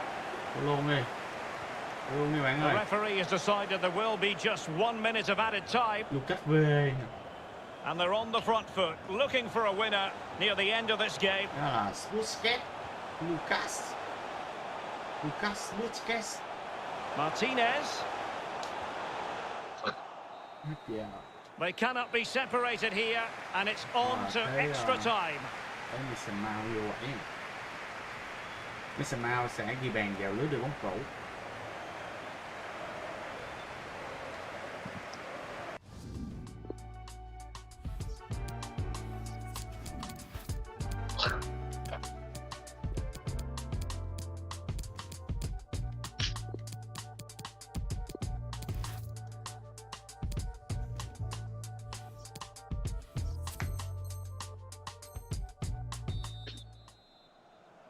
And the drama continues. We're now into the first period of extra time tonight, Lee. Well, this 30 minutes now is going to separate the weak ones from the strong ones. Let's see who wins. Cảm anh ơi. Lacroix. Cảm hả? Jesus Navas now. Xem bị tụi Xem. Maxence Lacroix. Chắc là Cảm ở trong nhà không á. Trong nhà không nói đâu. Đâu được cho đường mua đồ gì hả ta? Now with Kimmich. Bamba. That is a defender's job to come to the rescue. A good-looking move. Yeah. Cristiano Ronaldo. You can't really tackle like that and expect to get away with it. Booking to come, you would think. And the offence sufficiently sinister to warrant a yellow card. Có chủ ý.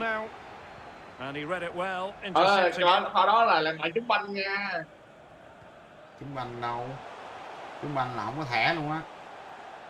Thì đúng rồi đó, là Teo Hernandez now. Xui thôi. Martinez. Could play it in. Diatta. Martinez. Pass after pass, keeping their opponents moving. Yeah. Internacional have the ball once more. Well, the ref will hear the crowd all right. We can hear him from here. He's taking some stick. Read it well. Em chơi. Marcel Sabitzer. The ball with Martinez. Still pushing for that goal that would see them forge ahead. And somehow he prevents a goal. Well, it looked a certain goal, Derek. The agility, the reflex is unbelievable. Unbelievable. He's driven in the corner. Clattered away. Yeah. Yeah. Má hiệp 1 cũng gì. And we will have just one additional minute. Những phút cuối hiệp 1 Mộ sẽ có những đợt tấn công bất cục lễ. Good use of advantage by the referee. Eusebio. Oh, tremendous block. Cái đó anh ok sao đó anh. And the first period of extra time comes to an end. Hoặc vô em bắt rồi. Đài em đang qua bên đây mà anh phải ngược lại chứ.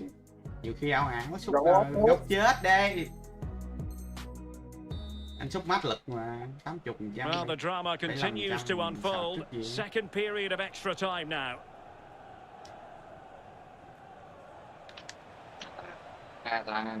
Well, nothing productive really.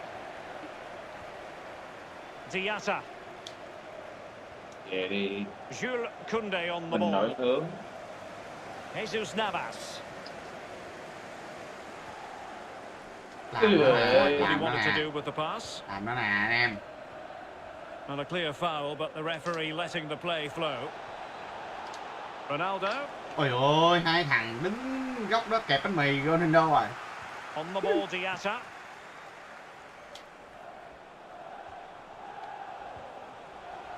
Mấy bạn gỡ đất vô nữa rồi. On the attack. Is there to be late drama? Vậy rồi. Just...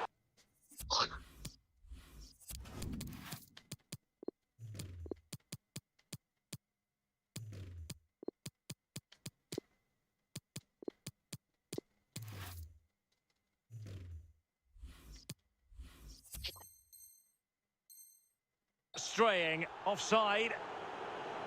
There's going to be a double substitution. Gì em? Vô đây. Eusebio. On to Atal. And they need to get tighter here. Lovely work to get past his man. Mateus. And Renato Sanchez with it now. Can't miss, surely. Quả đó chịu rồi. There he is. Thắt cái banh xong đường về đó chịu rồi. Yep. Yes. Boom. Wow, what a lovely controlled finish. Bobby Charlton used to say, pass the ball into the net. He certainly did that. What a big moment in the dying embers. Will it prove decisive here? Cái người chiến thuật mà. Cái người để cho đối phương không tập trung mà. Cái cầu thủ hậu vệ đã mất tập trung sau pha thế người. Marcel Sabitzer. Anh em góp về. Well, do they have it in them to level this?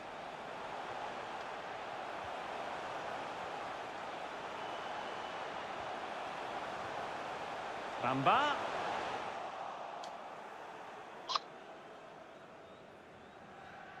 Ngu. Ui, hoàn quá. And that is that. The referee blows his whistle. Bele kìa, má Bele nhìn trẻ dữ ta. Xe bay mà con nó dợp. Coi lại cái bạn có CBO tắt xong học được hay không biết.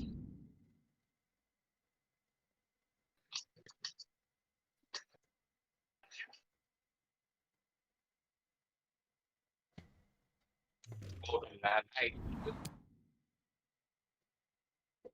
Hắn chặn đó là mình sẽ để đi ngủ luôn á này, còn mình thua là mình đá tiếp. Phải thiệt. Pha sai lầm đến từ trung vệ.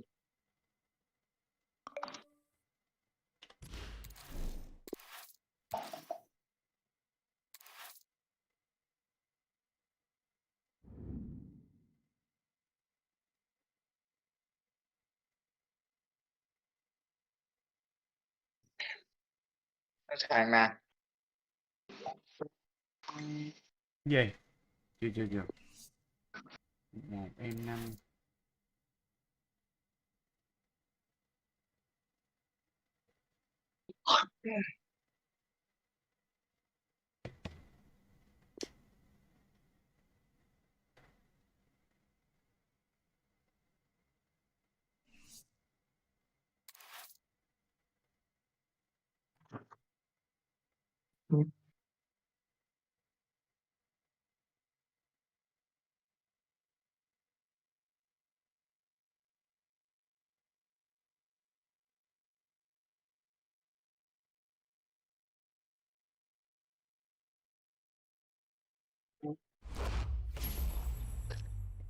Hello everyone and welcome. What we can't complain about today is the weather. Absolutely perfect playing conditions. Derek Ray here in the commentary position, and I'm joined as always by Lee Dixon. And every reason to believe we're in for an entertaining match here.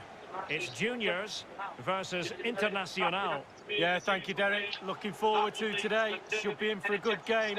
Let's hope we see a quick start from both teams. Set the tempo for the rest of the match. Nhưng mà em nhìn qua em không nhận ra được. Có đó. Khi em lộn em quen skill 5 sao á. Cứ lộn Bele với To. Tại vì To chỉ có 4 sao kill rồi. Now with Kimmich. Juniors moving productively. Now will they be able to play it in behind the defence? Is it going to be? Poor attempt at a pass, really.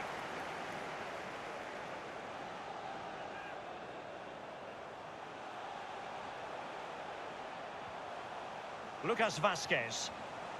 And Eto'o. Awar. Alert defending. Well, it's a day he'll certainly hope to remember fondly. His 50th appearance for the club league. And just narrowly wide in the end. Mày thế. Chết đá chứ đó không vô. Đủ việc. Eusebio. Mateus. What can he do from here? He must finish. And he has just fractionally misfired. Yeah, he should have put his laces straight through the ball. Sometimes you can get too cute. Vậy mà thằng getting in there to intercept. Tao nó không vô nhỉ? And a fine tackle. 2 trái luôn á, 2 trái, 1 trái chết, 1 trái tao. Pele. Cơ hội. There to win it back. Về đi anh em ơi. Không có gì hết á.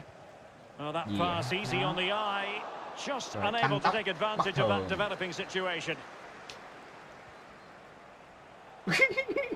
Youssef Attal. Má, chuyện cái lố đà chán. Renato Sanchez. Well, attacking possibilities. Không ai trơn người trời. Ơi sao mà chèn đây. Still passing it around with authority. Sao mà chèn đây. Lothar Matthäus. Sao mà chèn đây tao kìa. On to Attal.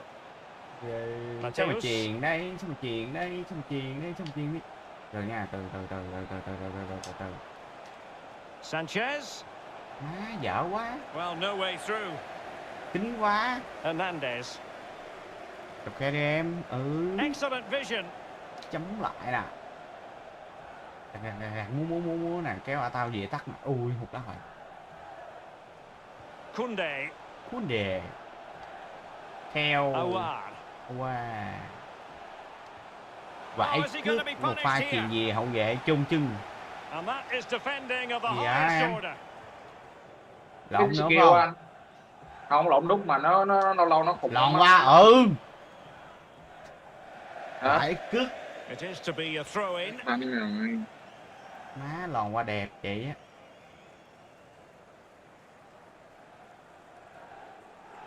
Đợi xíu nha. Ok.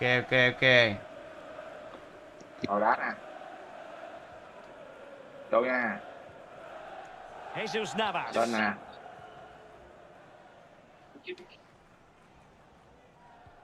An incisive pass. Eto'o through on goal. And a goal! Now they've broken through. Là sao? Well, here's the goal again. It's a clever ball through. Anh không gì vậy hả? And then the sheer power of the strike, really impressive. Vậy cứ anh tưởng gì vậy? Anh buông máy ra trời trời em đòi nó hỏi mà nó đéo thổi rồi, thua luôn rồi anh em ơi. Mình phải đặt mình trong trước khi trọng tài buông còi là không buông cần. Now with Kimmich. Anh hay buông cần lắm. Anh nghĩ những phán đoán của mình là chính xác. Pele. Dạ. Tác coi lại tình huống đó mới được. Nè mày. Và chắc Now with Kimmich. Eto. Nó bị gì vậy? And now Vasquez. Kimmich. Qua là. Onto Eto. Gì á em? Cái da. Sao ăn được? Không ăn được đâu. Em phải múa skill ốc cục lại mới được.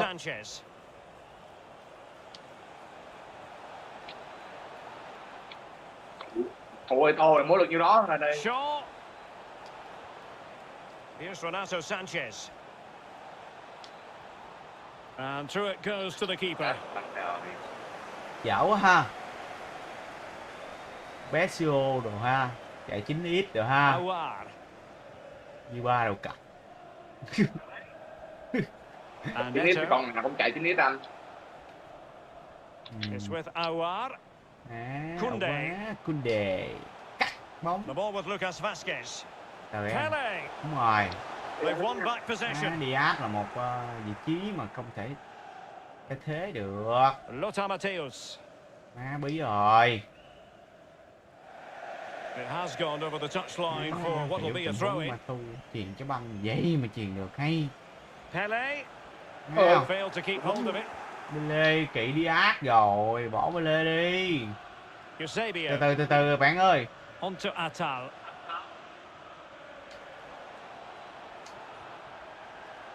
Trong à, Besio. Mà thu mà chạy, sao mà chạy vậy? Joshua Kimmich. And with that, the first half draws to a close.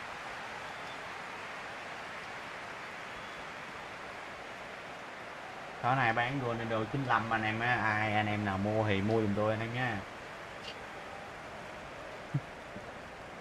Em nào có tiền mua giùm tôi Ronaldo 95 đi anh em ơi. Có gì? Em đang ngon vậy thì mua bán đồ mua nào? Bán người đồ để mua Việt Nam đồng. So back underway with Internacional trying to plot a route back into the game. Kim vốn mua em sau à? Đúng rồi em ơi. Just cutting off the supply. Có thâu anh bao nhiêu à? Anh giao dịch với người khác. Tự anh giao dịch. Tại ra ông này có một lần rồi. Còn chừng 3 triệu em. And Matthäus has it. Chấp nhận chơi rồi. Cristiano Ronaldo. Nhưng chơi là không sợ mưa rơi. Ronaldo. Potential danger. Nhưng chơi là không sợ mưa rơi. And putting his body on the line. Mưa rơi thì bởi đầu. Mày. Ronaldo. Chuyền lại cho tao. Onto Atal. Quá dở tao ơi. Bị theo nó đá vô cái ban đầu rồi. Joshua Kimmich. You've got to keep the ball a bit better than that. Besio.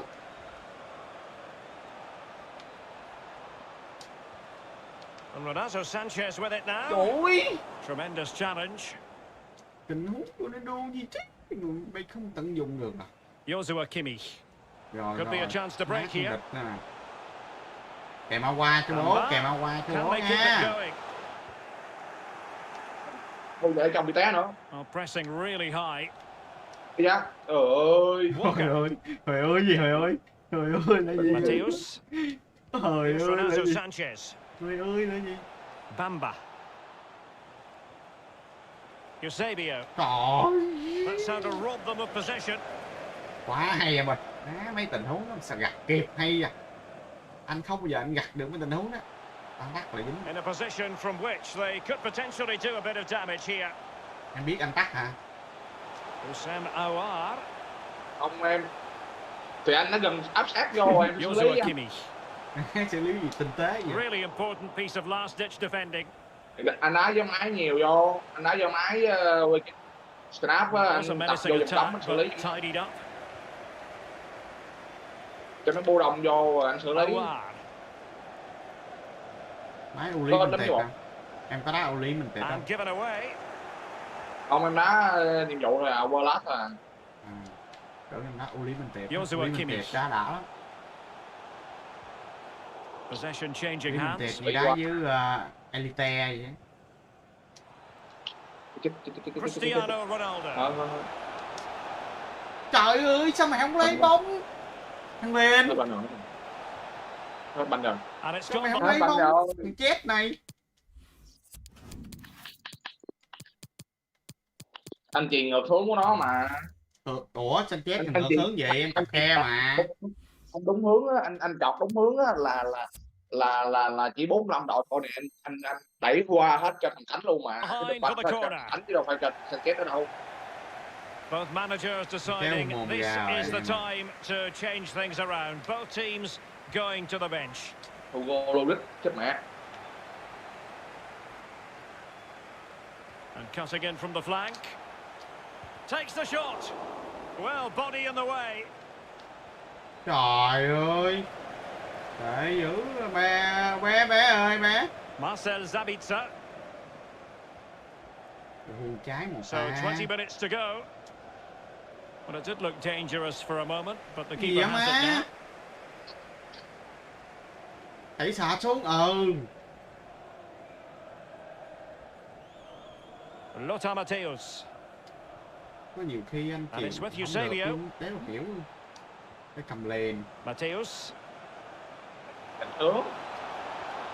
An unforced error, you've got to say. Cái này là em ơi. 75 rồi. Kimmich. 75 chưa có tình huống. Martinez. Can they do something positive on the counter attack? Trung hành ở trong anh nha. Để đó. Trung hành ở trong. Pele. And able to close down the shot. Sabitzer. Well, decent save there. Well, a corner kick it is. Let's see if they can put this to good use as they try to add to their advantage. And the problem not completely solved. Pele. Oh, great defending. Trời. Má, Pele hay dữ hả? Trời, tưởng lấy được luôn chứ. Về ông nội.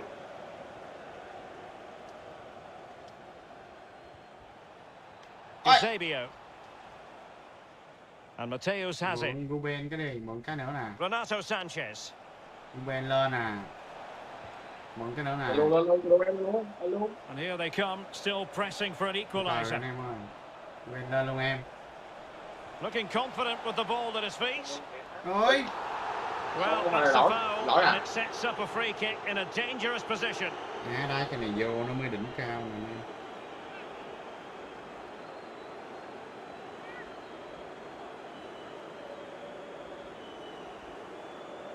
And Ronaldo takes on the shot. Well kept out. Time is not on the side. This corner could help their prospects as they look for an equaliser.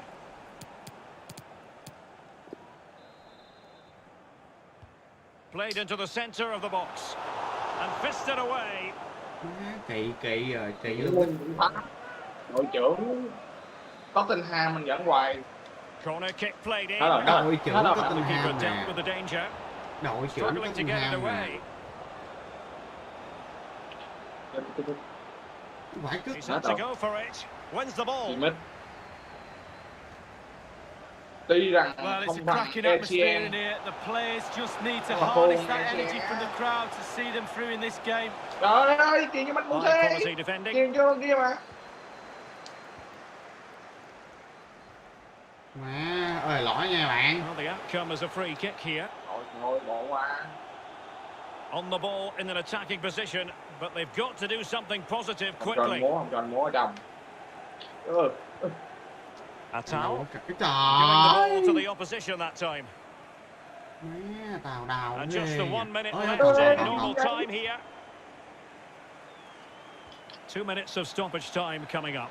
Internacional in a position of potential menace. Chèn về. Pelé. Má mày. Hết giờ rồi mà còn Lucas bị tấn công. Vazquez. And he's through here. And a textbook interception. Còn không? And that is the end of the contest and not a happy out. Chung kết. Xì cho. Má hù một trái một. Cây vãi cái liền.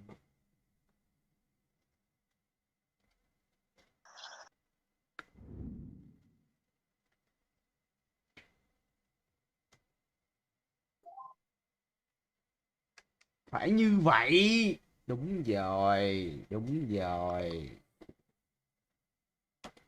Trận này á. Cái gì? Đâu có gì đâu.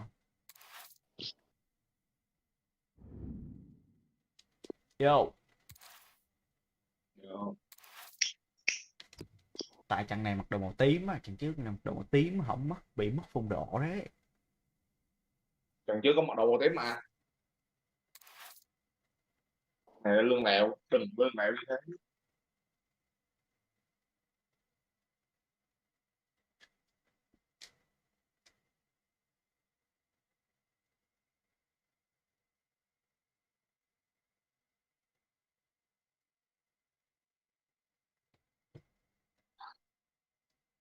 And a warm welcome on what is an ideal night for football, you've got to say.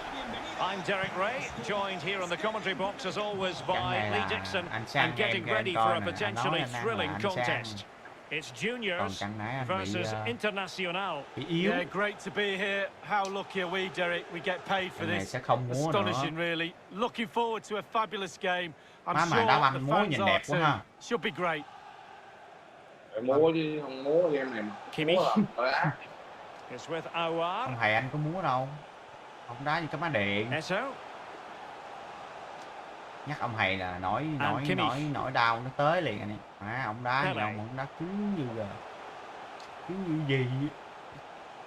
Ông đá từ từ. Ai? Real defensive commitment there. Anh làm cái gì? Nặng quá hả? Cho bà nặng quá em. Cái gì vậy? Mấy thằng cầu thủ này chuyền tức quá. Mình vô đó mình chuyền mới được anh em ơi. Lucas Vazquez. Cẩn thận, củi lửa. Masterful piece of foiling. Cơ hội tới. Renato Sanchez.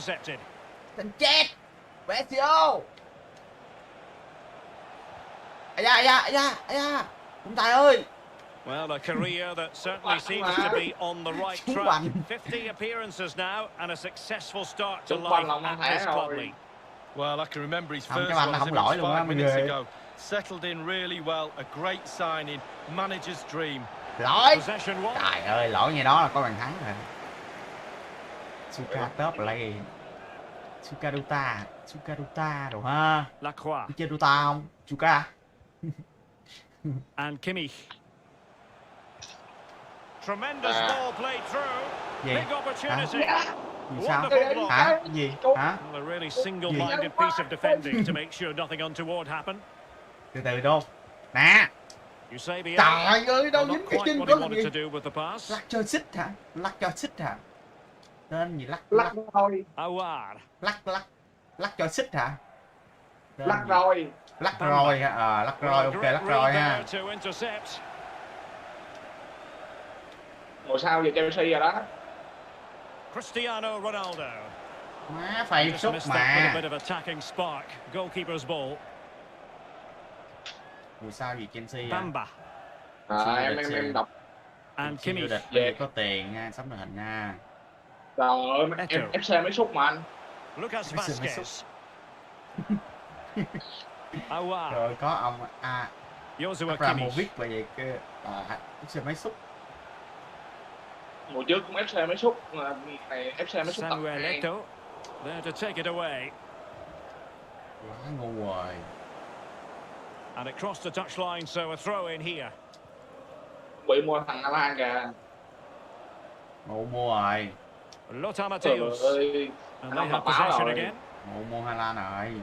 Trời ơi, Hà Lan nó phái mụ hơn là phái Chelsea.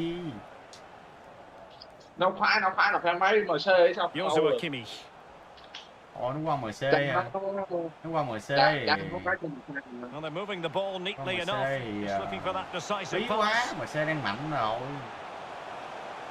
Có thiếu tiền tạo. Bamba.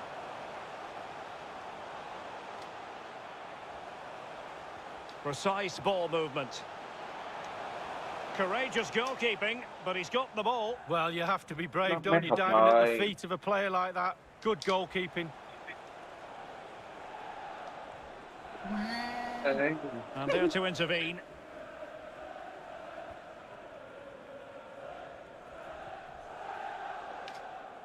Hay lắm cơ ơi.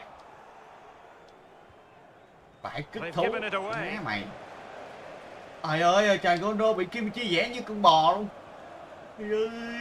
Lacroix. Pele. Now with Eto. Vui về Pele đi. Tremendous block. Cơ hội phản công. Chịu ra.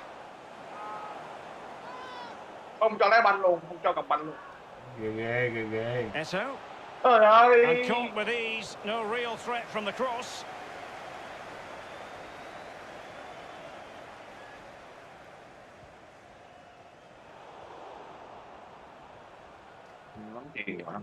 Cristiano Ronaldo. And that's an important intervention. Má mày.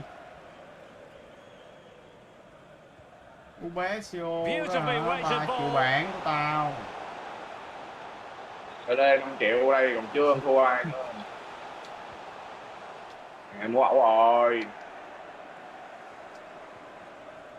Cristiano Ronaldo. Chính à. Ai There's da. a free kick Xấu here. à.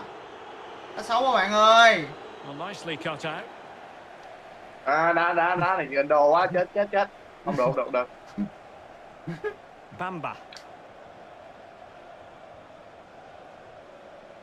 Juniors might be able to Xong mình 2 catch him. cái rồi đó. Mình Well read to ease the pressure. Đúng mà, nãy nói có lỗi bắt đầu tiên nha. Đúng rồi. Renato Sanchez. Rồi. Quá tù, quá ít người. Here's Luke Shaw. Không tấn công người. Ôi trời. And Juniors have it once again. Gì Đấy, rồi sao nữa? Vậy ha. Eto. Vậy à. Really getting stuck Vậy in. à. Ui. Not a great pass. Cắt về. Hết giờ rồi, đừng để thua má ơi. Hết giờ rồi, sao mà thua. And so it is, the first half story has been written.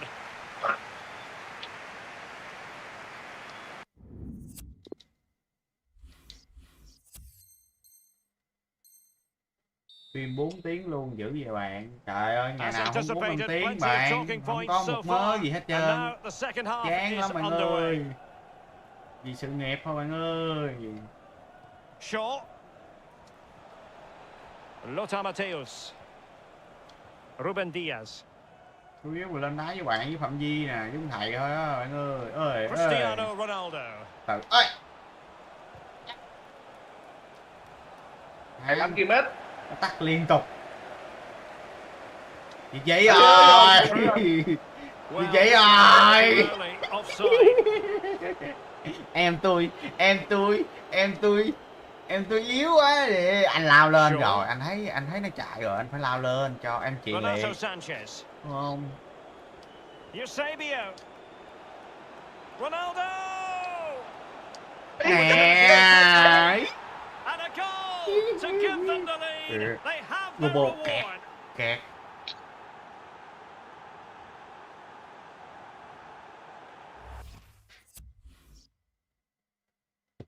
Đổi liền, đổi người gấp.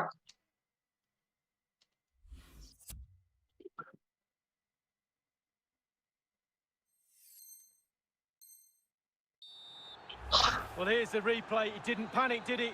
Decent strike, good technique, bread and butter strike, really, but it's in the back of the net.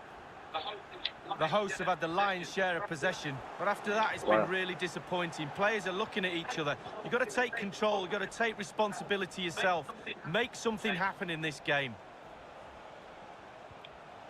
Mateus. Well, they keep working away, looking for passing lanes. Trời ơi, The trời keeper made it ơi. look routine. It was anything but. Xíu nữa nha em trai. So an international corner. They're hungry for more. Thường thôi. Played into the centre Nè of the nè, box. quất cơ nè. Well, he'll be a bit deflated following that effort, but he was being tightly marked.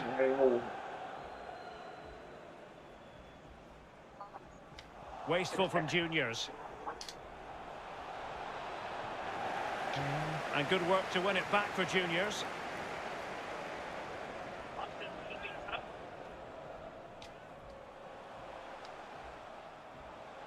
Đúng rồi, mới vô là tao. Lucas Vazquez.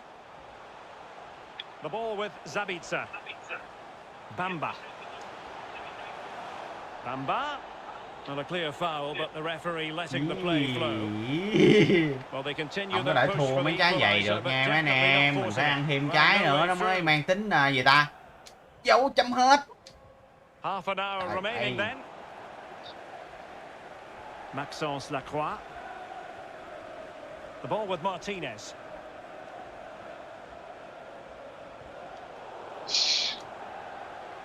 Kimmich. On to Pele. Joshua Kimmich. Lucas Vazquez. Difficult to stop him. Kimmich. Lucas Vazquez. Ôi. Now with Kimmich. Lucas Vazquez. Marcel Zabitzer. The ball with Martinez. Space and time for the cross. Oh, maybe the equaliser.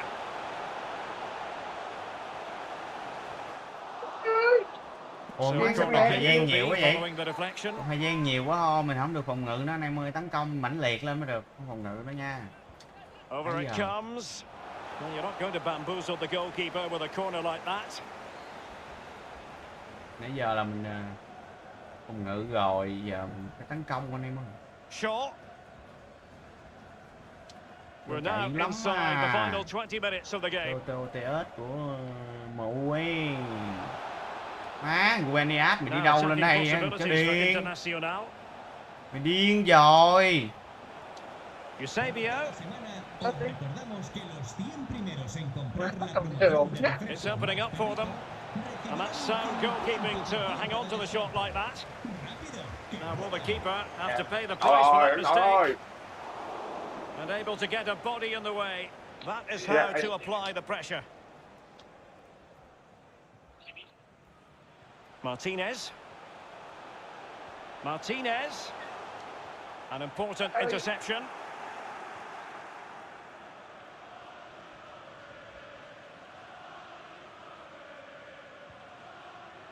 Heechul. Phải cướp. And that is offside. Má đứng dậy thì việc gì. Còn nó chọc khe chạy tuốt tuột luôn mà không việc gì. Youssef Heechul. Making progress. And a useful cross. Vô lý vậy em. Trời ơi, qua người mà. Well, they've won the ball back quickly. Dạ. Dạ. Well, they haven't been at their best today, that's for sure, but this game is far from over, and the fans are certainly reminding them of that. You've got to think there'll be one more chance or two. Can he finish them off? Crucial intervention just then amid impending danger. Another goal from this corner would in all likelihood secure a victory. And now the delivery. Tôi nói rồi mà. Tôi nói mà. Tôi nói rồi.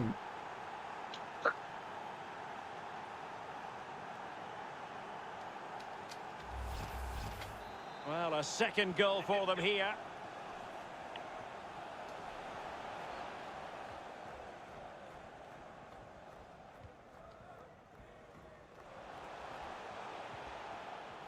Martinez.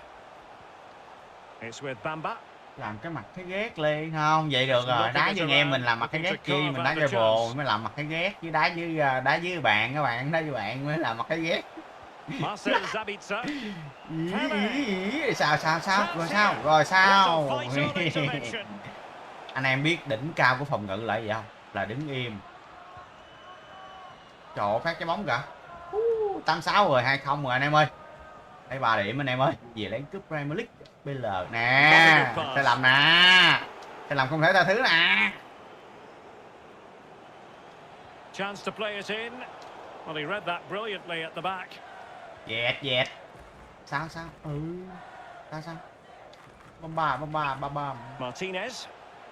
Sao? Credit for winning the ball back. Nè. Chấm hết à. The electronic board delivers Chấm hết the à. news. 2 minutes of stoppage time. Chấm hết à. Có gì vậy không? Trời ơi. Offside, but not by a lot. Mình thắng rồi. Ui. Thường thua nó hay bị vậy lắm em. Did well to win the ball Thường back. thua nó hay bị vậy lắm. Oh, and a perfect ball now. How about this? Trời ơi. And that is that. The referee blows his whistle for full time. Eusebio. Ronaldo. Trời ơi, Eusebio di chuyển quá hay rồi thôi anh em ơi, mình up stream nha. Thôi nghỉ em ơi. Ok này. Ok, là 3 trận trao dồi kỹ năng vốn có rồi cái kiểu. Ok, bye bye anh nha.